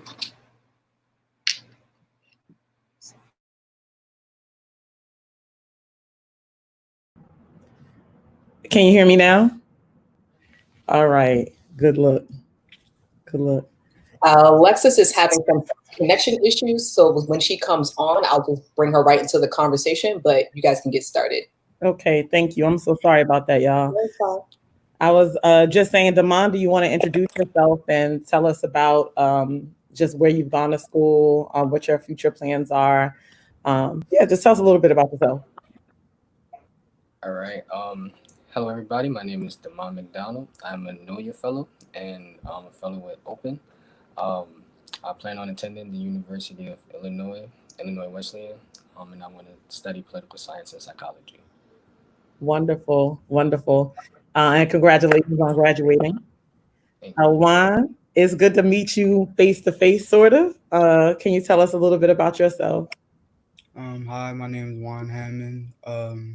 I'm part of the 2020 graduating class of Livingston Collegiate Academy. I've also gone to Bard Early College. I plan on attending ULL for my next steps. Yeah. Fantastic, fantastic. And Alexis will hopefully be rejoining us soon. And Alexis is currently a student at the University of New Orleans, is a Know Your Fellow, and is quite accomplished, and she'll tell you more about that. But we're just gonna go ahead and get started. And so, of course, this is about, it's Juneteenth, which is a day where we focus on our liberation, however minimal it was in 1865 in terms of our capacity and ability to move around in this world as free people. But it is a day that we should remember and think about what that means, what does liberation actually mean for us? And that's what we're going to talk about today. And so I'm going to start by asking you, what does education for liberation mean to you, and how should it look in school? Let me see who I want to ask to go first. Juan, you want to go first? Yeah, I can go first. Okay.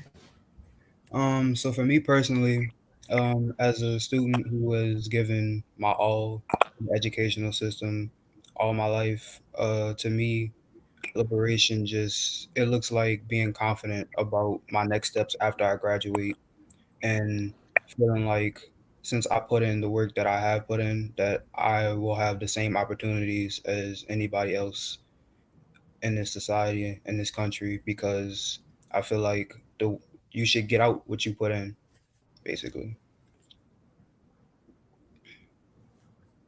Absolutely. And just to like prod you just a little bit more, what would it have taken for you, or what would it take for you to feel the level of confidence and readiness that you feel like is needed for you to feel liberated in that space? I feel like being presented with opportunities that equal opportunities throughout the whole country. Whether it's scholarship opportunities, career path opportunities, stuff like that. Okay, thank you. Alexis has rejoined us. Just give us 1 second, Alexis, because Damon is going to answer this question, and I'm going to shoot it over to you to introduce yourself. Okay. All right, Damon, what's your response? Am I going in and out? Damon, you want to answer that question? Yeah, I think that liberatory education looks like us being able to looks like us being able to challenge the system and um, just the space to critically analyze the systems and structures that govern our lives. So something along those lines. All right, thank you. Alexis, can you hear me now? Alexis? Could you repeat that? No, I just wanted you to introduce yourself, tell the people who you are and what your affiliations are. Tell them what you think they need to know. You still going in and out. I think it might be tech issues on my end. I didn't hear the whole question. Okay. Oh, just introduce yourself. Okay. I'm Alexis Reed. I'm a senior international studies major with a business concentration at the University of New Orleans. I'm also a 2019 Youth Leadership Fellow at New Orleans Youth Alliance, and while being a fellow, I was also the summer intern. That position led me to be a NOYA board member now, and I'm also a Gilman Scholar, which means I was just funded to study abroad in Japan. Wow, congratulations.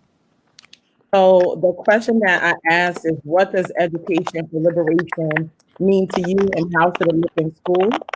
And I put it in the chat so you can see it also. Do you want me to start with that or someone else? That one, yeah. Okay.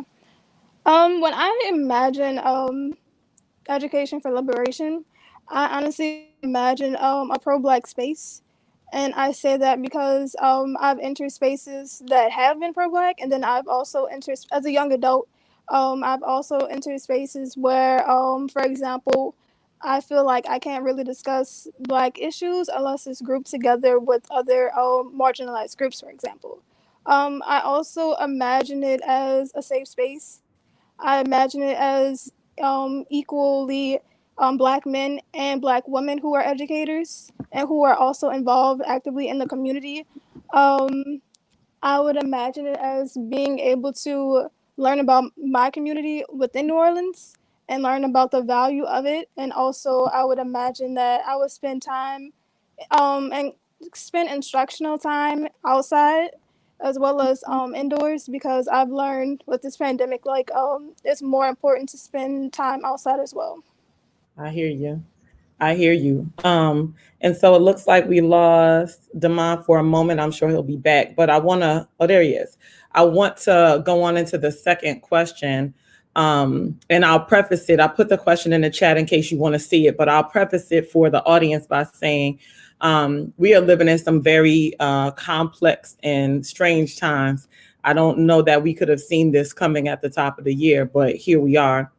And so the question that I have is, how has your education experience prepared you for the world that you currently live in? And any one of you can take that. I'm happy to give it to Damon though. I don't think that our education system has prepared us in the way I think we need to be prepared, because it feels as though we're being conditioned to just be okay with what's happening in the world. We're conditioned to uphold structures in our society instead of being able to challenge them. As I said before, we need to be able to critically analyze these systems and to think of new ways of living our lives and of running these institutions that we're going to be leading. Well, that was a word. And so I want to know, Juan, do you have anything to add to that about like how your experience with education has prepared you for this world? I think I'm gonna have to agree with Damon. I haven't gotten very much when it comes to preparation for the world. The most I could say is that I've learned throughout school to be to be more ready for the competitiveness of the world and the reality of it. To advocate for myself and to speak out for myself, because I've learned that no one's gonna speak out for me. Okay, thank you. And Alexis, what's your take? I agree with both panelists. I think that it prepared me for overregulation, honestly. So, for example, in my experience with public schools, like there's a uniform policy, and I think that, well, not just the uniform policies. Let me backtrack a little bit. So I think that just in general, Black youth are over regulated in schools. So for example, we have to like get permission to use the restroom, and like that's a human thing to do. And also like we have to go through metal detectors, and just the entire experience. It just feels like you're constantly told where to go and what to do, where to be, what time to be.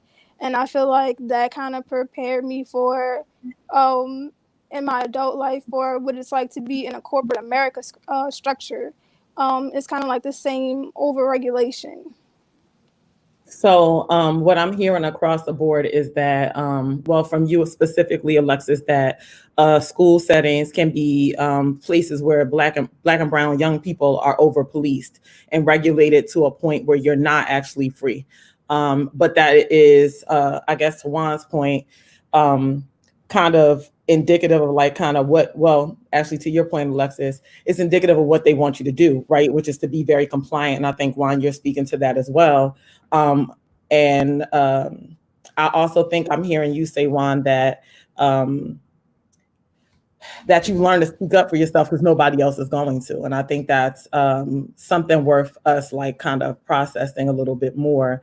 And Damon, what I hear you saying very clearly is that the system itself is problematic and that we can't actually expect it to give us the preparation that we need for the world that we live in, because it's part and parcel like the very thing that is aligned with all of these things that have been harmful to us. I think that's what I'm hearing. Is that accurate? All right, y'all have anything else to add to that? All right, so the next thing I want to know is like, how has school or educational experiences in general helped you to prepare for the world you want to live in? How has it prepared you with the skills and tenacity to pursue the world that you want to live in? And Juan, I'm gonna hit that over to you so I can get this question to her. Okay, so specifically with my time at Bard Early College, I believe they shown me how to critically think about the world that I want to live in. Because I didn't always know what the world that I wanted to live in looked like, because I was just so used to the world that I live in now. And being able to critically think about what I want out of the world, that's helped me like question like why what I'm living in now isn't what I want, basically, and how the system that I'm in um enables me from getting the things that I want out of life, and that I want to see the people around me, how I want the people to see the people around me live. So that is a really good thing to hear, that there is a space that where you were like stimulated in that way to really envision something different than what you have. Damon, can you talk about like what your experience was at Bard, juxtaposed to your experience at your high school?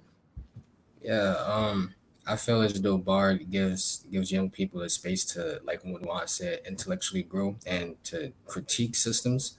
And more along the lines of what I was saying earlier, like the traditional high school setting is more of like teachers are assigned things to teach students.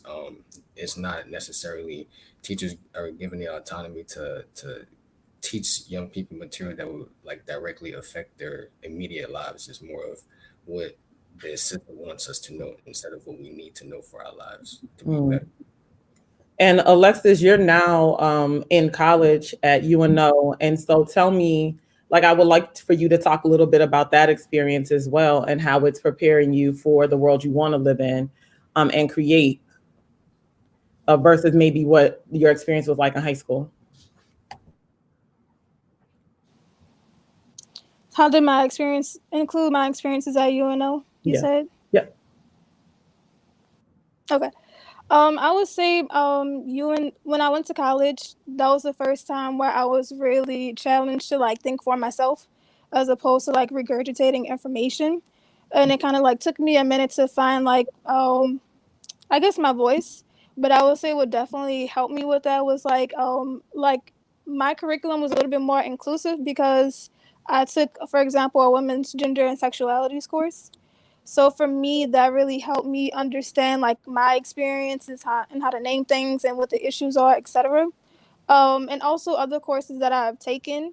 But honestly, I feel like a lot of my education for how I want to shape the world, in addition to my UNO coursework, has been through my fellowship experience at the New Orleans Youth Alliance. Well, that's good to hear. At least I'm glad to hear that we're creating a little bit of that space for you. But, you know, I wonder what you think, and this is for all of you, what is preventing traditional K-12 schools from creating that type of education experience for you? And Damon, I think earlier today, go ahead. Go ahead, Alexis. I'm sorry. Oh, no, go finish. Oh, that's it. Go ahead. You said earlier today? Oh, go ahead. Okay. What I think prevents us from having that is like sometimes the adults in the public school system, they don't really they don't have a critical social analysis themselves, so they don't understand how they might be perpetuating systems as well. So for them, I might propose for like a most inclusive curriculum, or I may want more like pro-Black spaces and safe spaces for us. To them, they may feel like, why is that necessary? Why do we need that division, for example? So I think it's not being able to openly address the issues, but also not being able, like some people are uncomfortable with that and they tend to sugarcoat it. And it's like, if you can't name it, then you can't really resolve it. I think that was something right there. If you can't name it, you can't resolve it. And so this idea that that people who are educating you need a critical social analysis, that is pretty significant. And so I want to just go back to what the panel discussed prior to you, and they talked about how we talk a lot about trauma-informed care. I think people, like, if you've heard of it, I'm sure that many of you have heard them say, our children have been traumatized and like we need to have trauma-informed schools. But in the panel before us, they talked about how the systems themselves are traumatizing our children. But you wouldn't even recognize that if you didn't have a critical social analysis. So I actually wanted to tie that in because I think it is related to what you were saying.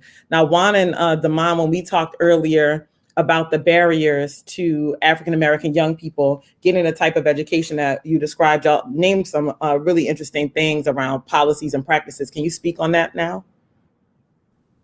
One thing we talked about was a big lack of motivation within teachers and staff in schools. And it's whether or not some teachers are only there to collect the check, or sometimes it's a big part of the structure that comes with K through 12 schools, the curriculums. I've seen personally how the networks and the curriculums that these teachers have to follow kind of like breaks the spirit of some teachers and the students, and how they come in and they actually do want to try to change lives and inform people and help them get to where they need to be, but they're limited because of all of the structure that they have to follow, and it ends up turning them into a whole different type of teacher. Damon, if you don't mind, I think you spoke on that a little bit earlier today, and you spoke on it again in this conversation where you said like the systems themselves and the institutions themselves are part of the problem. Juan just really lifted up some of those policies and practices that are really harmful. Would you like to expound on that and maybe talk about how that's impacted your experience as a learner?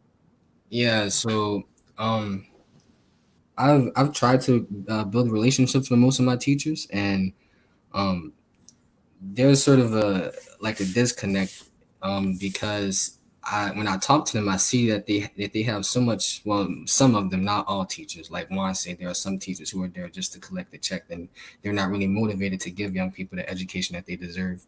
But when I talk to some teachers, they get frustrated at the way that that they're confined in what they're able to teach, because they're given the curriculum, and if young people are not learning what the system wants us to learn, then that's a reflection of the quality. That's a reflection of the quality of teacher that they are. When in reality, that is not the case. Right.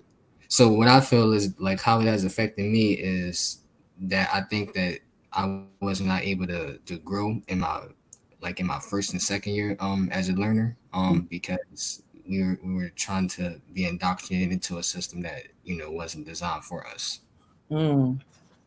Or it wasn't designed to develop and grow you. It was designed maybe to control you. Mm-hmm. Yeah. So you also said something about teacher pay and how that impacts motivation. Mm-hmm. You want to say more about that? Yeah, I remember I had a conversation with one teacher in my high school, and he was trying to organize a union, but he was explaining that it's like that he basically could have gotten fired if the school got wind that he was trying to do anything about organizing a union, to demand better pay out, or to demand better resources for his classes, or whatsoever the case may be.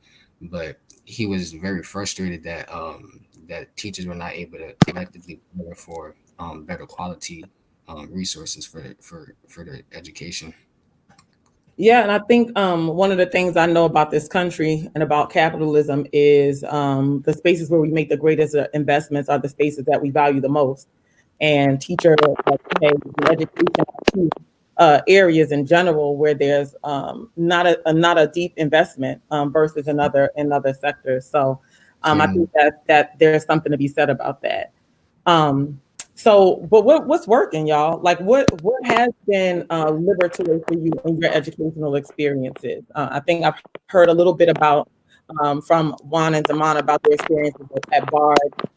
Alexis, what policies are working? Policies and practices in schools are actually working to help you to reach this vision of education that you're describing?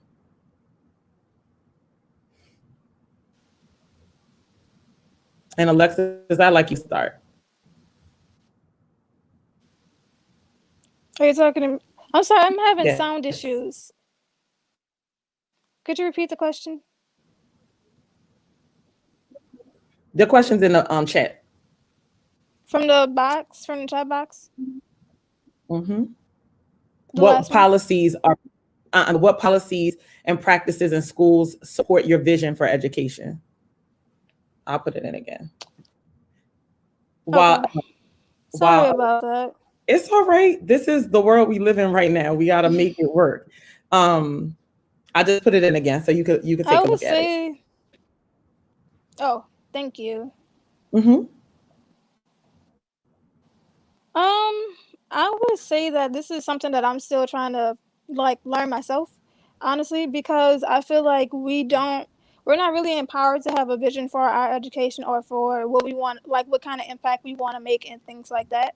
So for me, I don't really feel like it's supporting my vision that I have now, perhaps. I feel like the policies in place today in schools, it just kind of perpetuates a system of anti-blackness and black erasure. For example, with the uniform policy, it's honestly policing black bodies. Like, why do we need a uniform when like some teachers don't even wear uniforms? And it kind of goes into, again, for example, in the essay I'm writing, I'm discussing how there's kind of like we're labeled as either good or bad, and the bad students are prepared, like honestly, for the school to prison pipeline system. So by having a uniform, you're kind of preparing them to wear a uniform in their adult lives. And for people who are considered a good student, all they're really preparing them for is like a corporate America type of job, not necessarily something that they may want. But within that type of structure, you're expected to dress professionally. So it kind of it kind of prevents you from having a sense of individuality, honestly. To the example of the uniform policy. So I think Damon talked earlier in our prep discussion about school uniforms in particular. I think both Juana and Damon as like a policy that is harmful to young people. Can y'all talk more about that and some other policies that and practices that have been harmful to the vision of education that you'd like to see for our children? I think it goes into the discipline practices within schools. A lot of the times, their answer for disciplining kids is to make them lose class time and to keep them away from their education for problems that could be as small as an untucked shirt or not raising your hand before you go to the bathroom. And I feel like um, once you try to solve the problem this way, it doesn't fix anything. All it does is stop kids from getting the education that they came to school for in the first place. Right. Well, I think you said a word, and Damon, you said some policies that you thought were problematic as well. You want to speak on them some more? Of course. I think to Alexis's point, all policies are to control and police black bodies. Like being a person of color, we were born into a society that wants to control us and wants to keep us subjugated and subservient to a power structure that thinks of themselves as superior in some way. So like all practices are just harmful. I think the one that shines out to me is the fact that there are no sort of restorative practices that are involved in schools. Schools are just designed, or the discipline policies are designed to just be I wouldn't say a top down system, but they're designed to be where one person gets the authority to characterize a particular behavior as either good or bad, and that has produced problematic results that doesn't seek to fully respect the individual, the student, as a full human being or as a person. Listen, Damon, today you decided to come here and get the people together. I appreciate your comments. One of the things that's, as somebody from the audience, AD asked, they asked me it says, how do you help youth develop a critical social analysis? And instead of me answering, I'll actually hand it over to Damon and Alexis. How do I do that with y'all? And Damon, you talked about. You want us to answer how you? Y'all went through it. So you're asking how we develop a critical social analysis. So I'll give you. I'll describe the fellowship. So for the first about maybe 2 months of the fellowship, we first we're given a vocabulary. So we learn like what rugged individualism is, intersectionality, things like that. And then from there we have a policy series. So each week we focus on a different policy area, particularly areas that need improvement, that impact quality of life for New Orleans citizens. So we went over education, for example, housing inequality, and juvenile justice, criminal justice, environmental. I think we discussed environmentalism issues as well. And when we host these policy series, we do a gallery walk where we look at the different stats and we compare and contrast them, like from New Orleans to other states, for example, or where does Louisiana stand on a national level with certain things. The good thing about that I love is we have different guests come each week. So we have policy experts who do case studies with us as well when we have those policy sessions, and we do have the opportunity to like continue relationships with them, and we can ask them questions as well, which is great. And we also did a research project. So we researched why youth don't remain in the hospitality industry in New Orleans, which is one of the top industries that employ New Orleanians. So I would say that's how we develop a critical social analysis. Thank you. I think yeah, that's a lot, right? Like we do a whole lot to help them develop a critical social analysis. But what I would say is you just heard like the very like detailed description of what it looks like. But we do spend like about 3 weeks just talking about critical social analysis. Like, what does that mean? What's the underlying beliefs, values, and assumptions of the systems in which we interact? We look at media a lot and try to understand also historical context. So we spent a long time just really trying to retrain our minds so that we can see the world through a different lens that actually allows us to interrogate what we've been dealing with. And no, all of the young people in this panel are not from NOYA. Juan is not a NOYA fellow, but all 3 of them are open fellows. Another question. Go ahead. If I could add on to that question, sure. Young people like me and Juan, we both attend, like Juan was talking about earlier, the BAR program helps us to develop a critical social analysis as well. But I think that non-traditional academic spaces are great places to gain critical social analysis, and we're also able to gain that from our own lived experiences, because we walking down the street as a person of color, we understand that there's a problem and that there's something wrong. So yeah, I wanted to say that. Yeah, I think like it actually brings up another question around like, in what education spaces are you feeling empowered and most liberated? And so I think y'all talked a lot about BARD, and I think that's a testament to the hard work that they put in. But what are some other spaces where you feel particularly empowered and liberated? And like, what is unique about those spaces that help you to get there? And Alexis, I'll put it in a box for you. Juan, can you respond to that first? For me, I just feel like any educational environments outside of my regular high school have helped me a lot, because they introduce an outside of the box thinking, and it's not the same structure that I have to go back to when I attend my regular high school.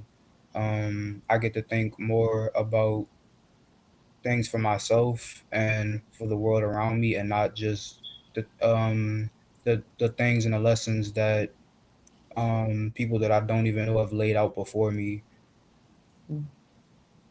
Thank you. You want me to go, or you want to pop it over? Yeah, go ahead.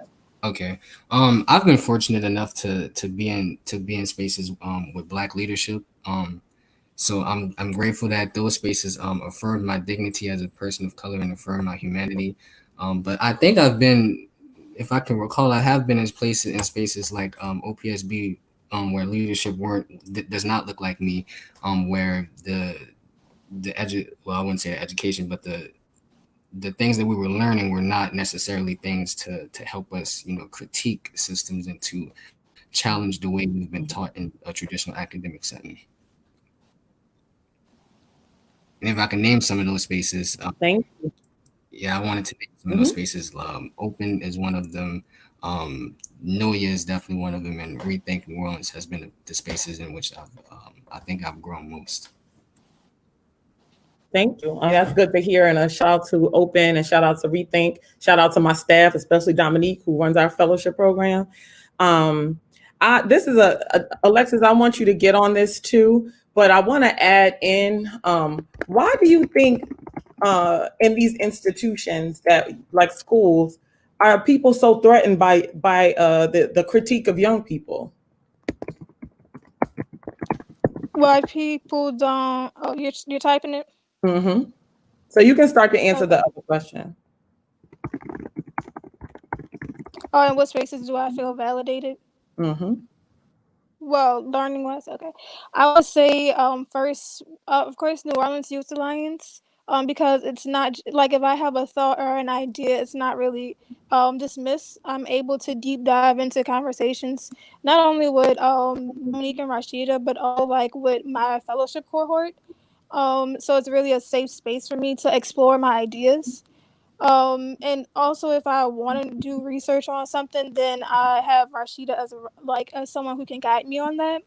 I will also say New Orleans Youth Alliance helped me learn about other nonprofit organizations that are openly addressing issues around equity. So I would say, for example, I learned about Open through Rashida because I was introduced to Miss Nalia.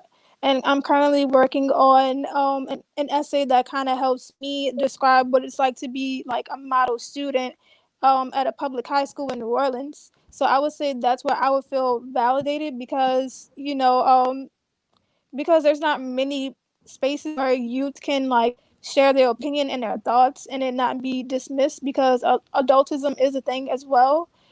So that's something to consider. Thank you. Yeah, so to that point about adultism, what is so threatening about young people having ideas? Juan, what do you think why are people so concerned about y'all having ideas? As we see in the nation, as young people show up in droves at these protests, what's so threatening about young people critiquing and having ideas? I think it's because young people are. I feel like young people we're kind of to some extent oh, sorry. I'm sorry. Did you ask somebody It's okay. else? It's all right. Go ahead. I'm really having. I can only hear you. Okay, it's okay. Go ahead and answer. I want whoever was talking to finish. Okay, go ahead, Juan. I feel like it's because young people are really some of the most powerful people on this planet, and they really want to control us because of it. And by letting us be able to freely display our thoughts and think for ourselves, that takes away the control that they want to have over us. Yes, indeed. And Alexis, go ahead. I feel like they're threatened by youth voice, youth critiques, because it's kind of like the first time. Like some adults check kids, but there's no one to check them. So I feel like we openly address things in an unfiltered way because we're still learning. And so when you're still learning, like we don't really since we're still, it's like some things we say are just like really raw and unfiltered, and it's not like intentional to be rude or disrespectful, but it's kind of, I don't want to say was that a nerve, but like it kind of strikes a nerve because it's the first time that they have to like think about that. Right. I think young people definitely challenge the status quo. Definitely challenge the status quo. And when they hear you elevate your voices, it challenges the status quo that they've been benefiting from. Damon, do you have anything else to add to that about why young people's voices are so threatening to some people? I think because our imagination is so powerful, I think we have like a unique ability to imagine the future, and we also have like the strength to build out a future where humanity is valued and is uplifted. And I think that older folks, they are kind of like already situated in life because they've lived it and they've benefited from the system for so long, and they don't want to see it change because they're comfortable. Yeah, you're right about that. I want to ask you, Diana Chandler. She's been really engaged in this conversation. So I see her on Facebook and I'm getting some of her questions here. She asked two questions. One of them is, how do you feel school administration gets in the way of creating liberating education spaces for children? I'm gonna put it in the chat so you can see it.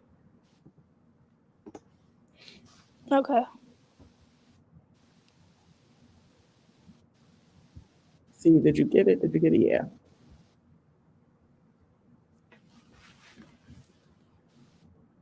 And she said, do you feel the administration gets in the way? Any one of you want to take that one? I don't know. I feel like one way school administration gets in the way is by trying to implement this control. Is it on me? Or is someone talking? Somebody's talking.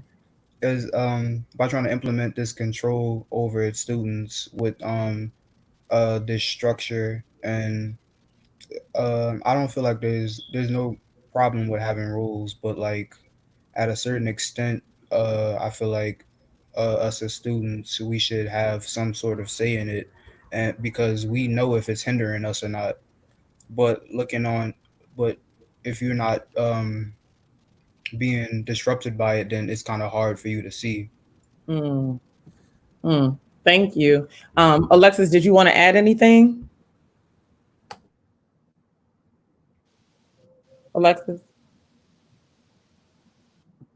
All right. So, I would say what gets in the way is administration. I feel like administrators kind of think about how can we like protect youth from the real world as opposed to like prepare them to be empowered in the real world.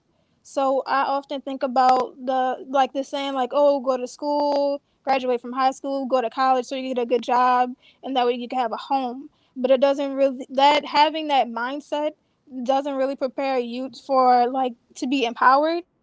It doesn't really prepare them to think about what they want out of life or what they want out of a career. It really just prepares them for a job and just how to exist in this current world of like structural racism. It's like they just don't address the system that is. They just try to like find little like band-aids in a sense to like to prepare us. What, not band-aids, but like they try to help us quote beat the system as opposed to addressing the system. Got you. Now, I don't know if Damon, you had anything to add, but there's another question I wanted to get to about what needs to happen. I think y'all have the answers, right? So I want to hear what you think are some immediate solutions or immediate changes in education that need to be made to create spaces that are more empowering and liberating spaces for students. I can answer that. Yeah. All right. So I think those two questions go together. So how does school administration get in the way of creating liberating education spaces for children? Like we're not involved in none of the decision making that happens in schools, period. I remember one of my frustrations, like before I was like involved in different organizations, is trying to get my school or my principal to incorporate student input in their decision making. And I remember vividly having a conversation with one school leader about how they would think that they should incorporate student voices or the community's input, and they unfortunately said that they don't believe that that the voices of the community matters in their decision making. So what immediately needs to happen is that leaders need to start listening, need to actually start listening to the population that they're supposed to be representing, and actually putting the people from the communities in those positions to lead their communities, because we know what's best for our own community. So that's an immediate first step. But there's another piece that you talked about, a policy you wanted to change immediately, by who belongs in schools and who doesn't. So what can you talk about that? Do you even know what I'm talking about? I can't recall. So you talked about like police in schools. So what's your take on that? Oh, most certainly. Oh, yeah. So, I mean, I think that kind of goes along with incorporating student voices, because I think to Alexis's point, there's like a disconnect because there's already a view about the community or about young people of color that we're violent, that we're unruly, or that we're ignorant. And that's a direct result of them not hearing or listening to us or validating our experiences. So I believe that that kind of goes hand in hand. So yes, immediately we need to get rid of police, and we need to get rid of these policies that keep us, like Tawan said, keeping us out of our classrooms and keeping us from learning. We need to definitely get rid of that. Juan, what else do you think needs to change in order to, so I think y'all named three things. Like one is co-creating the school space and learning experiences with the young people and communities that they're serving.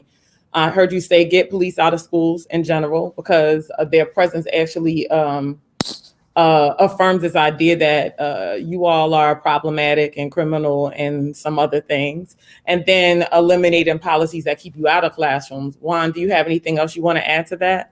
I strongly believe that schools should implement more freedom of expression within schools. To go back to what Damon said about how we as students we aren't a part of any of the decision making. School is typically like our way to success, is our career path. Yet we aren't in charge of it at all until we get to college. I feel like students should be able to choose what they want to learn about as soon as possible. Me personally, I spent the first 5 years of in school in Jefferson Parish, so I didn't even know about Black struggle, Black excellence, any of that until about fifth or sixth grade. They have students that uh, who already know what they want to do as a career with the rest of their lives, yet they are forced to learn things that they feel like they don't relate to because they won't use it later on in life, and aren't able to do what they really want to until they get to college. And then it's a problem if they figure out that that's not what they want to do. So now it could be a struggle to change majors or to find a whole new career path because you weren't able to think about your career path until it basically was too late. So I know both you and Damon are headed to college, and that's a real significant issue if you're going into school and you don't feel actually prepared or clear about what your next moves are. I'm actually very confident that both of you will be just fine. Y'all are very, very bright, very bright. Alexis, did you want to add anything to that about what needs to happen immediately in education to make it more empowering and liberating? I think that because schools are like the student body is predominantly Black, but the teacher, the number of teachers are predominantly white, and they're not familiar with the community nor like Black culture or like what Black students need. So I think that one way to help would be like, for example, at some schools, students are required to do volunteer hours. I feel like teachers should be required to do volunteer hours or volunteer service at Black-led organizations within their community because it'll help them understand their students better, but also like the role that they play in the system. All right. So they need to get familiar with the community by supporting the community and rolling up their sleeves and helping the community, especially under some Black leadership. Yes. I hear you. I hear you. All right. And my last question for you is the same question that Diana had, which was how can parents, community, and educators partner with young people to achieve your vision for education? And this is y'all's time to tell us what to do because you're in charge.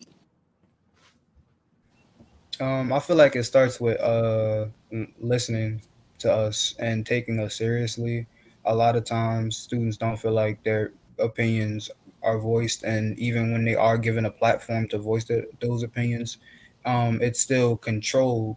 It seems more of a way to satisfy students for the moment, but then nothing ever changes. Like in my high school, that's something like that they would brag about, that they give us a platform to voice our opinions and to make changes to things that we don't feel is right in our school, but barely anything has ever changed in our high school. And we were still complaining about the same thing we were complaining about freshman year. Does that sound familiar? Like if we're looking at Juneteenth, we're talking about structural racism, right? And as a community, we're out protesting about structural racism, state-sanctioned violence against Black people. And they say, Here's our response. We're going to give y'all Juneteenth off.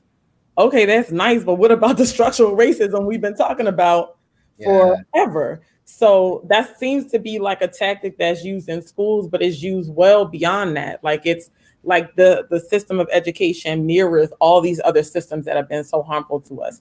You want to say anything else about that, Juan? About what needs to change or what we can do to support y'all? I was gonna say that I would also like to see more options given to us. And when I say that, when I say about what I mean by that is a lot of students feel like college is like their only option. Like we're told that we don't have to go to college if that's not what we feel like is best for us. But I've never gone into detail about how I could get into a trade school if I want to start looking for a trade or even taking a gap year. So I would really like to see more options being given to us so we don't feel trapped into what is the societal norm of going to college and then getting a 9-to-5 career. Yeah, I always thought gap years were for wealthy people. But and that's not necessarily the case. Like, what does that look like to afford our young people a little bit more time to think and to explore? Damon, do you have anything else to add about what parents and community and educators can do to support y'all in creating the vision that you have? As I said before, we need to immediately start listening to young people and giving them authentic positions of leadership instead of them being like student council representative or ambassador or something like that. Actually give young people a place in the decision-making process. Absolutely. Like on my board. So Alexis, what do you think? What do you think needs to happen? What do parents and community members and educators need to do to support y'all?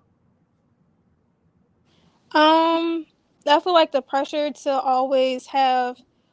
to do something that will always make money, that needs to stop.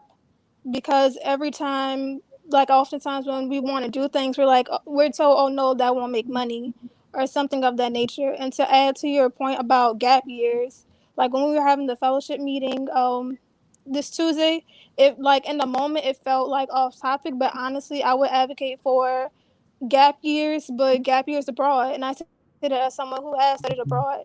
And I recently spoke with like another Black person from New Orleans who studied abroad, and she was like, she talked about her experience and it like pushed her into her passions, but also it allowed her to think about what she was passionate about, what she cared about. So honestly, I feel like I want my curiosity funded. I want my research funded. I want study abroad funded. That's why I want a budget for my curiosity. Amen. And exploration. Okay. Invest in Black futures. I mean, that was loud and clear. It was loud and clear. I think I want to, I am always so inspired by young people because I think sometimes working in these systems and even advocating or pushing back against these systems, it really can destroy your imagination. And I think y'all can see things, still have so much optimism and vision that we need to stay close to you and center you because you really do have the answers. And I don't think that any one of the ideas that you said was so radical they can't be achieved. We just have to begin to organize and push for that type of change. So I want to thank you for lifting up those ideas. And I want to invite you to begin to organize around what it looks like to invest in Black futures through the ideas that you brought to the table. In the last conversation, I heard a debate a little bit about like, we don't have to keep our kids in these schools. We can take them out and create our own institutions, right? And the moderator said, but we pay taxes and it's not fair to ask us to, I don't want to misquote her, but she was just talking about the tax dollars should be working for us. And I'm sitting thinking, but what does it look like if we went and advocated for the money that they pay per pupil, like for us to homeschool our kids? Like, how can I say that tax dollar that school gets for me and for my child, how do we take that and invest it in our child's future and invest that in a type of education that's liberatory for them? So I feel like the same thing can be said for any one of your ideas. There's a way that we can get there. And so thank you for having this radical imagination. We have about 5 minutes. So if there's any questions from the floor, from the community, we're happy to answer them. But I'm going to also just give it to y'all to close out. If you have any closing thoughts or things you want people to take away from this conversation, what would that be?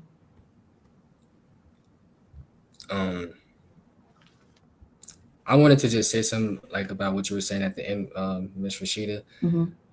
Like we find a way to pay for so much unnecessary stuff like wars, like prisons, incarceration. Like we find the money to do what's detrimental to our community, but it's so hard to find money to support the futures of young people. And we should really think about what are we doing? Like, how is investing millions and millions of dollars in incarceration helping young people? How is investing in endless wars helping young people?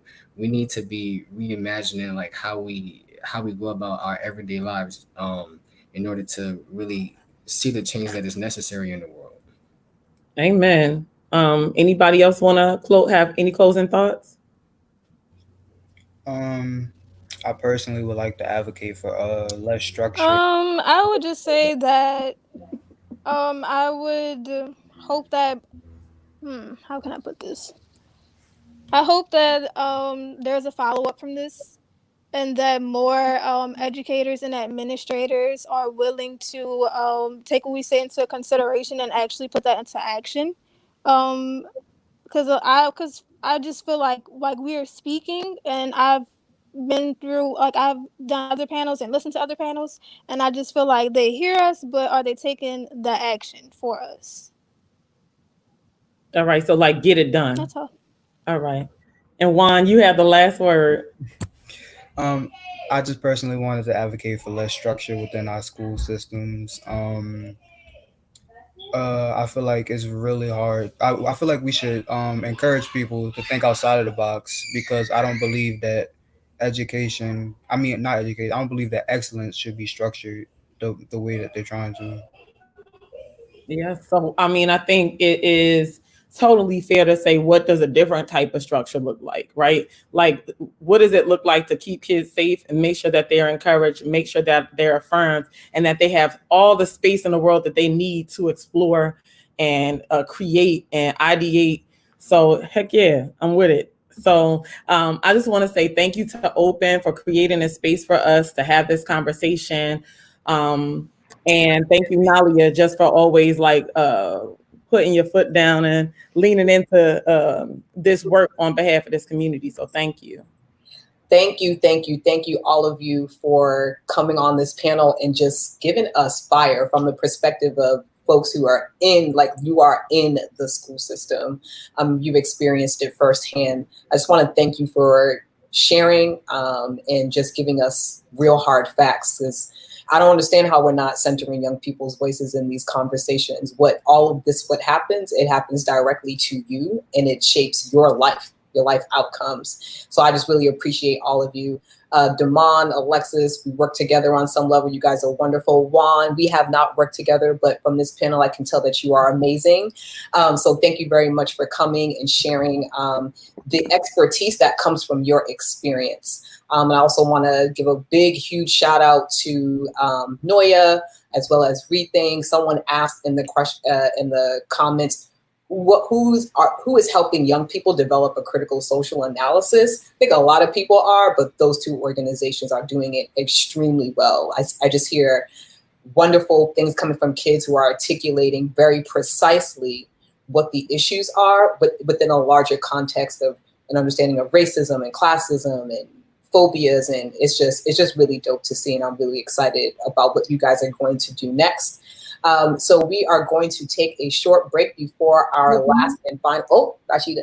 I'm sorry. I just have to shout out my young people. They organized a march. Okay. And there's a march today for millennials at Armstrong Park. And certainly anybody can come to support these young people and advocating for social justice and change in the city. It's at Armstrong Park right now. It'll be going on for a while. So after this is done, y'all can head out there and support these young people. Thank you. Thank you. Yes, please go out there. After I'm done with this, I'm putting on my sneakers and finding something to get into as well. So thank you very much. I appreciate your presence, and I look forward to working more with you to liberate our kids from these schools. All right. Well, thank you. Right.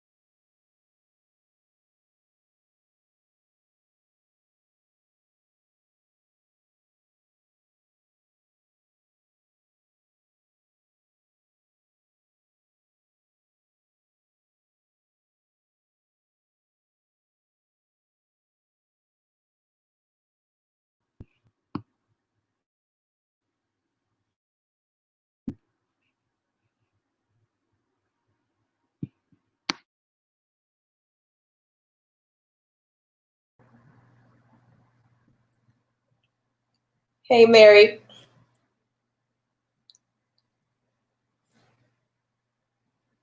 Hey, Angelo. Hey, KG. What's going on? How you doing? Good. How are you doing? Let me stop sharing the screen. What's up, Sam? Is everyone good? Anybody having any technical issues? No, we're good. I think I'm good too. Hey, What's up, can Mary? y'all hear me? How you doing? I really love that short haircut on you, Mary. That's an Oh, aside. thank you. I really do like it. This is last, but definitely not least in our discussion. Before we get into it, I just want to acknowledge the work that all of you are doing and the real work that's taking place right now that all of you are part of. It is, for those of you who are watching, listening, commenting, people are in the streets leading this fight for us. Invited some of them to come into this conversation, and as a testament to the real work that they're really doing right now. It was actually kind of difficult, but that's a good thing because they're doing what they need to do for all of us. So thank you for being here. Thank you for making the time. I appreciate all of you. I'm going to just very quickly, Mary, do a little brief intro about you, and then you can take it away with the guests. I'm here, like in the background, so I'll be in the comments section. If you need anything, just let me know. But for those of you who are just tuning in, who may not be familiar, I'm very excited about this panel. It's going to be led by Mary Moran, the Executive Director of Our Voice Nuestra Voz. Mary Moran is a national leader on issues organizing in Black and Brown coalition building.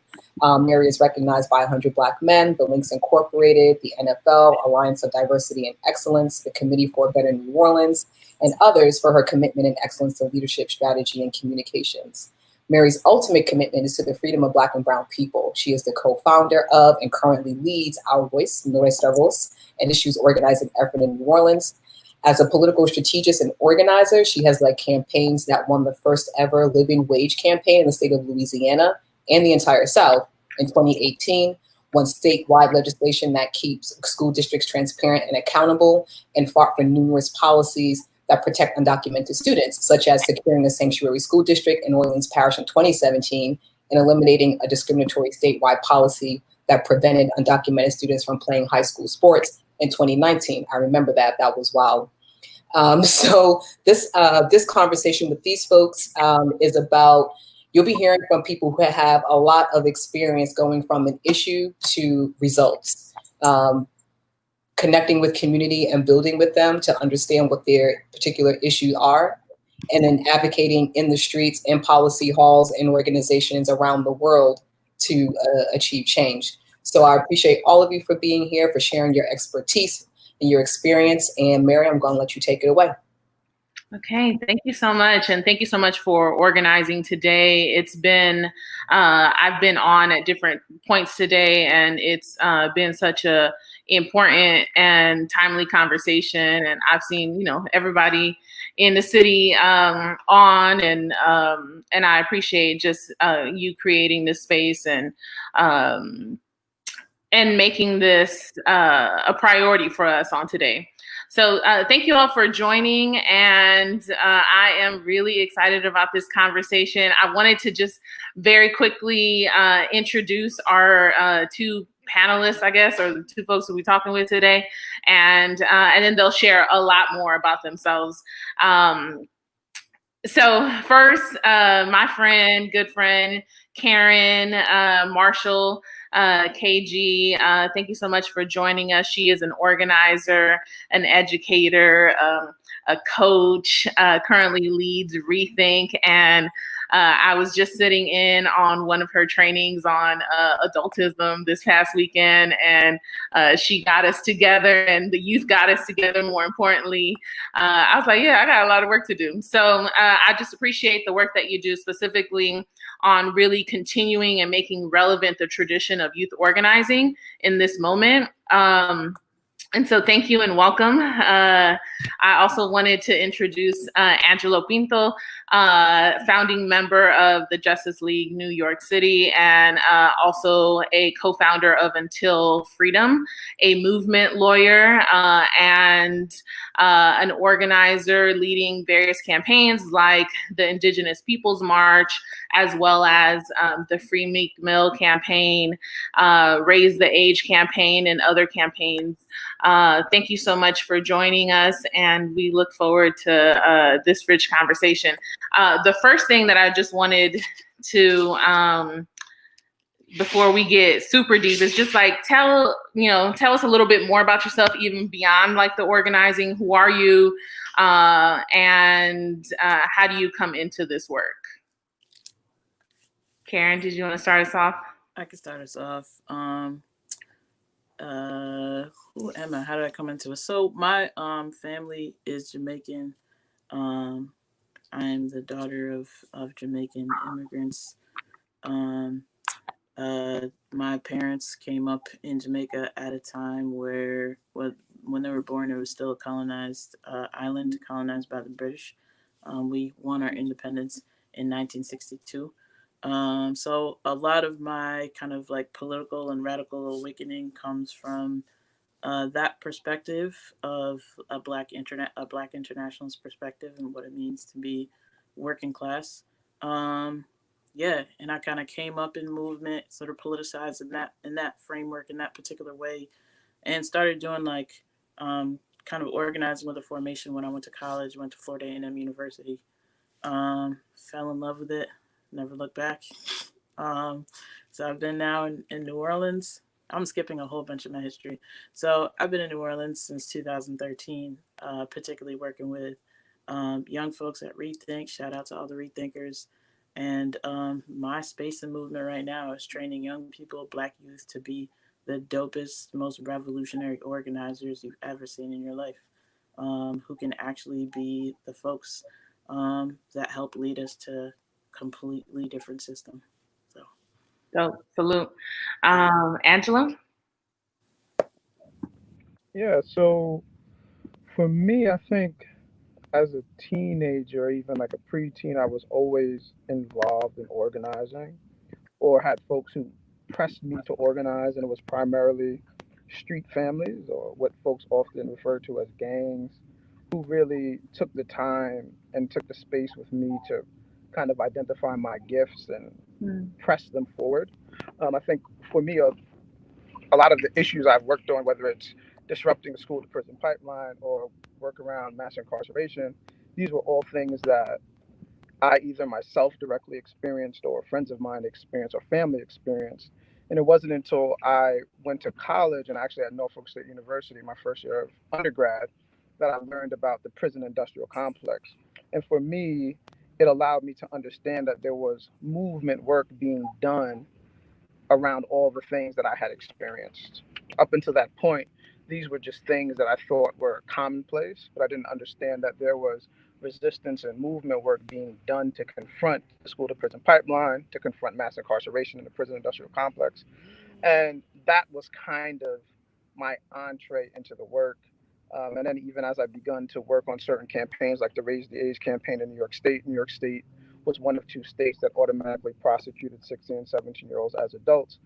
When I first found out or first started working on that campaign in the first week, I realized that the experiences that the campaign was trying to address was in fact the experience my brother had being prosecuted as an adult, as a teenager in New York State. So as I begun to do the work more and more, the real lived experiences of myself, my family, and my friends started to help me recognize kind of my place in the work.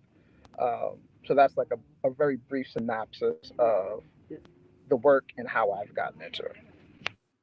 Thank you.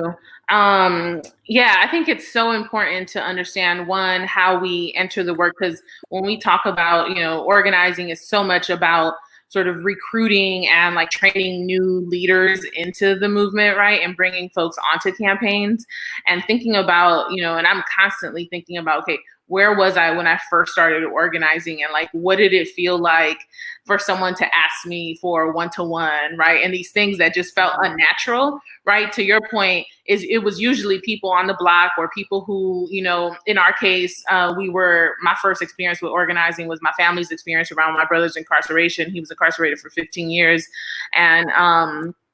And it was more like people, as we were waiting for to go, you know, to get checked in, people are saying, okay, like, let me give you some information, right?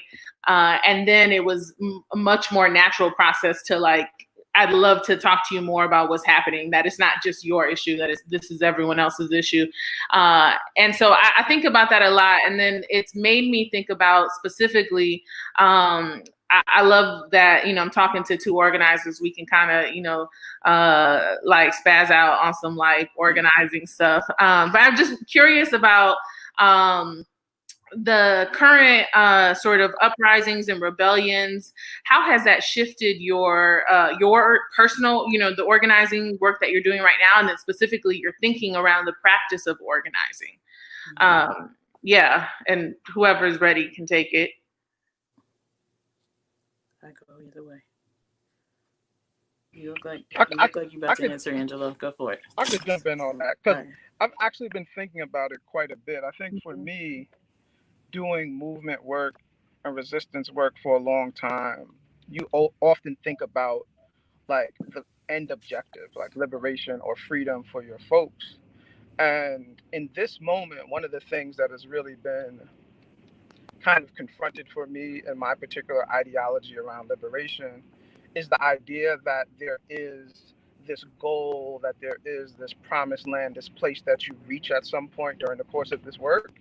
And I happen to be in the Midwest and go to Minneapolis around the time that, actually within 24 hours of George Floyd's death. And being in Minneapolis, one of the things that kind of occurred to me was that, and the thing that I think about most now, day to day, is that freedom and liberation work really is a lifestyle.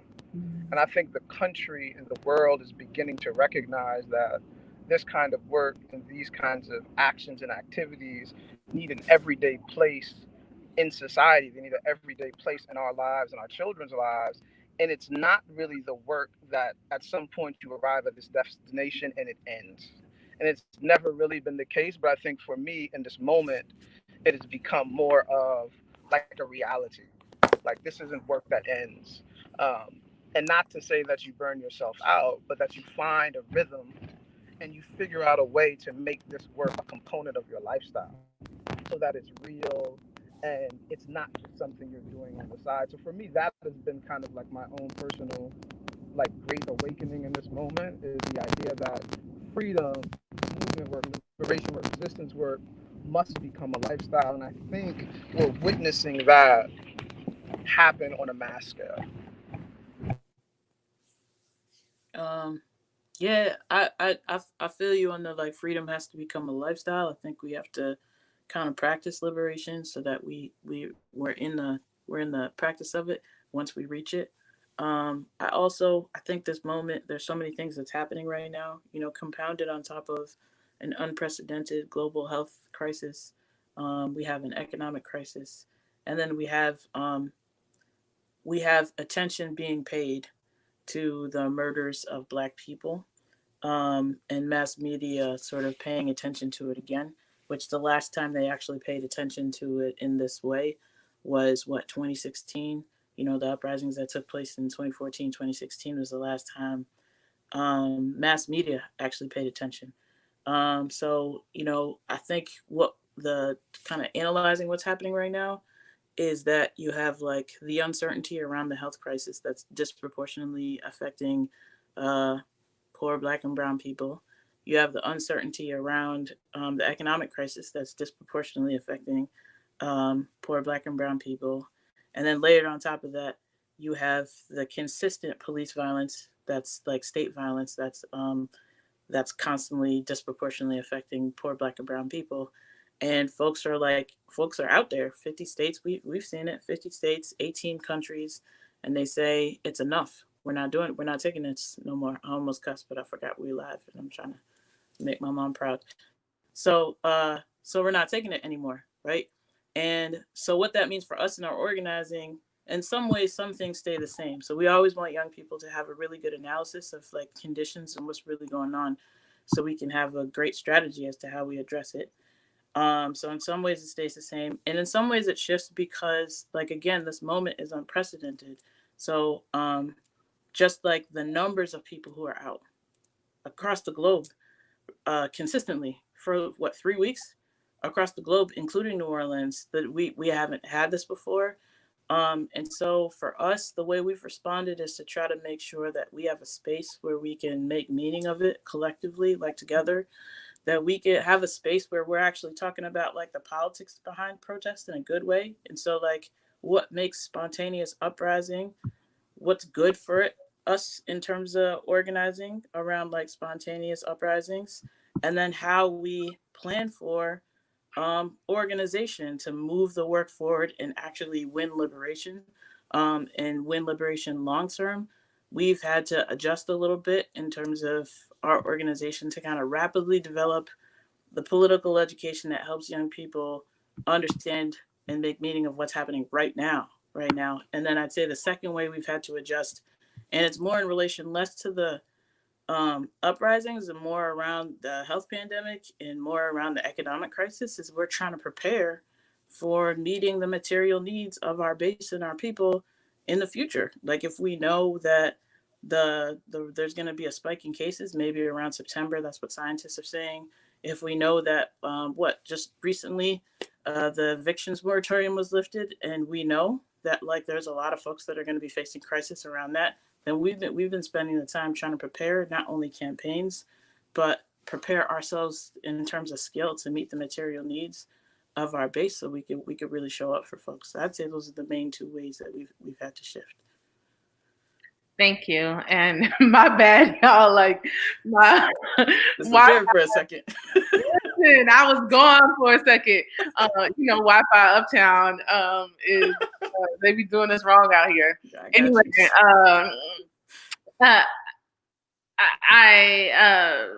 I heard and caught everything though.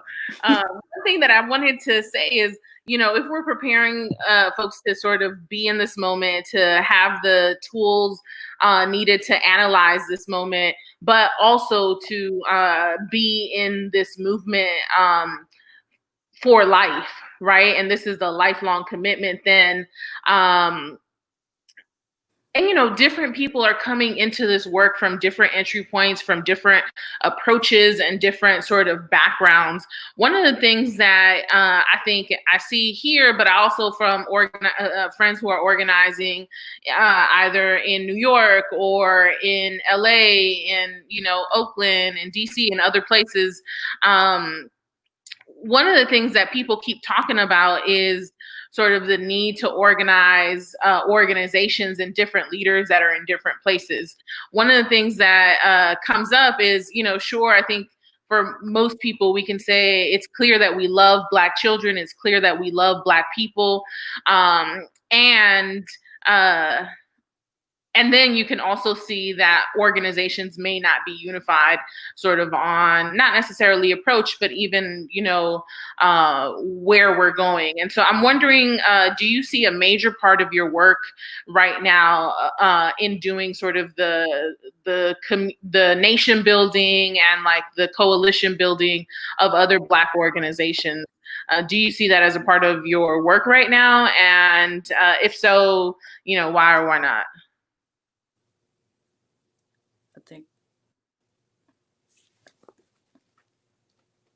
I think I could take that.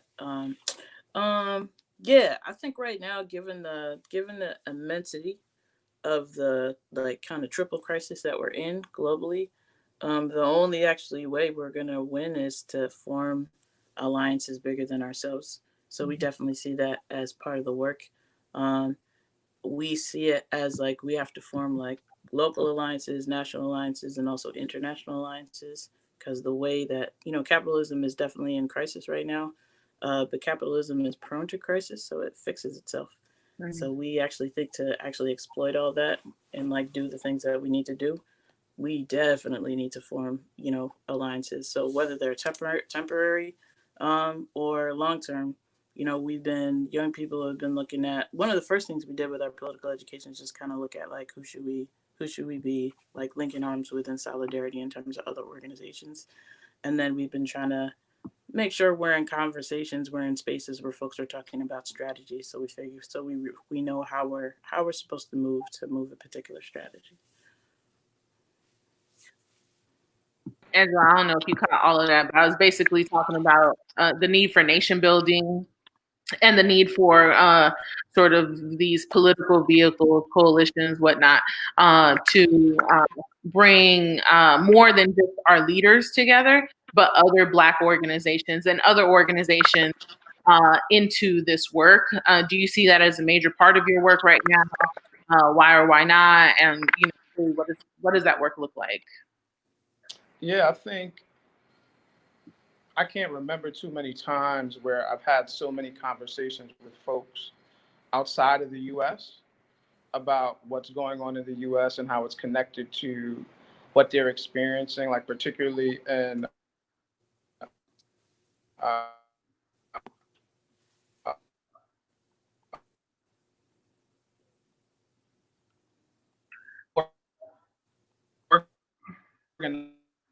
You kind of picking up, Angelo. My service is better. Yeah. Is that better? I can hear you. Yep, that's better.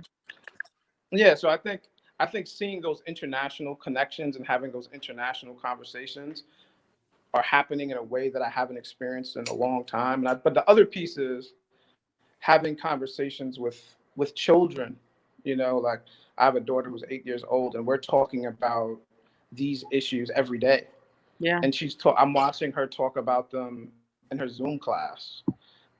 And like we've done a lot around going to actions and then coming home and talking about chants and creating her own protest sign and what does that look like and what does she feel and what does she believe, and like actually bringing young people and children into movement space and recognizing their place in it. So I think there's a lot happening around the ways in which we intersect internationally, and I think also the ways in which we pull the next generation and the future leaders into the movement at this time too, because I think we are certainly sitting in and experiencing an historic moment. So like folks are actually experiencing and making history in this moment. So it's a tremendous opportunity to bridge those gaps and I think bring folks closer and deeper into the movement together. There are two things, and one question will be for later, but two things that I kind of want to point out. You both talked about transnational unity and sort of transnational, sort of the need to build beyond the United States. I want to hear a little bit more about that. And I want to take us to like, on some level that feels like it's always uplifting. It's always good, right? When you hear from someone on an island or someone somewhere else that's saying, we're with you, we're also in this fight. And I'm particularly talking about the organizations that are up the street from where you're from, right? Because that might be a little messier in that you're like, actually, I've seen you be more of a reformist when I've needed you to be an abolitionist or more radical. And I don't want to build with you. But what I hear you both saying is actually we need to build together. So let's build, right? And so I want to hear about the local work because I know that is, it could be a little messier. Yeah, so is the question like, how are we building with folks locally? Is that the question? Yeah, and then what are the challenges? What does that look like? Yeah, I think in this moment, like if we're specifically talking about this moment, I think there's like a sense of urgency. So for like long-term solidarity and things of that nature, you try to have an alignment around kind of like politics, and what I mean is like where we're all like headed towards. And in this like sense of urgency, you don't actually have that much time to figure out how to align around that. So that could be, it just feels tricky, like awkward a little bit at times. I think there's like a spirit, particularly locally, of just wanting to work together. But just how, at what scale, I think a lot of folks are experiencing, I'll speak to Rethink, and also a lot of people experiencing just like high volume of requests. So then there's like a capacity thing. But I would say specifically locally, just like trying to, I think it's important to have the space to align politically, to align on what are we looking for, what do we want, so we could be all out here, but not everybody actually wants abolition. And not everybody, and that's, we actually have to be able to hash that out if we're really, really going to move forward. We can maybe like do an action together, but if at the end of the action or at some point in the course of it, we're asked about our demands and our demands kind of convert, like, contradict one another, that's what makes it hard. So it's like navigating the tension between a sense of urgency and everybody realizing like, we got to do this together, and we have to do it quickly, and also needing the time to actually develop a shared analysis or some kind of shared politics so we know how we can move. That's, I think in this moment, we're just trying to figure out how to navigate that tension. And I would also say like uniquely positioned like in the South, and we also get, I don't, Angela could maybe speak to this in a different way, but we also get requests, like if I'm thinking in a regional way, from other folks to engage like either in a solidarity action or what have you. And when we don't know the politics, that makes it really harder, a lot harder, because we don't want to align ourselves with folks that are like definitely not rocking with the agenda that we have. And I don't think that just because a space has like a person of color at the leadership or a Black person in the leadership, that doesn't automatically make it a liberatory space.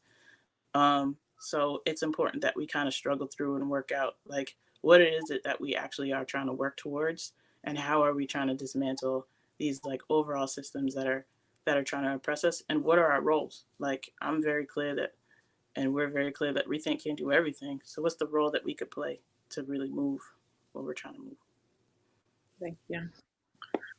Yeah, I think for me on the ground, like locally in New York, even before like things really took off, we were confronting what we were calling like pandemic policing, where the NYPD was enforcing social distancing and pretty much just running through Black and brown communities, arresting folks and giving them $1,000 tickets for not wearing masks. And we knew that we had to confront that, so we were like, we're gonna have to do a protest and try to social distance. And then this is right before Memorial Day, then things kind of took off. And what I've witnessed is, because I think folks on the ground have always had kind of different perspectives around what's the strategy to create change. And I think in a general context, there has been a desire to really shift and transform policing. I think what people thought that looks like or meant was different. But I think in this moment, like the national chorus that I'm hearing, and I think even folks who aren't very clear about it are also saying it's like, defund the police and defund to get to a place of abolition. I think when abolition gets in the conversation, folks are a little bit more shaky. But I think everyone is saying, for me, I hear most folks saying like defund the police. I think the place where the biggest tension is around like pushing the ability to defund the police to abolition is really around like the elected officials and the legislative folks in New York State. And even though they're passing in New York, they passed like 10 bills in one day. And they were like, cheering and patting themselves on the back for doing, criminal justice reform and policing reform. And one of the things, we've had to say to those folks is that these are, while it's great to have some of these bills passed, these are pieces of legislation that should have passed, a decade ago, 5 years ago. And that, it's not time to pat yourself on the back, but it's actually the moment where you can do something innovative and do more than what we've been asking for and really begin to defund the police. And we've had a commitment in New York City from the comptroller and the mayor to begin to, take $1.2 billion out of almost a $6 billion NYPD budget, which is just astronomical, and which of course we're saying is not enough. But we've also seen a small investment, about $10-15 million into, in New York, they have a crisis management system, which is essentially the violence interrupters who are placed throughout, the city. So we're starting to begin to really confront the institutions, the elected officials who have some decision-making authority around really defunding the police. And I think for us, we really want to begin to zero in on them, because that is really where our biggest kind of opposition and ideological non-alignment is. I just want to say in terms of just organizing in general, and I think like in this moment in forming alliances, what have you, is that I think Stokely Carmichael said this, that there's a difference between mobilization and organization. And a group might be able to mobilize, and that doesn't necessarily mean they know how to organize. And a group that knows how to organize knows how to mobilize. And I think we're seeing a little bit of the difference in this moment, I think nationally and internationally. And I think if we are going to be able to take advantage of kind of the opening that we have to push what Angela was saying, is to push what folks have been trying to push for a while, is that we do need organization. So we do need like a clear strategy and a plan to have to like move from the mobilization to like organization. And I don't think it has to be one organization. I think like many organizations, but there has to be some kind of way to really do that. And I think we have to like notice, connected to my comment earlier about you never really know just because looking at like who's in charge of an organization, is that like what capitalism does in terms of like, you know, kind of reforming itself after crisis, is that like offers some concessions that still keeps like the people in power. So we have to resist like celebrating concessions that actually aren't anything related to the demands that we have around the system, transformation, dismantling a system, and actually building an alternative system that allows to reflect the dignity that we all deserve, the humanity and dignity that we all deserve. So like just to kind of like shout out to two panels. The one that was before us with young people talking about like, oh, how come people don't like value youth voices, for example?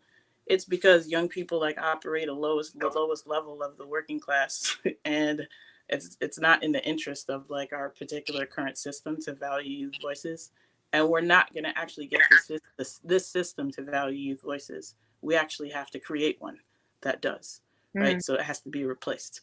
And then shout out to the panel before that, we were talking about like trauma in an education system and how do we create liberatory education? And again, we can't do it within the context. We could make things a little bit better.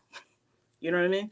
We can make things a little bit more palatable, but in terms of liberation overall and ending the violence daily that Black and brown people face every day, poor Black and brown people, we actually have to completely dismantle the whole system. And what I see now is an opportunity to keep pushing for that, because we got so many people are like, nah, yo, we're not going to take that. So we got to keep pushing for that and not give up. We can't take like the piecemeal concessions like, yo, Netflix says I can watch like 50 different Black movies now. That's progress. No, it's not. That's profit. You know what I'm saying? Or like, you know, some other place says like, yo, shop on Juneteenth and we'll get 60% of our profits to, you know, HBCUs. That's cool and all, and that's nice, but that like we need to change an entire structure that like allows for spaces that value us to be like underfunded. We need to change an entire structure that allows for gentrification, for the criminalization of poverty, for like those types of things. We got to keep pushing for that, and that's where like I'd say the tension kind of lies in a good way. There's always tension when it comes to organizing, but like how do we form like urgent alliances so that we can keep pushing, but also how do we form like long-term strategic alliances so that like we have the organization that we need to not only win, but to like make it sustainable when we win. Yeah, I'm curious. I think this is so I hear you talking, and both of you talking about sort of the system and the structure, and as it relates to education, thinking about, yes, there is a need for dismantling sort of the system looks like for you, your organization, your members, and our people right now. What does liberatory education look like? If you could speak to, you know, definitely what it looks and feels like for a young person to be, you know, in that process, but also sort of what are the principles and the values that we're getting at. Mm-hmm. You want to? I could try to dive into that. I think for me, you know, I've done some work around, what folks refer to as the school to prison pipeline, and doing some of that work. It was actually in Florida working with some young people, and one of the young folks said, he feels like school is jail. Mm-hmm. And I remember saying after that, and I've said it to folks many times, that we had it wrong, that the school to prison pipeline in many instances does not exist, or doesn't exist in the way we think about it. But for many children, school is jail, right? And that the way in which the education system functions has to be completely dismantled. And I think, to some of KG's earlier points, that we're not only experiencing global uprising, we're also experiencing pandemic, economic collapse. And we're also, I think, in the moment where folks are re-envisioning education, right? And saying, what should this look like? Does the way the school system work for us? And people are now, Zooming in class with their children all day long. At least I have been. And I think for me, one of the things that I've begun to say in this political moment is that the opportunity, and one of the places I think where education can begin to happen for young people, is in the midst of this moment, and like actually at protests and in the street. Because I think in many cities, you're finding large amounts of young people who actually are going and protesting and even leading protests. And for me, it's like this is an opening and this is an opportunity to not only center folks of African descent culturally in our experiences, but it's also an opportunity to center resistance, right? In education, and actually active resistance in education, and recognizing the ways in which resistance has always been a part of our history. It's a critical component of the global history, and is actually a critical component of the ways in which young people can be educated and organized and be active in their community. So for me, I think one of the big openings for me is like, honor the ways in which young people are moving, honor what young people are saying, honor what they're feeling in this moment, and find ways to meet them where they are. And one of the places where they certainly are is, on the front lines and engaged in uprising. And how do we leverage and utilize those spaces as educational opportunities for young people and for ourselves? Because I think the other piece that we don't talk about, I think, or do enough, is really allowing everyone else to be educated by young people. Right. And I think young folks are really stepping deeper into themselves in this moment. And I think some of what would really be beneficial is if we take a step back and watch and learn from them. So for me, I just want to I want to give a shout out to, there's been like, Black teachers, educators, who've actually kind of like struggled around this question of what education for liberation is. So I want to give a shout out. We actually have a definition for education for liberation that we derive from Fanon and Amos Cicero and Ella Baker, Leron Bennett Jr. So I want to shout out those folks who came before us that allowed us to kind of develop this definition. It's by no means like Rething's definition as much as it's sourced from this amazing knowledge that's come before us. So we say libertary education is a process of oppressed people coming to consciousness or awareness of themselves as oppressed. It allows them to gain an in-depth understanding of the world. That understanding allows them to be aware of and expose political conditions. This education demands that oppressed people use that awareness as motivation to actively combat inequity. And the purpose is not only to move away from status quo, but to move away from a standpoint where status quo even makes sense. It's an education it's a process that decenters whiteness as the measure of success or humanity. Hello. And it recognizes the genius and brilliance of like Black people's technology to survive, like all of the ways that we've cultivated survival and like brilliance is like, that's our definition of liberatory education. And I think it looks like I mean, the thing is, like, it has to be talked about within the context of no longer having a capitalist system that's determining, what young people learn. Young people are being socialized through schools into a space where they're just supposed to take their place within a capitalist system. So a liberatory education says, nah, fam, we're not doing that no more. And it also, like, it allows young people to see it. It exposes all of that for what it is. And it's not enough to just have exposure. So it exposes that, and it also says, like, we are about to work actively on, like, completely dismantling this. So how it feels like a young person who comes to rethinking is genuinely, before, when we just, like, are socialized just to understand that the prison industrial complex is a thing, even if we're fighting against it, can honestly say, like, but I don't understand why we would ever lock people in cages and assume that that's gonna help them get better. It's like, it's not only against status quo, but now beginning to question, like, this doesn't even make sense. Like, you know what I mean? That's what a liberatory education, like, allows folks to really do and really get into. And I think a big point is decenters whiteness as the standard of humanness or success, is really, really important, and understands that for those of us poor Black and brown people, like, when we're free, everybody's gonna get free. Period. So like, we're gonna actually embody a kind of education, a way of teaching and interacting and facilitating that allows us to be free, because we know everybody's going to be free. And I'll say the last thing is that, in terms of freedom, we have to understand the difference between what we mean by freedom and what, like, freedom is under, like, white supremacy and capitalism. So, like, we know the history of this country, manifest destiny, as in, like, we are destined to own that land that other people own, and we're going to get it by any means necessary, violence, all this thing, you know what I mean? Like, completely wipe out indigenous populations and then violently bring Black African populations to cultivate land. But this is our destiny. So whatever we do, that's freedom under white supremacy. It's the freedom to restrict, and it's the freedom from restriction. So nobody should ever be able to tell me what to do, but I should be able to control Black and brown bodies as much as I want for the control of profit. Our definition of freedom is totally different. So that's why we say, when we're free, everybody will be free, because our definition of freedom is about dignity and humanity for everybody. Our definition of freedom is everybody being able to develop to their full capacity. That's our definition of freedom. Our chains, like, our freedom doesn't bind anybody else.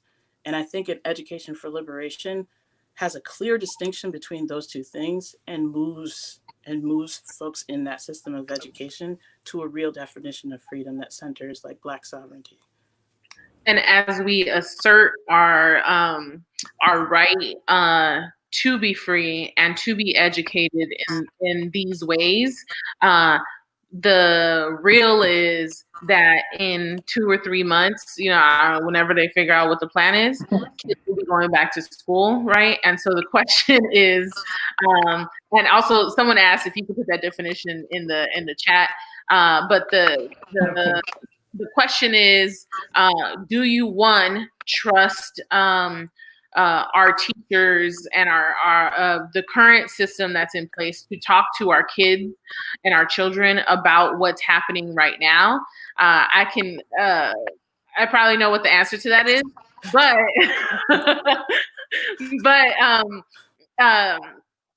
and if we don't, like, what do we do to make sure that doesn't happen, right? So I think that's one. And then specifically, as I even think about, like, sort of defunding the police and not having police in our school systems, right? We're talking about putting more resources into social workers and these types of things, right? That's the most clearest example that where people are like, oh yeah, that makes sense. And what does it look like? Do we currently trust social workers and how they have been trained, right, to do sort of that work? And what? Mary, I see you with the questions. Go ahead. Come on, let's go. Now you get me excited. Look, let me get back into mode. But yes, so I think let's talk about that, because that's coming up in 2 months, right? Oh yeah. And then, like, to Angelo's thing earlier about your daughter, yes. Yes. We have been talking to parents, and especially parents from the age 25 to 45 who have kids ages 3 to 8.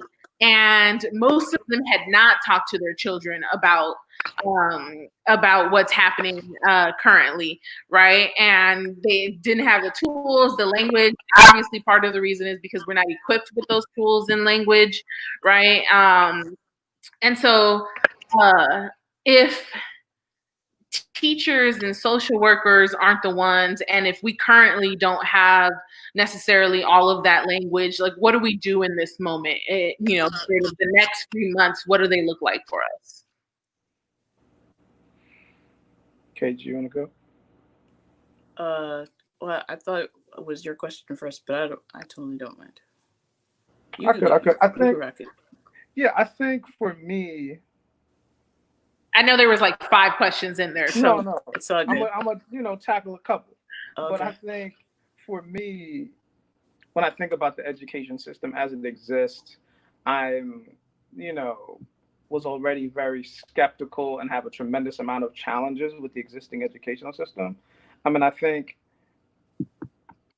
being able to experience it with my daughter in a more intimate way in the past few months has made me like go from being skeptical to like, oh yeah, this can't work. And I think for me, my response has been, at least in this moment and throughout the course of the past few months, is constantly being active at trying to help and guide her to unlearn some of the things that she's actually learning in the school during class, and give her, insight and a different perspective to be able to create her own understanding of history, her own understanding of what's happening, and to be able to feel comfortable to articulate during class and even outside of class how she feels about these things. Because one of the things I've seen, at least for her and some of her classmates, is that they were bringing these things up during the course of their class, and they were having the conversations with the teacher, and it wasn't the other way around. So I think at least the one piece of silver lining was being able to watch and witness young people feel comfortable at least engaging their teachers and each other in the conversation and sharing their thoughts and concerns. So that has been very helpful for me. I think it's kind of to some degree, to KG's point around policing and this idea of like moving to abolition in this moment, is like, I think the same is true around education. Like, we have to realize that there is a moment here where we can radically alter the existing system. And we have to really leverage the moment to do that, because I think going back to or staying where we are is really not a healthy and appropriate or honorable option for our children or for us. And I think we have to do everything in our power to organize, identify the openings, and seize them to really shift the system in the ways we've been trying to for a long time. I think certainly getting police out of schools, but also really being able to say, how do we shift and transform curriculum, the way they exist, and the ways in which teachers show up for our children or don't show up for our children. But I think now is a huge opening to begin to do some of those things, even though I think I've witnessed the education conversations certainly take a back seat to the conversations around defunding the police. But I think more and more I'm beginning to see folks enter that into the conversation, particularly around removing police from schools. But I think we need to add the other pieces of the conversation and strategy into those conversations. Before Karen goes, Angela, have you seen in a school, like school-wide, what you're describing? Sort of this where it's you don't have to unlearn, because it's there in the way that it needs to be. I haven't. I think I've seen parents who are homeschooling or part of homeschooling collectives do pretty good jobs at it. But I haven't seen, particularly in New York City, I haven't seen a public education kind of school setting where I thought that was happening effectively. Yeah. Thank you. Karen? Yeah, okay, so I'm definitely going to answer your question. I do want to push back one small bit, Angelo, on like the kind of like the bifurcation between like abolition and like cops out of schools and education that actually is a part of the education environment and actually should be something that is part of curriculum that's taught. That should be. If we were in a liberatory space, we would be able to talk about how we don't need to control bodies, how we don't need police at every aspect of the prison industrial complex to be seeping into a space that's supposed to be safe to learn and be curious. That should be, but because the current system is designed as it is, and because school is a function of like upholding white supremacy, then that is not something that is seen as part of something that should be a part of the curriculum. To answer your question, Mary, I think if you're asking, do I think schools should be designing and having these conversations? My answer is immediately, absolutely, unequivocally no, because they're not as entities and institutions necessarily equipped. But if the question is like, I do know that there are teachers that function in a school environment that are radical educators, that are doing their best to kind of like shove against the walls and make space. You know, that's the history of like really radical Black and brown educators, not just in the US, but globally, where they can kind of close the door and be like, all right, y'all, so there's the curriculum that I have to teach, but here's some things that I just need to tell y'all because this is about like us. So I think if the question is, do I trust those teachers to have those conversations? Absolutely. But a system overall to try to come up with a way to have those conversations, I don't really trust it because the goal of the system is to maintain status quo.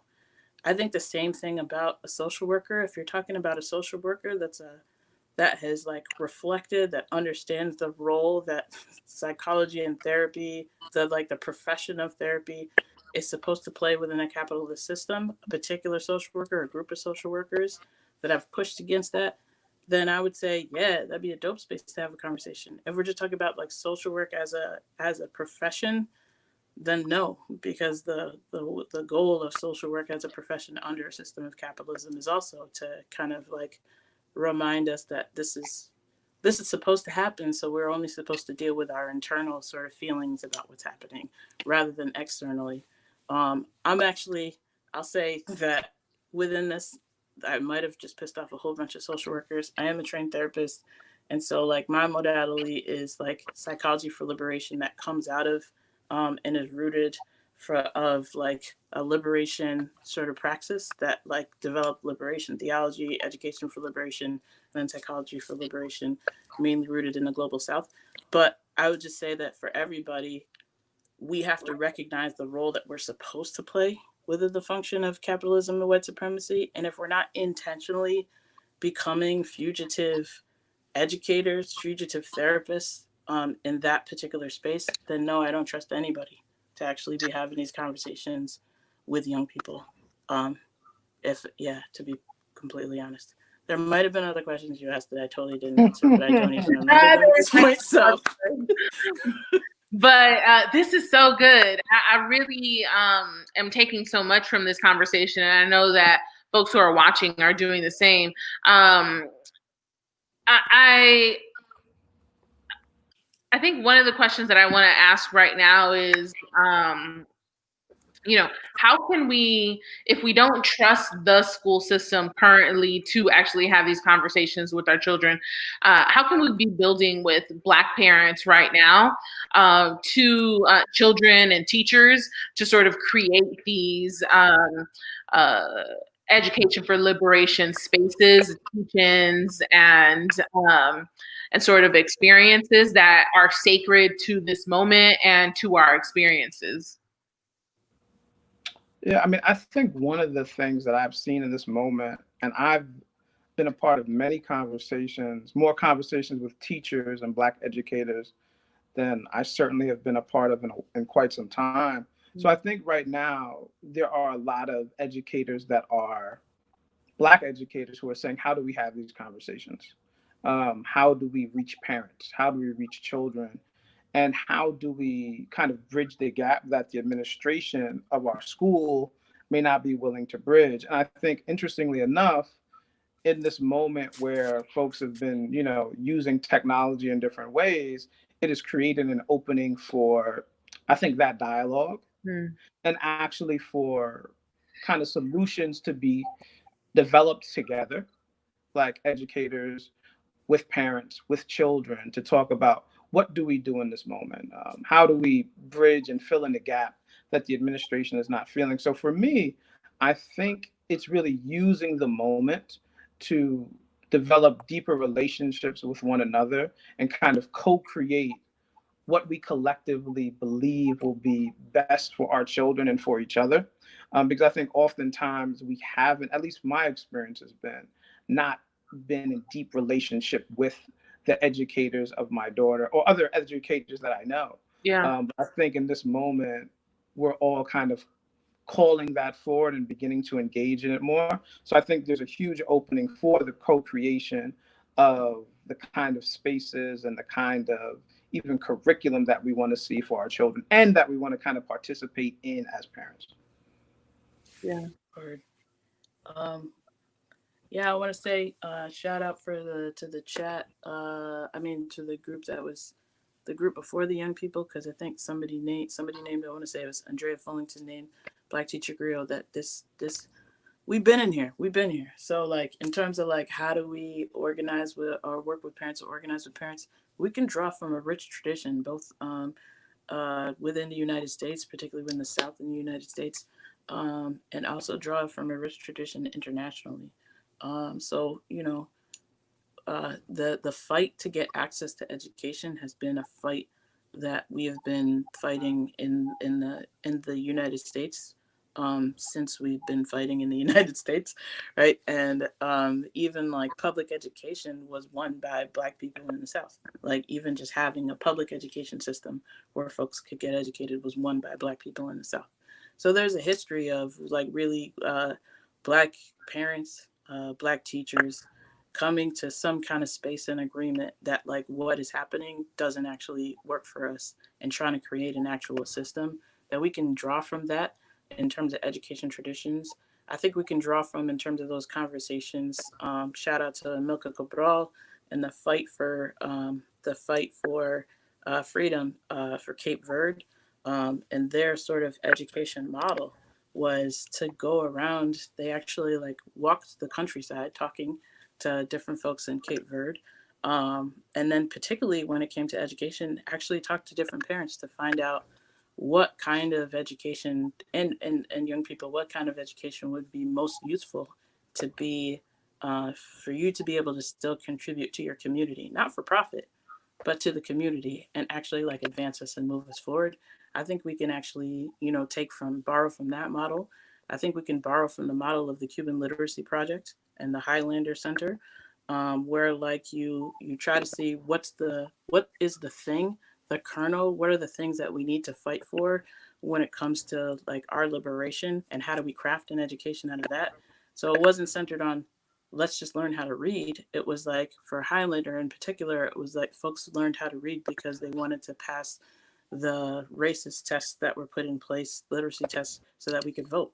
So the interest was for a different kind of interest in terms of voting, but we crafted a space where folks actually learned how to read, a whole curriculum out of that. That's not unlike the Cuban Literacy Project, where like the whole project was about democracy and democratizing like access for an entire swath of people. And then the Literacy Project was like developed out of that. So we have histories, we have so many things to draw from, and even within the context of New Orleans, we have histories to draw from.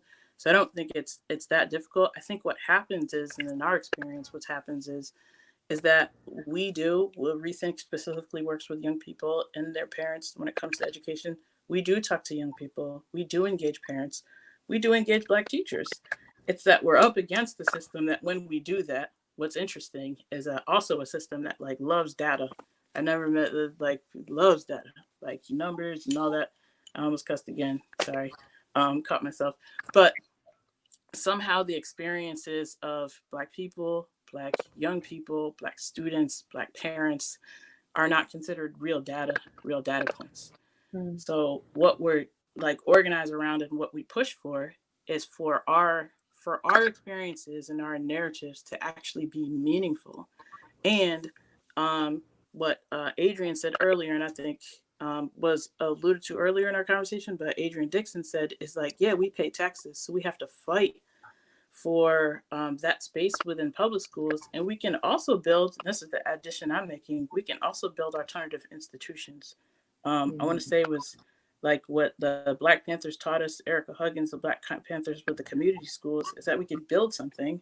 Yeah. And then eventually, if it does get co-opted, it still moves things forward in the space that in a different space. So we could build like a community model, and then school lunches end up getting co-opted. And now it's across, in every public system, but at least it's better than what it was before. And we're getting even more radical in our alternative spaces. So this idea of like kind of a dual power model is important. And I think we got to be willing and courageous to build that with parents. Parents don't have trouble imagining what they want a space to be like for their young people. that's not our problem. Like, that's not a problem we've run into. And I haven't actually run into too many Black teachers that have a problem imagining like what it would be like if they were in a space where they could like be free to teach what we need to. It's just that the space itself still isn't the space where we can do that. And we just gotta be able to build alternatives and push as much as possible. Yeah. I know we're at time. Thank you for that, Karen.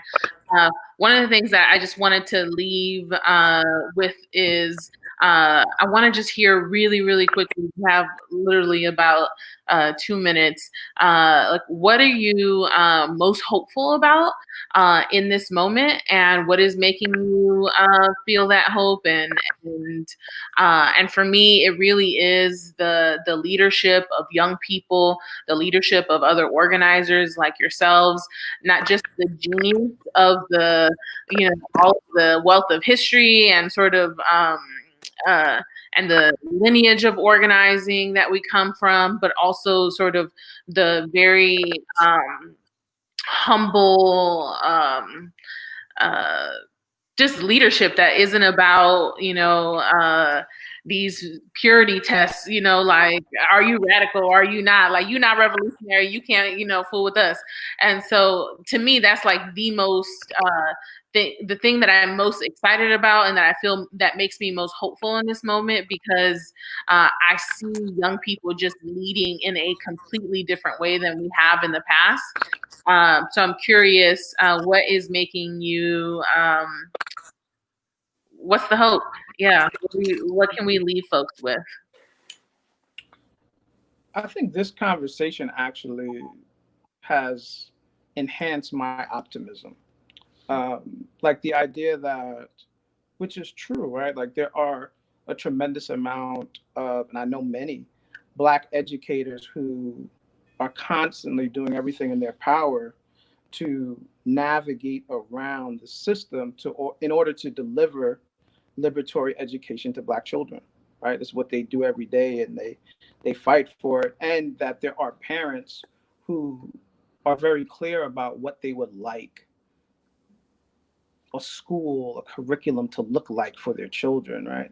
And there's this long history that we're now also a part of, and have been a part of a while, of Black folks constantly shifting and moving the education system to be more honorable and liberatory for our children. So I think for me, that is where the optimism is. Like, I think in this particular moment, there is a huge opportunity for shifts and changes.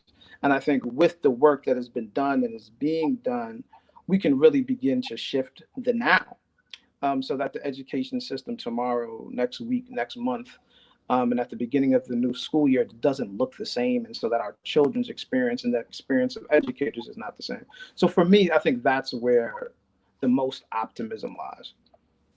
Word. I am optimistic. I'm gonna do my best not to be a downer. I am optimistic. I'm cautiously optimistic because there is an opening in this moment to really push some incredible things that will mean that freedom for Black and brown people. So particularly in the realm of education, incredible opportunity. I'm optimistic about yeah, the amount of people that are radicalized in this moment and who are looking for a political home and kind of an organizing formation are like, yo, I want to keep doing this work wherever it is. I'm optimistic about that. I'm optimistic about, you know, folks that are relentless, that are like not taking no for an answer, that have been out for 3 weeks straight. I'm optimistic about the folks that are like, I might not be out in the protesting for 3 weeks straight, but they on the low trying to make sure everything, you know, they're supporting everything. Like, oh, you need some water, you got hand sanitizer, you know, them cats like, yeah, I got you with the mask, right? So there's like all those folks that kind of support on the back end, folks trying to provide food. So there's like levels to folks who are able to contribute. I'm excited about that. I'm cautious about about like just the moment we're in, because it is like a compounding crisis, and right now the folks who are fairly progressive, we don't have the same level of organization as the people who are against us right now. So I'm cautiously optimistic. I think we could build it. And if I'm a just like shameless plug for Rethink real quick, I am also optimistic about some things that we're trying to do. We're trying to build with some young people. If you on the call, if you know some people that are trying to be Black young people in New Orleans, I want to build. We got Summer of Liberation that starts pretty soon. It's going to be hybrid, online and in person. Anybody want to organize, join an organization that's trying to organize, holla. I'm gonna put a link or where can folks find you also? Yeah. I'm actually gonna the rethinkers.org, honestly, really go to our Instagram. That's more up to date than our website. So it's at rethink.nola is our Instagram page. And we're also trying to organize with like Black and brown people that are trying to be like radical. So we're gonna have a freedom school popping off pretty soon. And holla at us, please. So you can find that information. At rethink.nola is our Instagram page, and hopefully somebody can put the link in the chat. Somebody who's watching, maybe a young person or something, can put the link in the chat, because I can't chat while I'm on here. Angela. No, I don't have any plugs. I would say, well, follow Until. Or no, this was making you. Oh, you already went, huh? Yeah, my bad. I did. I have nothing else. Nothing else to add at the moment. Okay, dope. Well, and do you want to plug sort of where people can find you, Instagram or anything like that? Definitely. You could find me at Angelo Pinto on Instagram. And also, I'm organizing right now with Until Freedom, so you can follow them on Instagram as well. Cool. And I am Mary D. Moran on Instagram, MaryDeeMoran, and Our Voice Nuestros and the Black and Brown Get Down, all on Instagram. So yes, thank you so much for this conversation. Word. Thank you, Mary. Thank y'all. Thank you, Angelo. I appreciate y'all. I learned a lot. Thank you. Sure.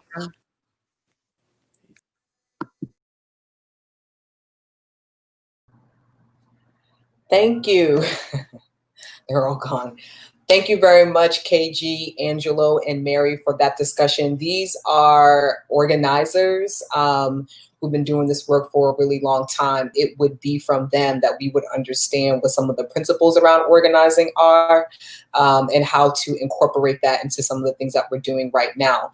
If you want to get involved with an organization that's doing that, again, Rethink is great, especially for organizing young people. But I spend time around them as well, not as a young person, but some of the other things that they organize. And everybody can get that education, and everybody needs it. So get connected to that organization. Mary at Our Voice, they're doing dope things throughout the city for Black and brown youth.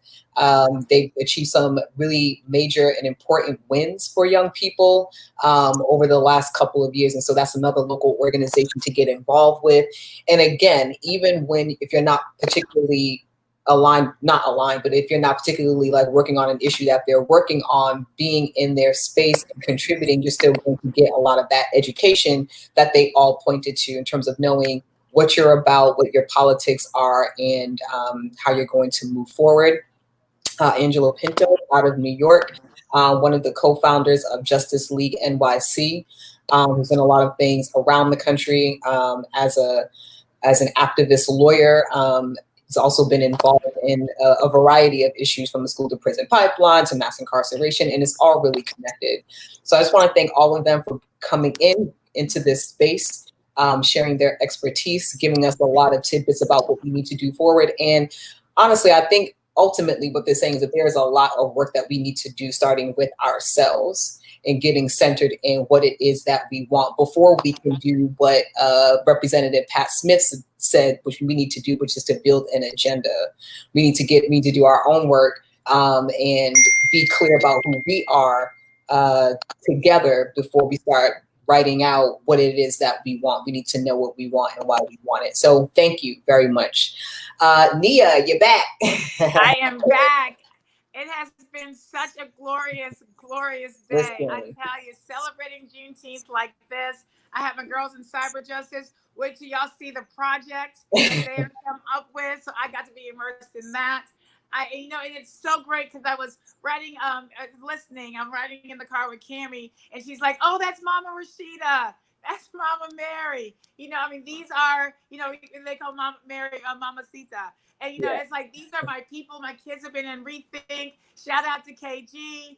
I work at policy with Jason and Pat Smith. I'm saying I'm watching the lawyers. I'm like watching all the panels. I was like, these are my people. Like, it's just, it feels incredible to be in this space. And I'm dressed because I'm headed out to a protest at Duncan Plaza with Martinette, which is the Black Lawyers Association, going out to protest voter suppression. Being in a southern state, post-Shelby, it's very important for us to be aware of all the ways that voter suppression happens. And so the Black lawyers are getting together and, making, noise about that today too. So this is the best Juneteenth celebration that I've ever been a part of. Nalia, when you called me and said, we got to do this, I'm so grateful that you called me, that you thought of She as a space of liberation. That means a lot to me. I'm so grateful for everyone that said yes. I'm so grateful for everyone that tuned in. I'm so grateful for the snap ups and the snap outs and the snap backs.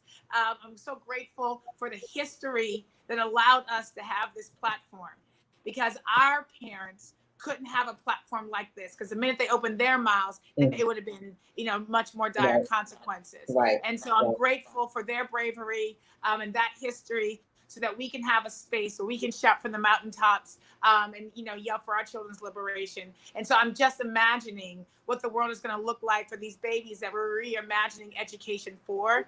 I'm so hopeful and grateful for all the people that are wanting liberation for our kids, really wanting liberation for our kids, and really willing to put themselves, their lives, their work, everything on the line to make sure that these babies are good. And so Black and brown babies, you are celebrated, you are loved, you are incredible. So thank you, Nalia, for that. Thank you. Thank you, Nia. Thank you, everyone who tuned in. Thank you for this very active crowd that came with the questions and the comments and motivating our speakers, especially our young people. Thank you for everyone who registered, everyone who donated their resources, people who tuned in, people who shared across their networks, people who gave feedback, people who gave labor to this. Thank you very much. This is what happens when Black people come together. First of all, we come together. I think that is our natural state of being. And when we do, we create great things. So this is not over. The conversation is not over at all. We will be following up. I have email addresses and contact information of people who registered. If you were not able to register, please reach out on our Facebook page as well as Citizenship. You can also find us online. You can email me at nalia@opennola.org. That's NAHLIAH @opennola, one word, .org. We're myself, Nia, and a whole bunch of other people, we're going to continue this conversation because Nia's about ready to go march on the state capitol. And we have a bunch of other people that are ready to march in the streets. And we need people in both of those spaces and everything in between. So whoever you are, whatever you're bringing to the table, it is necessary. If you're in the streets, you're in the streets. If you're in the Capitol, if you're in the classroom, if you are writing books, if you're researching, if you are just building community people, if you're providing resources, we need you, all of you. Even if you're just agitating and putting things out there to wake people up and jolt us out of our sleep, continue to do that. Thank you very much. Have a wonderful rest of June, of a Juneteenth and this weekend. Get in the streets, support your people, but also most importantly, love on yourself, because the revolution really does start within. All right, everyone. Thank you very much. I'm going to put the screen to say thank you. And then we are going to log out. Have a good, wonderful rest of the day on Friday, on this here Friday. All right. Love you all. I'm going to share my screen. I'm going to share screen.